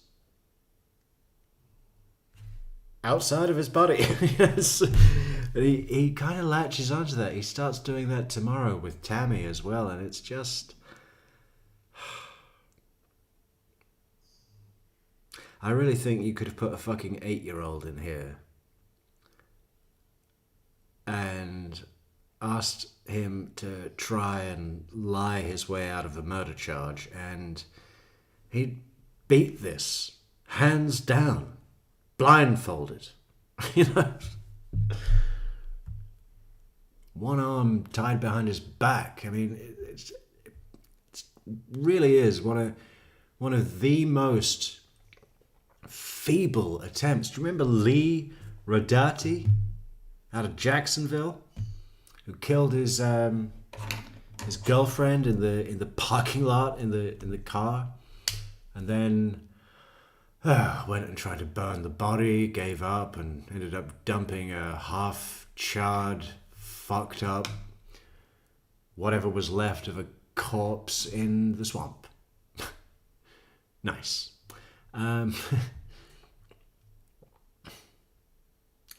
Closed casket then, I'll guess, huh?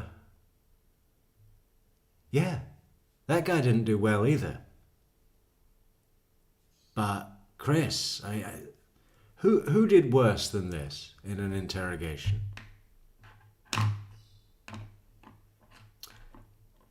I'm thinking Sarah Boone, but I mean, she was at a pretty heavy disadvantage anyway, being completely wasted, and having a full lifetime of openly being unlikable.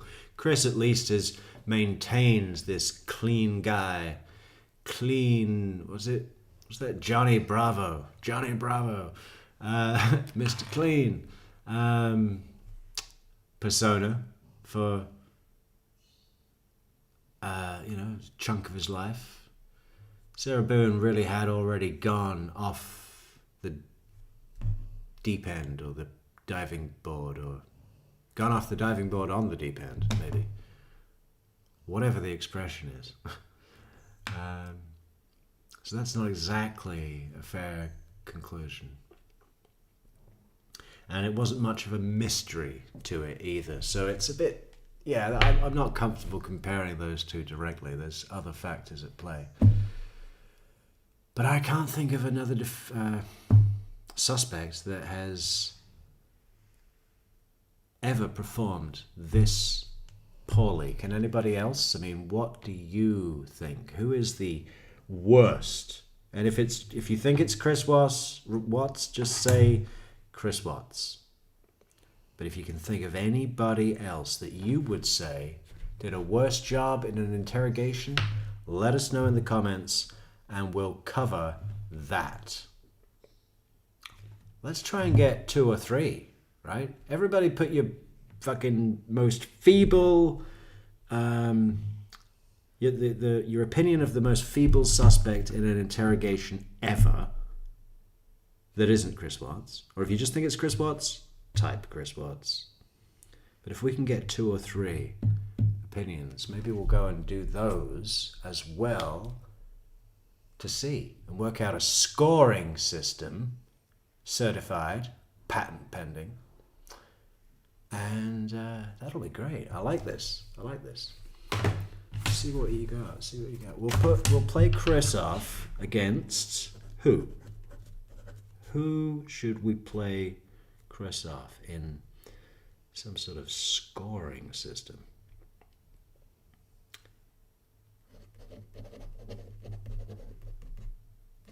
Well, Chandler's a good one, I guess.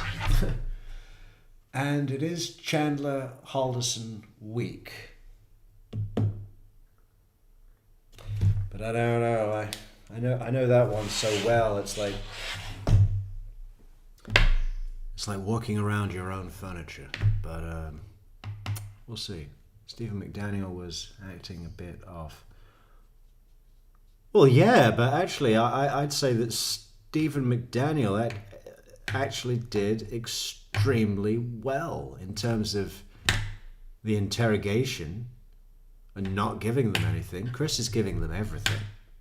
But Stephen McDaniel's still man fucking tactics, yes, no, I don't know. I mean, I compare him more with Clarissa Labredo from the Adelsons. Adelson is the dental, the hygienist, right? The hygienist.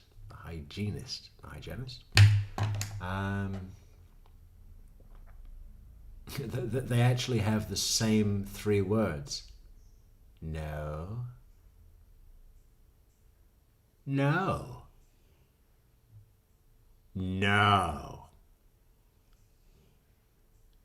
I don't know.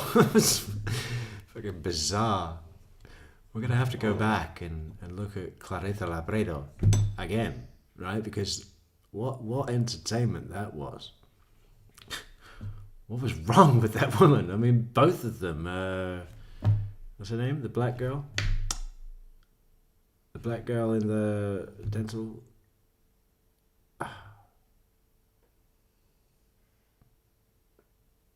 What is her name?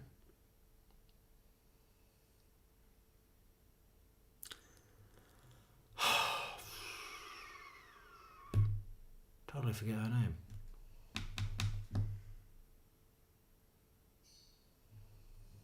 Grant Armato.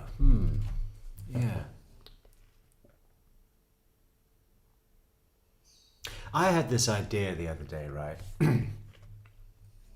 About Grant Armato, who there was no need to let him out of that police station. They let him out, and they even put him up in a hotel. And granted, that they would have had people watching him, obviously, but they're not going to be watching him inside the hotel room. His guilt was utterly conclusive. They absolutely had enough to arrest him. And the thought might be, if we let him stay in a hotel, maybe he'll do something stupid and go and try to retrieve evidence like the gun that they never that they never found, right? But I was actually thinking, sorry for the cough, but I was actually thinking, if Grant had killed himself, How much money would that have saved the state of Florida? That was a big trial, man. It was a long trial, a death penalty case with a penalty phase, everything. Huge number of lawyers. Grant had 3 lawyers. The state had like, I don't know, they had 2 tables in a row. It was like the Johnny Depp's lawyers. I mean, it was a huge number.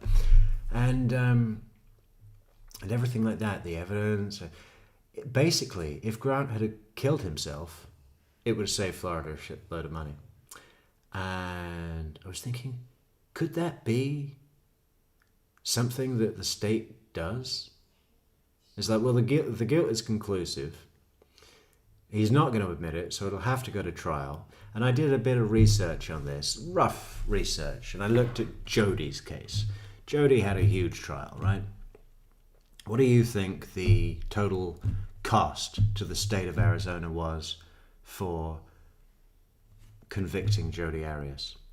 Well, in a very cursory, rudimentary assessment, I put it at between $6 and $7 million, which, and that was based on findings, but there may be other peripheral costs, so it could have gone up, but it was at least $6 or $7 million, and frankly, I thought it might have been a bit more, and it may have been, but let's just take it as a baseline. Per person in Arizona, per taxpayer in Arizona, in 2008, that worked out to about $40 per person. Now, if you take the same year and divide what it costs to run the police force in Arizona, now that's all those, officers on duty getting paid, their equipment, their training, their vehicles, their prison, about all the things. The cost to the state of Arizona for having the police is about $200 per year per taxpayer in 2008, roughly. So it was $40 each for Jody's trial. You see what I mean? It kind of, it really outlines, although it's like $40 per person is nothing, but it only costs $200 per person to pay for the entire police force in Arizona. It's kind of a good way to work out how those dollars are being spent, right? So, and that's only the big trials. You know, there's a smaller fee for every trial that happens. It's all coming from the taxpayers, right? So I just thought, would cops let someone like Grant Amato go and put him up in a hotel to say, well, if he kills himself, that'll be good for us, you know, cost-wise. There was just no need to let him go. And we see other situations where that happens as well, where it's like, what is the point of letting him go? And you can say, well, they might lead him to the gun. They're going to be watching him. But you would be aware of a risk and happy to take it, right? They're not naive to the fact that he's going to be in a hotel room and will easily have materials in there to hang himself and end his life in private. Clearly. They're happy to take that risk, which means to me, which suggests to me that it may be the primary reasoning behind the thing. You know, I think it's probably unlikely that a defendant like that would actually lead them to the gun, especially in the Grant Amato case, where it was like, well, you know, we don't need the evidence. It's him. It's clearly him. We have all the other evidence. We don't need the gun. You know, why else would they let him go? What do you think? What do you think? What do you think? Does that make sense?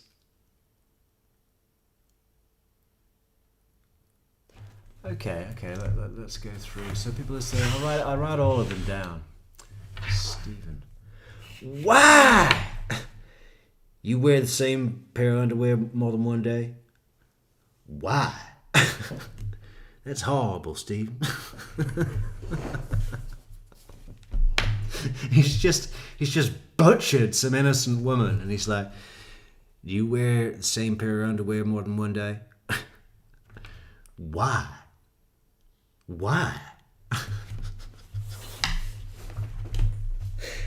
That's horrible, Steve. I love that cop. I don't know why those detectives got quite a bit of flack, you know, people saying, oh, totally unprofessional, unethical, you know. They went to the old book, you know. If the camera wasn't in, White Shirt would have been in there with a fucking rubber hose and a short length of, I don't know. No, a short length of hose and something else to beat him with. A phone book. Oh, they used to love to do that, didn't they? So what have we got here? We got Stuyven. Stuyven. And we got Grounds, yes. Basically all the ones that I've covered. Ezra. These are my favourites, I guess. Yeah, yeah. Chandler, boom, boom, boom.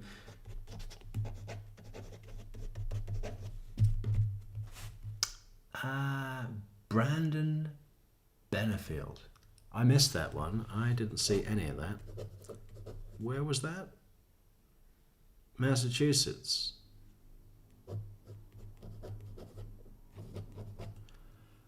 That was quite recently, wasn't it? Benefield, yeah. Okay. What else we got? He killed an innocent man to kill his wife for his mistress, the paramour nanny.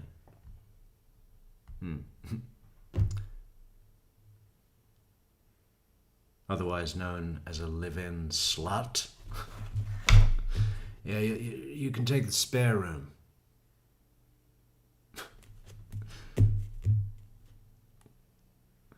Let me check my pictures. Stephanie Lazarus. Yeah, that was. You see, that's quite an interesting one, VG, because she had training, right? She was a detective. But I mean, it was quite interesting how it ultimately was her training and years of experience that kind of worked against her, because it would have raised quite a bit of suspicion if she'd have lawyered up when she's just being asked for a professional courtesy, right? And that's clearly why she took so long to get round to even mentioning the word lawyer.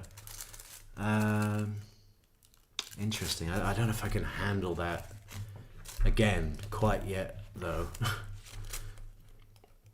I guess as it's Chandler week, that might be a good place to start. And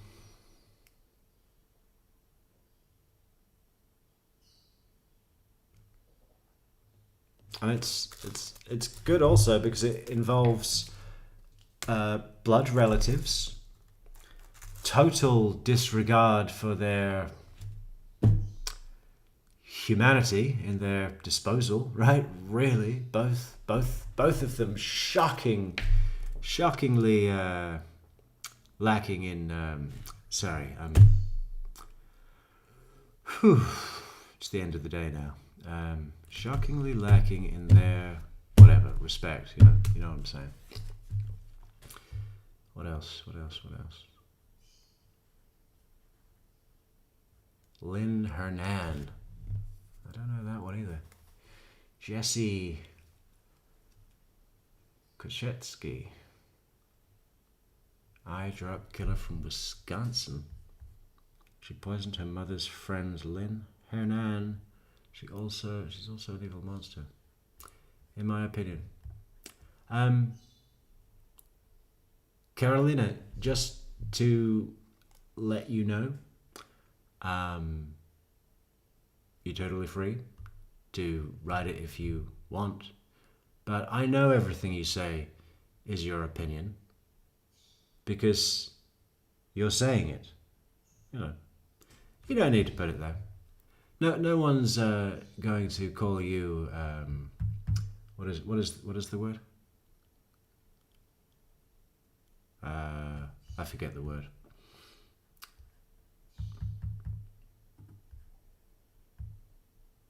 If a cop asked if he could talk about a take of a tale of two Monicas, I tell him to fuck off and demand to be arrested or let go. Do you want to talk about a tale of two Monicas?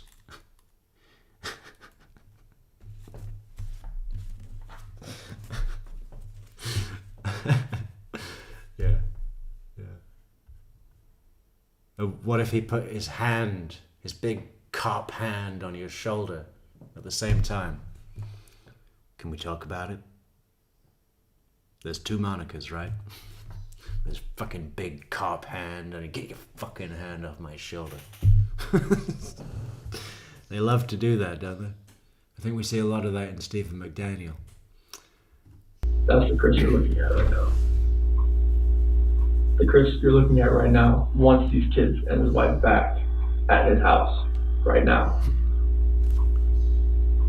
I better talk with urgency, Chris. The Chris you're looking at right now wants these kids and that wife back at this house right now. Fuck you. That's the Chris you're looking at. He'd be a fun person to mug, wouldn't he? You know, street mugging. I mean, talk about this guy could not walk down any fucking street apart from the, main road of any town. You know? Don't get me wrong. I'm not pro mugging, but with Chris, you could have a bit of fun.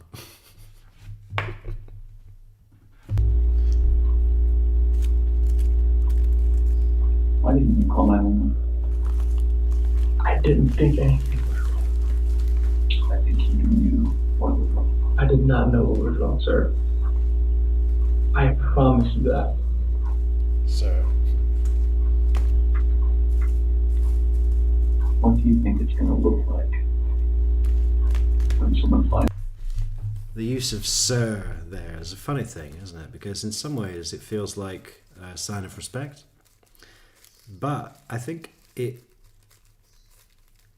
in somewhat of a formal setting. Remember, Dr.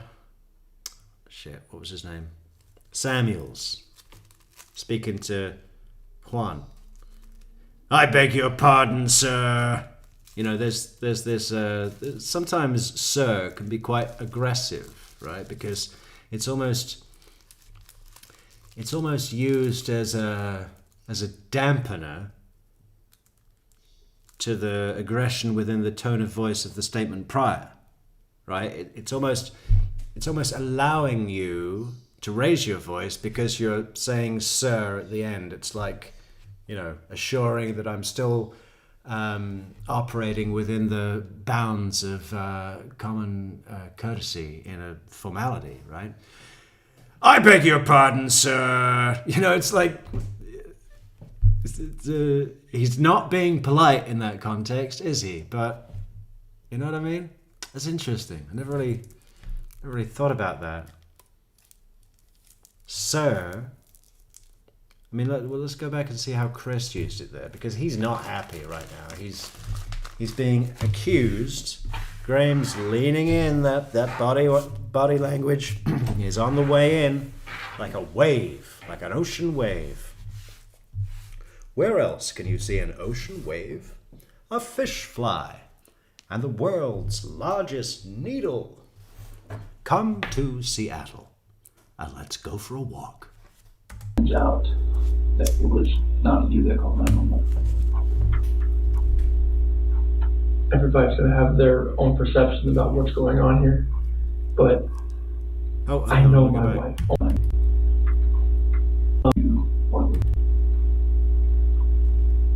Why didn't you call 911? I didn't think anything was wrong. I think you knew what was wrong. I did not know what was wrong, sir. I promise you that. Yeah.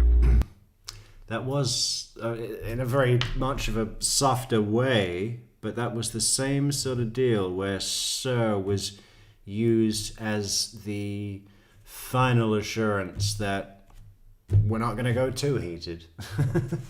I did not know what was wrong, sir. Sir. What do you think it's going to look like when someone finds out that it was not you that called 911?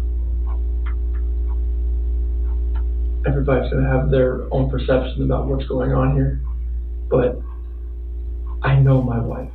I know that sometimes she doesn't text me back. I know that happens. I've been there. It's happened multiple times throughout many days. If she's busy with work, it doesn't happen. That's why it didn't register for me that day. We're back to his tale of two Chris's, Chris. Okay. There's a Chris who cares. I care. I promise. Tell me about the call to your daycare. To the Primrose. I called them to see if the girls were there. Did he just do a linguistics thing? Did he just make the call sound like Nicole? Tell me about Nicole to your daycare. To see if he flinched. Tell me about Nicole. He just reshaped the sentence was, tell me about the call to your daycare. And did he just try and reshape it a little bit to sound like, tell me about Nicole to your daycare? Because if that was a tactic, that's beautiful. Love that. That's a clever one too. I've done that. I've done that to people. We just put in a thing that sounds like That day. We're back to his tale of two Chris's, Chris. Okay. There's a Chris who cares. I care. I promise. Tell me about the call to your daycare. To the Primrose. I called them to see if the girls were there. They said they weren't there. I missed it. I told them since they weren't there, just put them back on the. Okay. There's a Chris who cares. I care. I promise. Tell me about the call to your daycare. To the Primrose. I called them to see if the girls were there. They said they weren't there. Okay. I told them since they weren't there, just put them back on the waiting list. That's not what you told them. I told them that we were going to sell the house. Or put it on the market, or probably won't be in the area anymore. That's two different things, Chris. Well, I wanted them to be back on put them on the waiting list since they weren't there. Why weren't they there? I don't know. Where were they going to go? They went to Snan took them to a friend's house. Why wouldn't they go to daycare? I am not sure. Honestly, sir, I am not sure.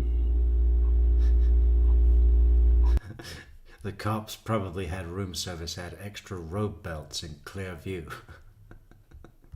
Yeah. You got any more of these belts? What do you say, 30? 30 belts.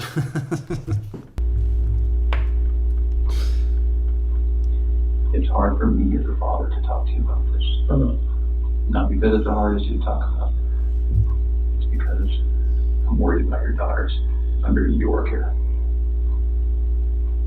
You shouldn't have to worry about them under my care. I watched them all weekend. I went to a pool party, Hey Beth, what do you think about the Daniel Holtzclaw thing? We did cover that. I found it somewhat inconclusive. There did seem to be an effort because of that guy up in, was it Missouri? I forget his name. Black guy. Gosh, was it someone brown, I think? And then there was civil unrest.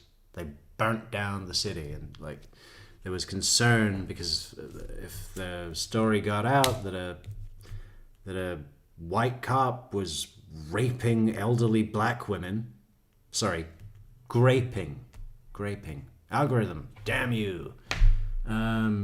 Support the channel so we can continue swearing all day and saying rape because that's the real word and it's just a fucking word. Anyway, buymeacoffee.com. No, yeah, there did seem to be an effort from law enforcement to fucking hit it home. I don't know. I think it could have been a mix of he was a bit rapey, but not quite as much as they said. And possibly there were other cops that were doing the same thing, which, as far as we know about how institutional illegality, horrible crimes, unfortunately, especially from those in power, like a cop, there's times where that spreads, isn't it? They kind of get into it, give each other tips and stuff. I mean, not for the most part, thank God, but it has been known to happen.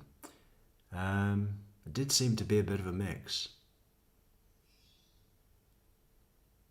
I don't know. Not too sure where I stand on the Daniel Holtzclaw verdict. What did he get? 263 years. Jeez. Sorry, Jeremy Lin, she's out. Like, I love those kids. What do you think? What do you think would be like better, to get sentenced to life without parole, or to get sentenced to 283 years? I mean, it's pretty brutal when the sentences are being read out individually, and they're like, yeah, that's 12 years. Okay, that's 20 years. That's 35 years. That's 5 years. 3 years. 12 years. I mean, just the stack that's building up against you, at least with a life sentence, it's just like, okay, life. We're done. But yeah, you could really see him, the reckoning on his face when he was crying in the courtroom. And it was really difficult to tell whether that was a reckoning of someone coming to terms with all the evil shit they did, or if it was the face of someone who had been wrongly accused. I mean, you could see it both ways. And which way you see it probably largely depends on your own personal worldview. Because the evidence, some of it was sketchy. I don't know. Not too sure. Jury's out today. With all my heart. Nothing in this world would ever make me do anything to these kids. Or my wife. When you walk out of this... Listen, mister. Is that... You're saying that like the sir thing, right? That's another one. An aggressive salutation. I like that. Is that what it is? A salutation aggression. Interesting. I like it. Listen, mister. And what did Dr. Samuel say? I beg your pardon, sir. I beg your pardon. pardon, sir. What do we say? Aggression. Salutation.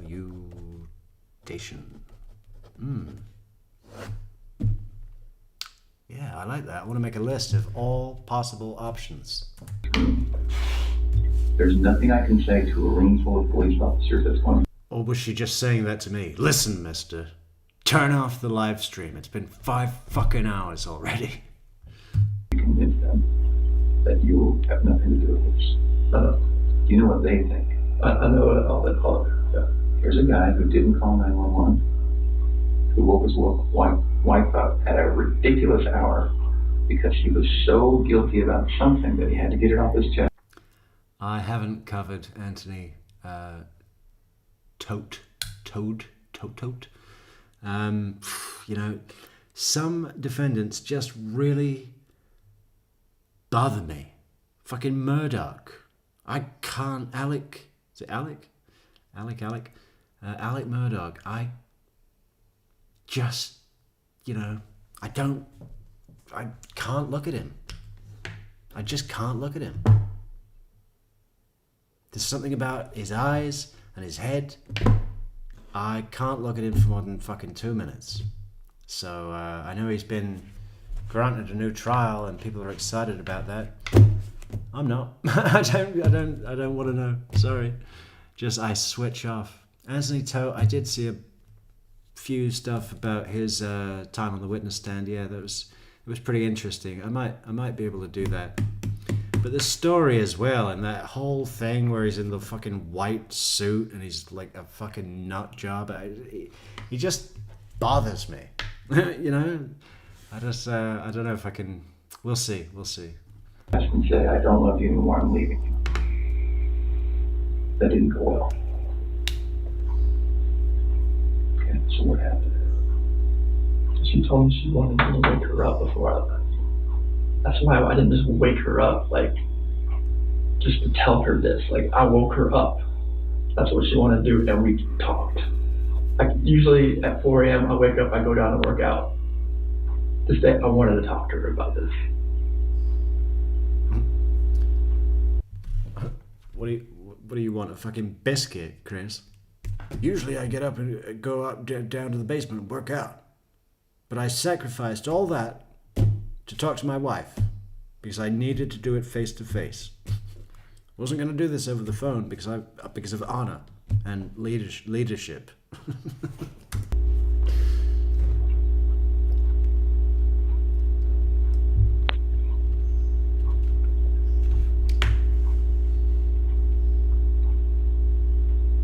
I love these girls.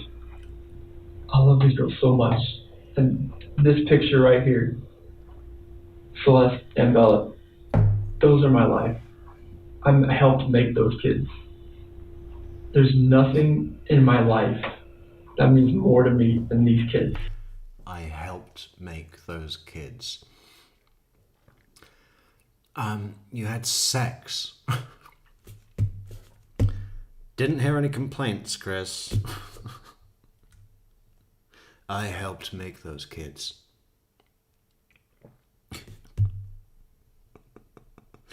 I didn't even need to pull out.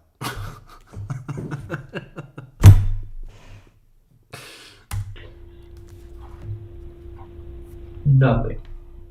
Kids, that's your life. That's your lifeline. That's everything. Like, you make kids, they come first before anything. Kids are your lifeline. Shanann's phone is her lifeline. Kids, spouse, family. His structure of existence is something to behold, isn't it? Deep. Kids, spouse, family. Or is it the other way around? I never remember. What is it, Chris? Kids, spouse, family. That's what it's always been. Metrics got it again.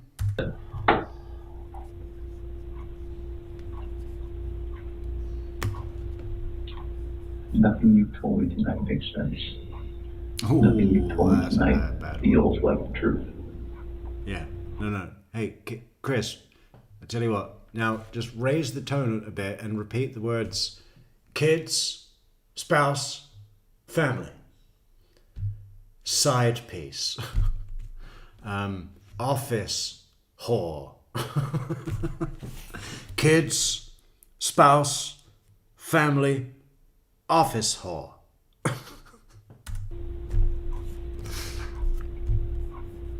Can we start over? Sure.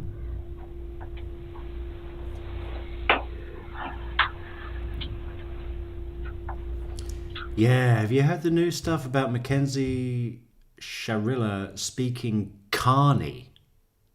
Are you for real?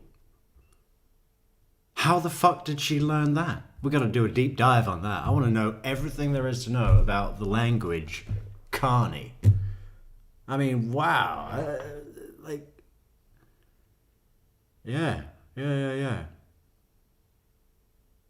Got to go through that. I took a picture of her today. I mean, look at this perfect psycho. Who did I send that to? Crazy Laura. Where is it?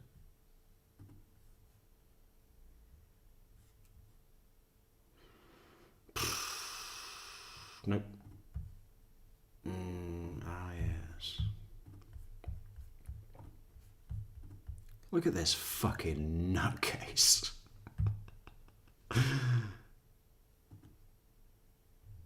I mean, you gotta give her a couple of points for originality, but man, it's not comfortable. It's quite scary that she would ever be allowed out in public, let alone have a driving license. Don't give her a fucking car. Jesus Christ. Those boys, those poor boys. I mean, they were like ripped in half. Sorry, it's a horrible thing to think about, but it is true. Oh, where's the fucking thing now? Yeah, look at this. Jesus. I mean, what the fuck?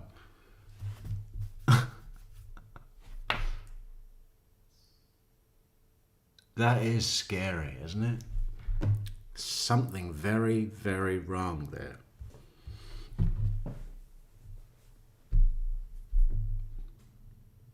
I mean, it feels non-human. And is that the point? Is that intentional? I'm not just talking about the hair, although that is somewhat of a focal point. Laura, there you go. Thank you so much for sharing that earlier. And thank you again for this great Canadian super chat.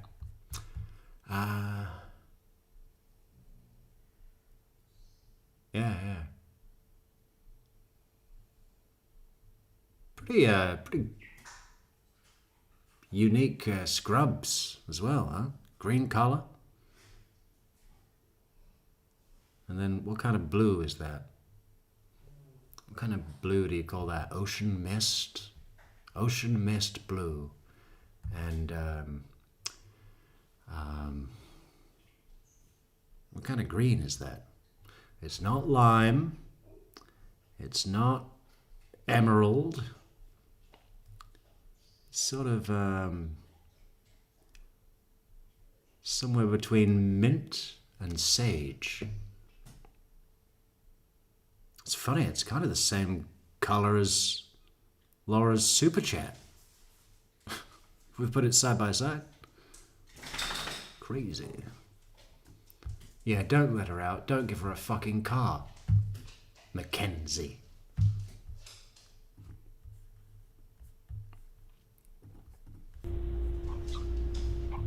I think that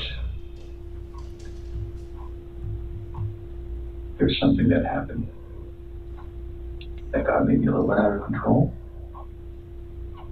There was no fight. There was nothing physical. Tamer Nagel, hello, good evening. Long time. It was a conversation. There's no, we didn't raise our voice. Nothing.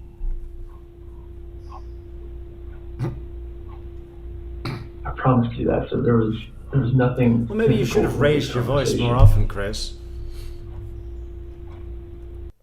What would you prefer? You know, a husband that gets pissed off once in a while and raises his voice or slams a door, or just one who keeps on cooking and laundrying until one day he snaps and squeezes the life out of you and your daughters.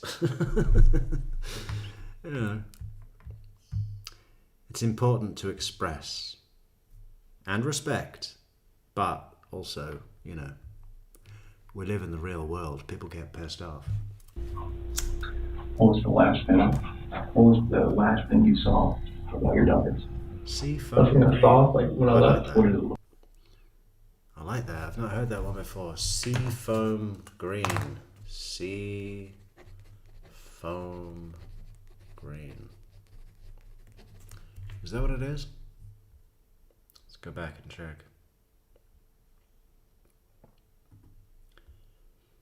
Yeah. Either that or toxic waste. Which, depending on where you are in the world, may be part of the sea foam.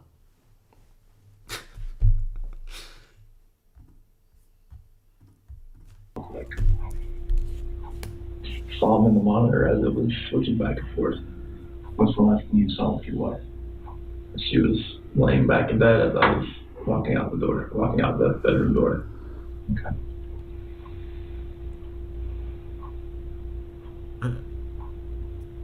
Walking out the door. What's that? What song is that? I'll be walking. It's Beatles. Like she did 1,000 times before. Is that Beatles?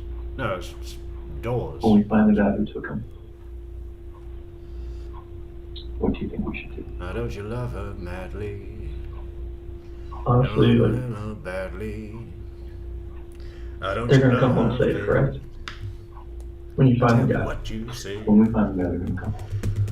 Don't you love her dirty boom? Life in prison would be that's what I would think. There's some kids that are involved. What if you hurt them?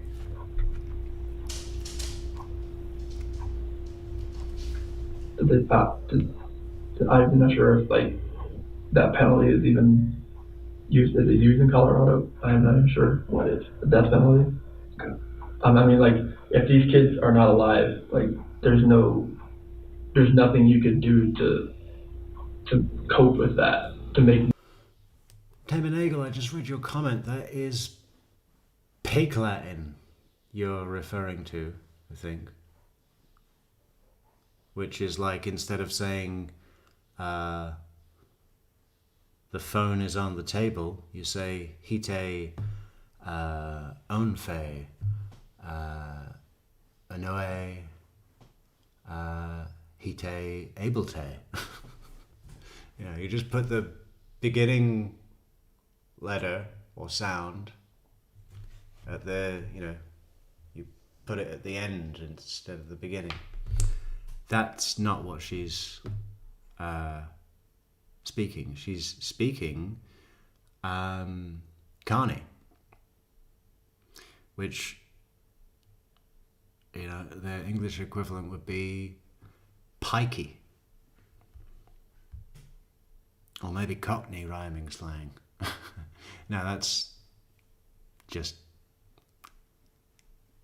coded English, really, but you know, pikey. It's pikey. Fucking, it's what the carnival folk would speak to you know, scheme together in private. You know, when they're finding the lady or whatever they do. You know, find the lady. 3-card Monty, whatever you want to call it. Me cope with that if those kids are not okay. Okay. All right. Oh, hang on. Too many comments. Not enough. Keep them coming. We love comments, but we've missed a good bit here. Might as well see this through. What do you think we should do? Honestly, like, they're gonna come home safe, correct? When you find the guy. When we find the guy, they're gonna come home. The question is just nonsensical, and Graham's answer is fantastic as well. Again, on the off the cuff, on his feet, ad lib all the way. This guy's a fucking pro, right? This guy's a fucking pro. It's probably, I don't know. It was probably one of the. It wasn't the first interrogation that impressed me, but it was probably the first one that impressed me this much, right? I don't think I'd seen Russell Williams at this time. Maybe I had. I don't know. Around the same time, I think. But I know Russell Williams was like, what, 8 years earlier, but I hadn't seen it. When you find the guy, they're going to come home safe, correct? How would he possibly know that? We don't know where they are. It's not looking great. Nonsensical. And Graham Coder's answer is fantastic. When we find the guy, they're going to come home. You know, brackets, in a body bag, unfortunately. God rest their soul. Life in prison would be that's what I would think. But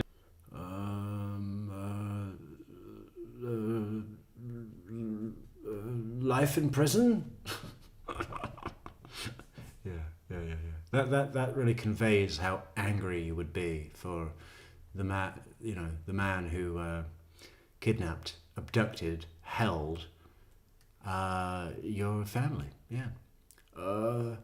Life in prison? Could we maybe do that? You know, real life scenario. You say, you fucking put me in a room with that guy. You lock the fucking door. Tie him to a chair. No, give me the chair so I can use it to beat him to fucking death with. You know? Life in prison? kids that are. I tell you, I really want to go and mug Chris Watts now. It'd be fun. Who's with me? We're putting a team together. Well, What if you hurt them?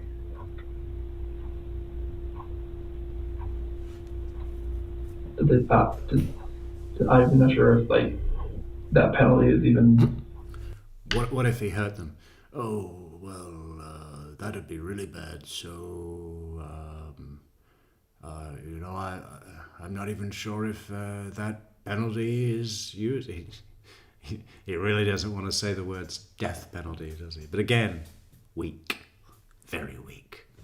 Is it used in Colorado? I'm not even sure what is the death penalty. Okay. I mean, like, if these kids are not alive, like, there's nothing you could do to cope with that, to make me cope with that, if those kids are not okay. Okay. All right.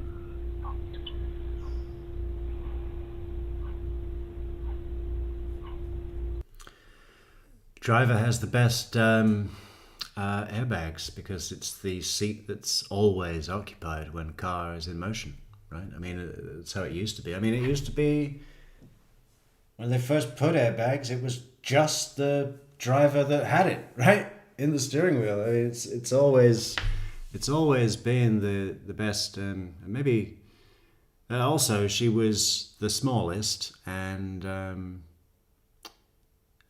stuff like that, right? But crumple zones, airbags, it's all prioritizing the seat that is occupied, the most. The only one that's always occupied, right? That's you gotta hand it to the car companies. They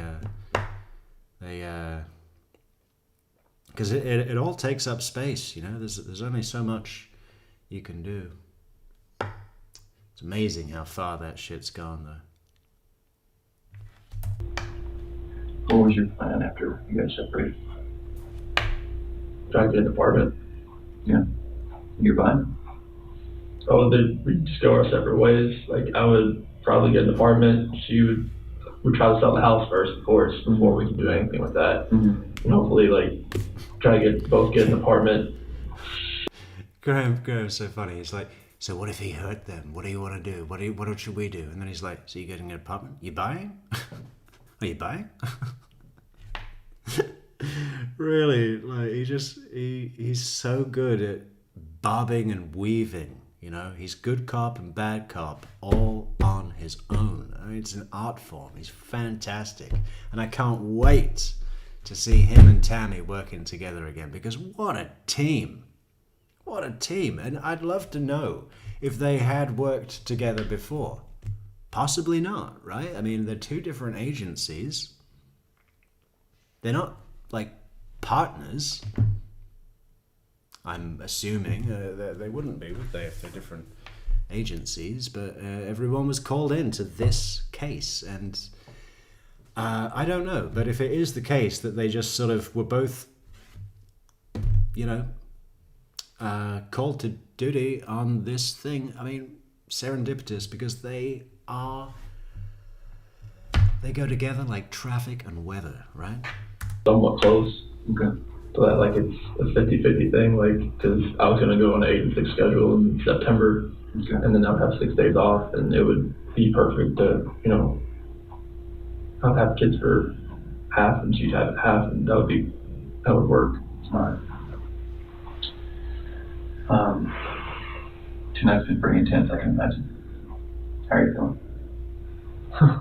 I've slept like 2 hours last night, so I'm like running on empty right now, I but know, I can see it. So why don't I do this? I'm sure you don't mind if we take a break for the night. I'm sure that you are feeling some of the pressure from me. Okay? you're doing your job. I wouldn't be doing my job if I didn't grill you a little bit, right? I've seen you telling 2 different guys. Like, honestly, like, I've seen like where you're smiling, and I've seen where it's different. Yeah. Yeah. You're doing your job though. Like, I can't fault you for anything you've asked. Oh God, what a gift it would be to have this properly filmed, multi-camera shoot, close up on Graham Coder's face, close up on Chris' face, everything, right? I mean, I like the video. The ticking clock is the star of the show. What a tension builder that is all the way through. Fantastic clock. Love the clock. Star of the show. And, you know, the positioning of the camera, it's all like diagonal. It's like we're on a ship at sea,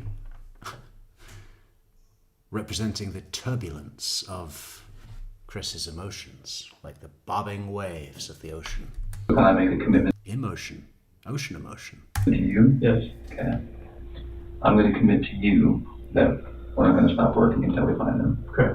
Okay? And I want to commit to you that there is going to come a time when you're going to feel this pressure from other people. I'm not the only one. Animotion. Animotion, you are my butterfly. Wild butterfly. Who thinks that there's a possibility you have something to do with this? Like another FBI agent, like pressure, or like just like Everyone. okay, Everyone, Chris. okay. Have you Like another agent pressure?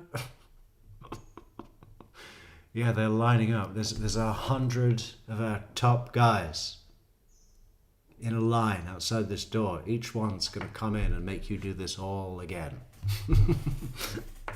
ever watched the news and said, How also great would it be to have a video of the probably quite high number of highly trained analysts, deception detectives that are in the viewing room watching this live and discussing it, right? How great would that be to see? You know? We never get to see that side of things, do we? Maybe one day we will. Probably not, I mean. But why shouldn't that be a matter of public record? Don't we deserve to know how they work? I mean, 2 girls and a pregnant woman go missing. Okay, if that's all you heard, what do you think the public thinks? Husband. Okay, so I'm going to make a commitment to you. Okay, I'm going to commit to you that I'm going to be your guy. Okay, I'm going to be your guy to handle the investigation. Okay, and I'm going to be your guy that you can come to. Okay, because I hope that you realize I'm a nice guy. Tonight we had to talk about some tough things, but I hope that you know that I did it respectfully. I think that you can see that. And so as we go on through tonight, the hours, the days, and I hope we don't get to hours or days. I hope it's minutes, right? Until this is over. Yes. But just in case it's not, I want you to know that I wanted to be in this room tonight. I wanted to talk to you. Okay. Okay. And I hope that you want to talk to me. Okay. When you have questions, when you have concerns, I want you to call the detective that you work with, and I want you to call me. Okay? I want you to know that if you have a question, if you think we're not doing something enough or well enough, I want you to say, I gotta call Graham. I gotta call Dave. Okay. Okay? When you need to have a night to yell at somebody and maybe have a good cry, I want you to call me. Sure. Okay? I can't imagine what you're going through. I just can't.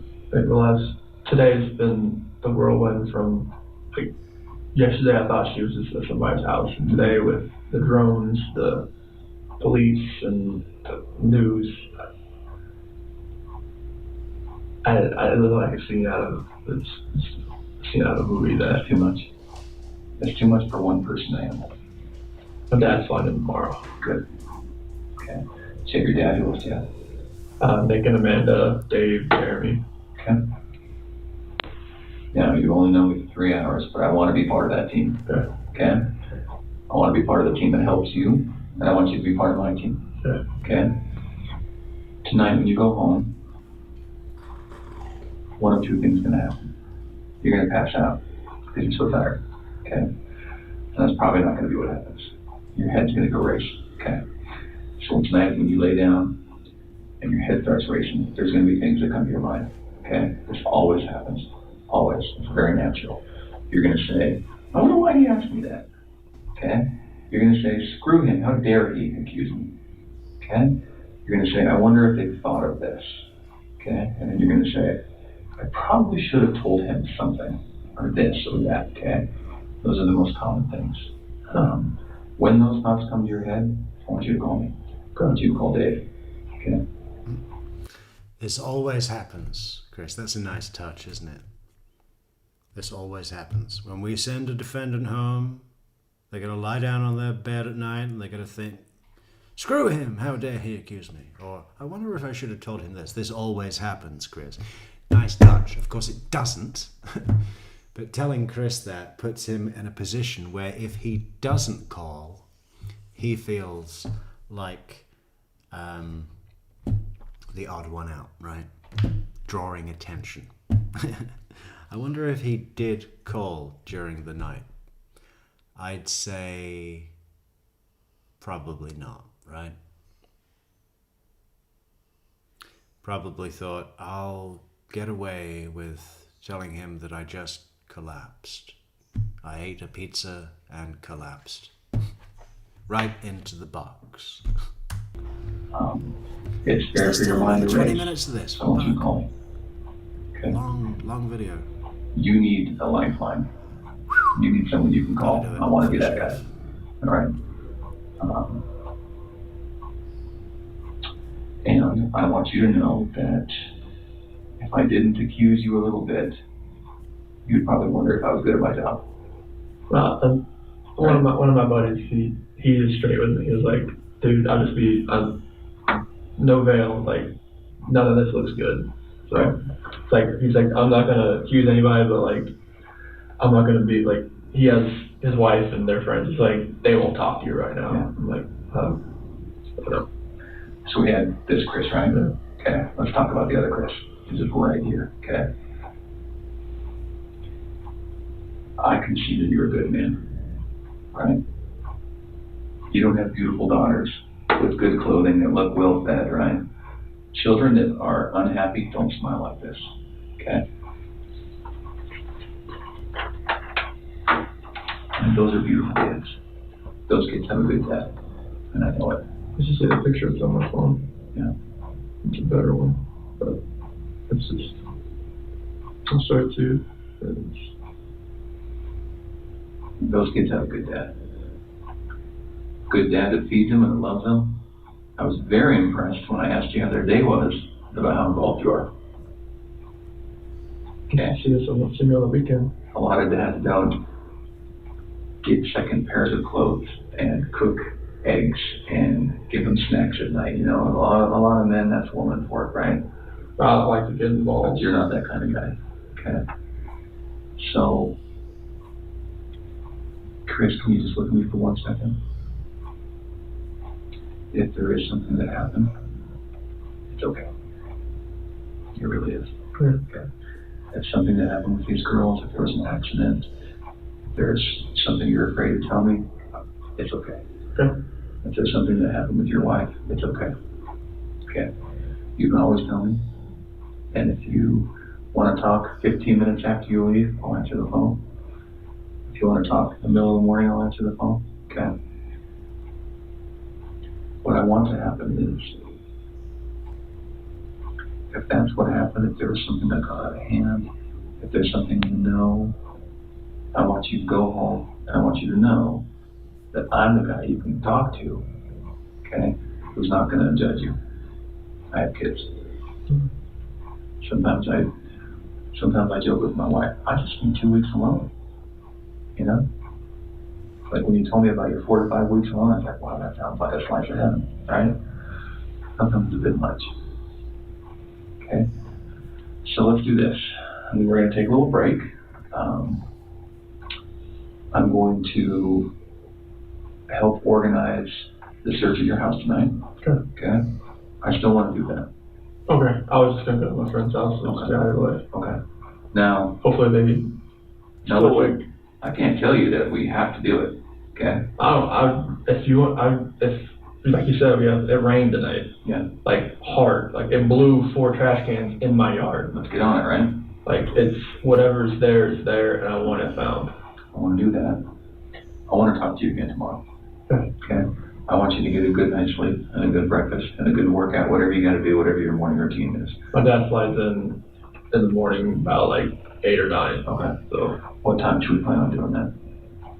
can I get him back home first and then come here? Of course. Okay. And listen, of course, take your time, get settled in. So what time is he flying? He should be here around 8 or 9. You're 9? Yeah. Okay.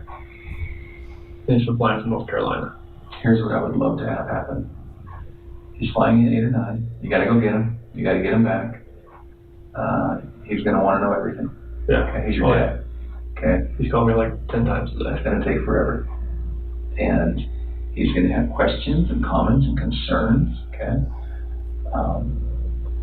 I would love for you and me as a team to talk tomorrow, to do a polygraph tomorrow, and move past all of it, okay? Move past me wondering about Chris, me about wondering which Chris I'm talking to. I want to move past it. I just want to get it behind us, okay? And then our talks are going to be a lot more comfortable than they were tonight. So can we say that tomorrow at 11 o'clock, Sure. we can do a polygraph? Here. Here, okay? And there might be little tweaks, it might be at a different office or this. We're not gonna try to rock your world too much, we know what you're going through. Okay. I wanna get that done, I wanna just move past it. Okay. Okay? Could we do that? Yeah. 11 o'clock? Yeah. Okay. Do you have any questions for me? No, like, I have your phone number. Yeah. So that, like, if his flight does get delayed, I can call you. Yeah, absolutely. You have Dave's, right? Yeah, if his flight doesn't get delayed.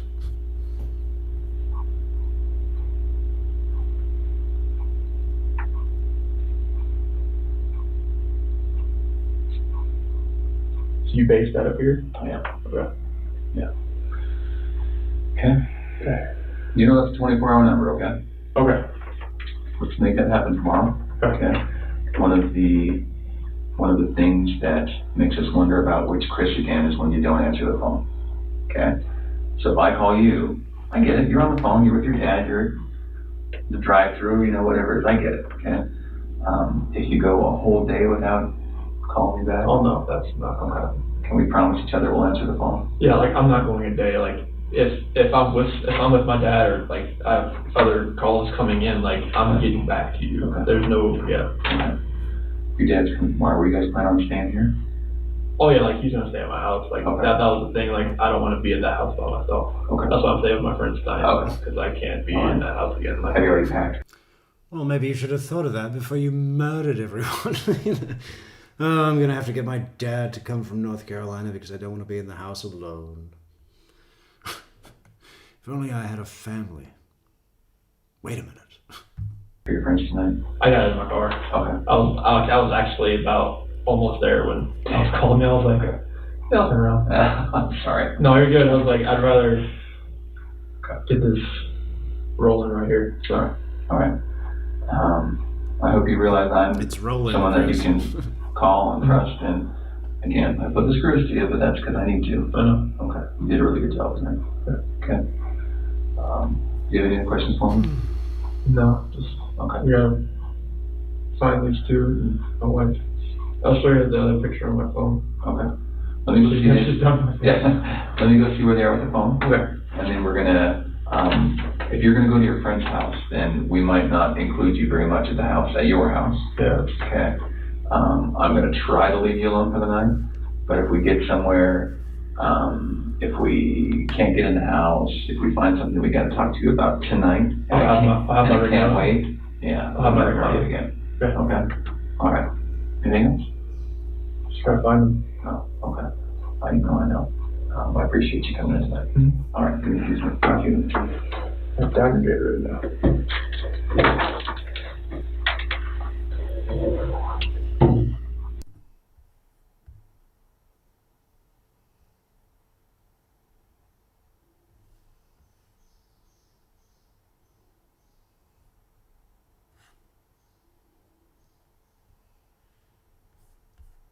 Is that it? How you feeling? Okay. Thanks for letting us use your phone. No problem. So we're trying to figure this out without sending you home with a bunch of questions, right? Gotcha. We'd like to be able to tell you this is our plan for tomorrow. So far it looks like some of the things we need to do with your house are better at night and some are better in the morning. So we're going to probably split the difference and start very early in the morning. Now, between now and very early is probably about 3-4 hours, right? Okay. Is it possible for you to not go home during that time to your house? Okay. Can you go straight to your friend's? I'm gonna show you my friends right here. Okay. And then when you go straight to your friend's house, is it okay to ask that you don't go back to your house? You just call me and give me a word. Okay. All right. Safe. Okay. So we'd like to be able to, I don't want to do 2 searches at your house, because that will say to the public, oh boy, FBI is really interested in him. And then it's going to be a storm coming at you that we don't want. Okay. So we'll do that. We're going to send you home, go to your friend's house, get a good night's sleep, pick up your dad at 8 or 9. Yeah. Just I'll have to verify with you. He's at like 5 Eastern time. You already had the ticket? Yeah. Do you know when he's flying in, like what he's flying in on, or the company, or? I told him to go to United Airlines. It was cheaper, but I'm not sure because price kept changing on him. He bought his ticket? Yeah. Okay, what's his name? Ronnie Watts. Ronnie Watts, okay. So we'll send you to your friend's house. You know, again, I can't tell you, you cannot go in your house, but I'd like you to not go in your house, if you can do that. And then we'll start early in the morning. I'll check in with you at around 8 or 9. Okay. You'll probably be on your way to the airport if not already there. And then, can you... I love his posture here, you know. Graham Coder is so good at giving a cloaked order, right? I can't ask you to not go in your house, but I'd like you to not go in your house so we can just knock this out of the park. We don't want to do 2 searches because all the neighbors are going to think it was you. It really is like comedy. It must be a part of his brain that finds this quite funny and possibly even a little bit enjoyable in a kind of sadistic way, which is fine because he's a murderer. Right? Justice. After that, can you just come straight here? Yeah. Let's talk. Let's get everything out of the way. Let's get done with your search, and then we're just gonna, send you on your way, and we'll be back to this, Chris. Yeah, Victoria Girl BC is in Victoria BC, and she's a girl. Doormat no more.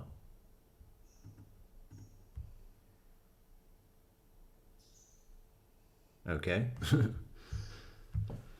What about door latch? Handle. What do you call it? Doorknob. Doorknob. It's a good Chris, right? Okay. I'm sorry you have to go through all this. It's part of the process. Okay. So you guys can stay in the house overnight, or? I'm not sure. Okay. I'm not sure. But actually, yes. Okay. There will be someone at your house. Okay. There will be a patrol officer in the front and in the back. And then, yeah, they're going to make sure. Well, and the reason is we don't want anyone else going to your house either. Okay. Some nosy reporters, some nosy neighbors. The reporters will be there because they're just cycling in and doing some spots here and there. Right, yeah. So, but we also want to make sure that they're not sticking a camera in your window and, doing some sort of weird piece about your house and your home. Chris, we're going to put the full weight and force of the FBI in your home to protect it from reporters. You heard of the First Amendment, Chris? No, the Second Amendment? Which one is it? Which one is the defending your home? Hang on. Second Amendment is the right to bear arms. But isn't that so you can protect your home? Search and seizure. What's that? Sixth Amendment. Why can't they just put it on like one list? All these amendments. So yeah, we'll make sure that no one else gets in there. And if you do need to go to your house, don't go without telling us. Oh, no, yeah. You don't want to get pig piled by a bunch of patrol officers. Does that all sound good? Is that okay? Mm-hmm. Okay. Give me 2 more minutes and then we'll walk out. Okay. Sweet. Oh, do your girls travel with headphones? Oh, Laura's son is moving to Victoria. Well, great seafood. They had him on the first trip there, but I hadn't seen him wear him on back. What do they look like? Like little unicorn type things. Over the ear? Yeah, they kind of slide over. Okay. Were they like colorful? They're gray and pink, I think. Do they ever take them shopping or anything? No, that's the only time they ever used them. Oh, okay. So if your wife was gonna like walk around with them, she would be holding them with headphones. No, because they just strap over and then have a little plug. Okay. Is your family lactose intolerant? No. Oh, you stayed at the Empress? Well, la-di-da.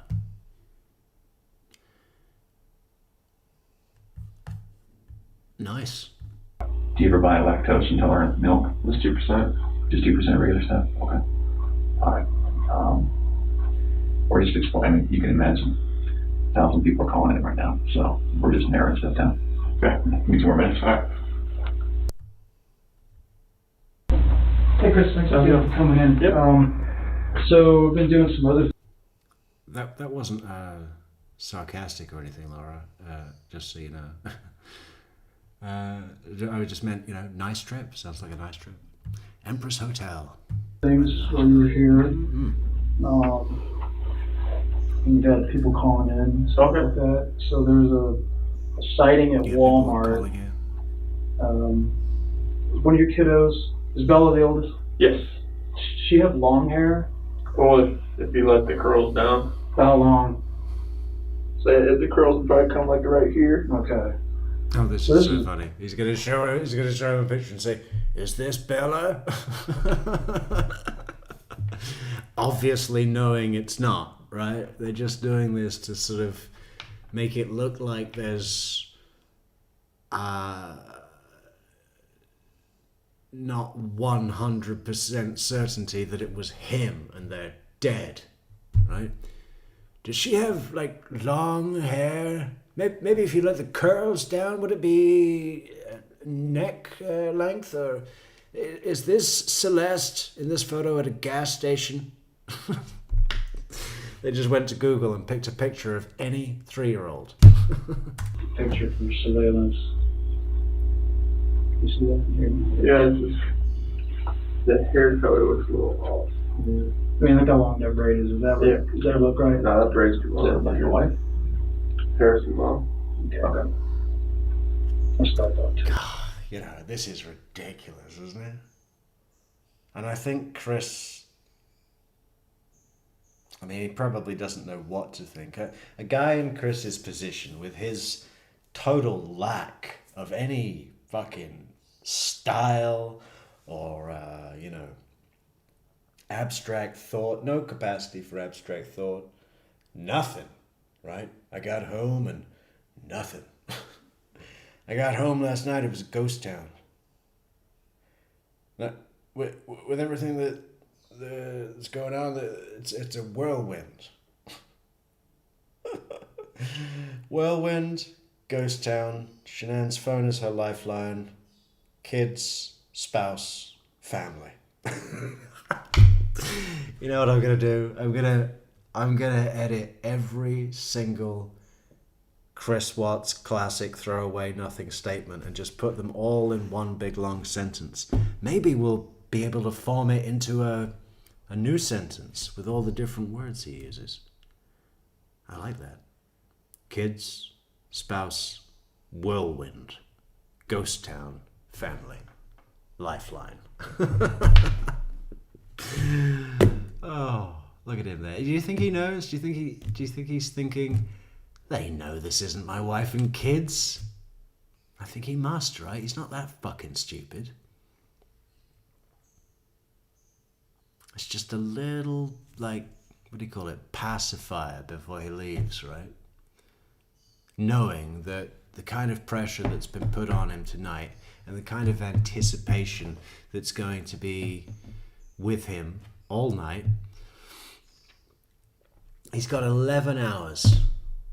11 hours. You see the clock at the back? It's just gone 11 o'clock and he's coming in at 10, I think. Or maybe it is 11, but they said 11, but I think he gets in a little early. So, man.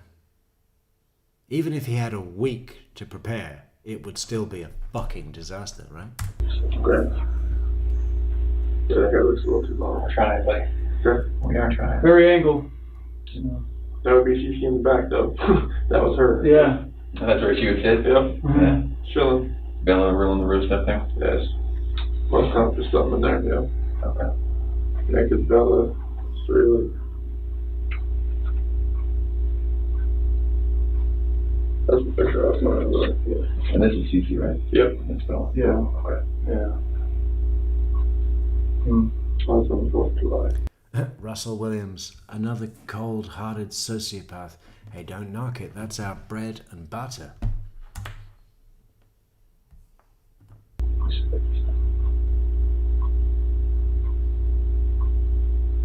You know, this is not much different, but it's got a lot longer hair.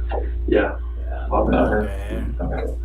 Okay, great. Thank you. All right, we're ready. Do I have to take this or no? This is. Please leave all that. Yeah. Okay. So when you get your dad tomorrow, just come on in. He's gonna have a bunch of questions. I'll talk to everyone. Bring him in. Let's talk. I'll bring him here. He asked to take it. He asked if he should take it. He should have just taken it. He should have folded that up and put it in his pocket. But Chris is a little bitch, right? He doesn't think independently. He checks, asks permission from the people that are ending his days live in front of him. Do I take this evidence? Oh, please leave everything there. And this guy, Graham Coder, he knows that if he says please, that's enough to make it sound like a request, a polite, courteous request. But just the additional delivery, the direction of what he said. One more time. Please leave everything there. That is so... You're not going to fuck with that. The position he's in, the room he's in, the context, everything about that is an order. But just putting please in front of it makes it a polite request. Friend to friend, right?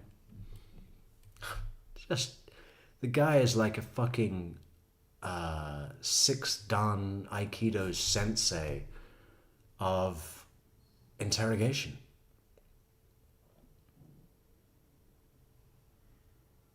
I mean, would I put him up against Jim Smith? I think I would. Different, a little bit different, a little bit more, a little less prep, right? A little more comfortable going in. Jim Smith with Russell Williams. Don't get me wrong, there's that guy's a genius too. I mean, he can think on his feet all day long. But you know, he's a guy that you can tell loves the prep, right? Loves to get it right before it's even begun, right? That entire Russell Williams, especially the Russell Williams, because of his position, Colonel, which is, you know, obviously the military, Air Force is a different agency entirely, but with all of those things, the hierarchy crosses over, doesn't it? Colonel is way higher than detective. How you doing, Russ? Okay. Well, the guy that night that stopped me, his name was Russ as well. Oh, yeah? Oh. That's another one of a guy that just walked in to the ultimate death trap, right? Chris and Russ. Williams and Watts. We should probably wait a few more months before we do Russell Williams again. But it's always good to just have a reset, isn't it? To just go back and to see one of the best ever. But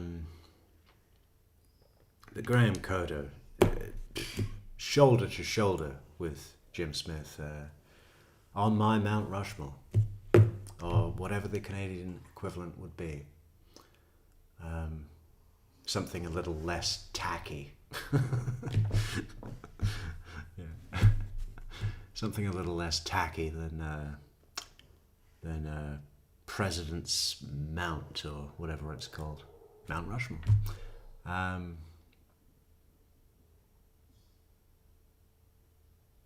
Anyway, that was a long stream, wasn't it? Now I've destroyed my sleeping pattern. We'll say goodnight to the chat. Hello. So we got a bit of a fucking British Columbia posse. Must be the time of day. What time is it? Coming up to midnight. Good night. Good night. Good night, Canada. Have you seen Interrogation? The roof. Yeah, I've heard great things about the roof at the Empress. Yeah, wonderful things. Some of the best things ever. Russell Williams, another cold-hearted... Oh, we read that one already. A buddy climbed up the vines to the top suite. They frown on that. You're supposed to book a room, Laura. A buddy climbed up the vines to the top suite. That's a fucking long way. I mean, shit. Certain death if you fall. What the fuck? Was he... Seriously? Was he arrested? Oh, it's haunted. Haunted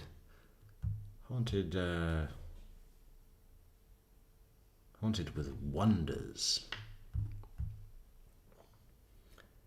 Bahana, not sarcastic. Oh, bahaha, not sarcastic. Yeah. I just didn't know how that sounded. I said something like it. What did I say? I said, well, la-di-da. No, I just know that it's a very nice hotel. Even if you have to climb up the vines. Or your friend.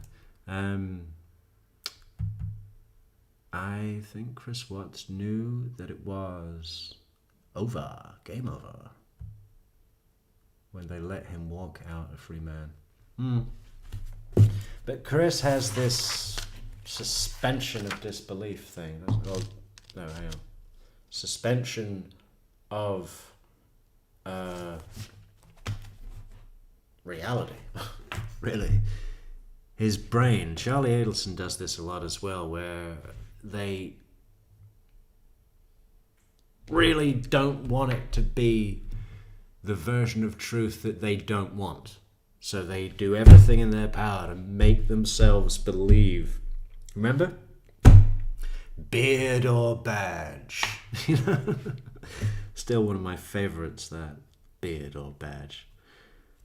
I think that's...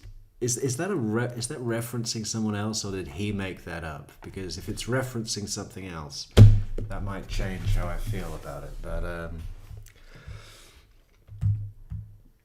there used to be a true crime program just about Canada. Yeah. It got taken off the air because it was too sick. Oh. No. I mean, I think with Canada, because they're a little bit more, well, a little less open with the courtroom and so on. Maybe it's just the really sick crimes that really get into the public in a big way. So from the outside, it just looks like, fuck, another Canadian crime. Holy shit, what have they done now? You know. If they only tell you about the really sick ones, the appearance is that they have the sickest crimes in the world by default. 49th parallel. 49th paranoid schizophrenia. Was it hosted by Nancy Hicks? I don't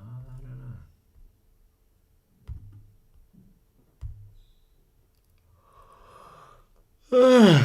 Okay, I gotta go. Silvio, silver and gold. Find out something on the dead man know. All right. Adios, everybody. Good job tonight, team. Good job. Good job, everybody. And good job, Metrics. Good night, Metrics. Good night, everybody. Thank you for coming. I've been True Crime Metrics. This was Chris Watts, Volume 1. We'll be back tomorrow night with stuff for ducks. Adios.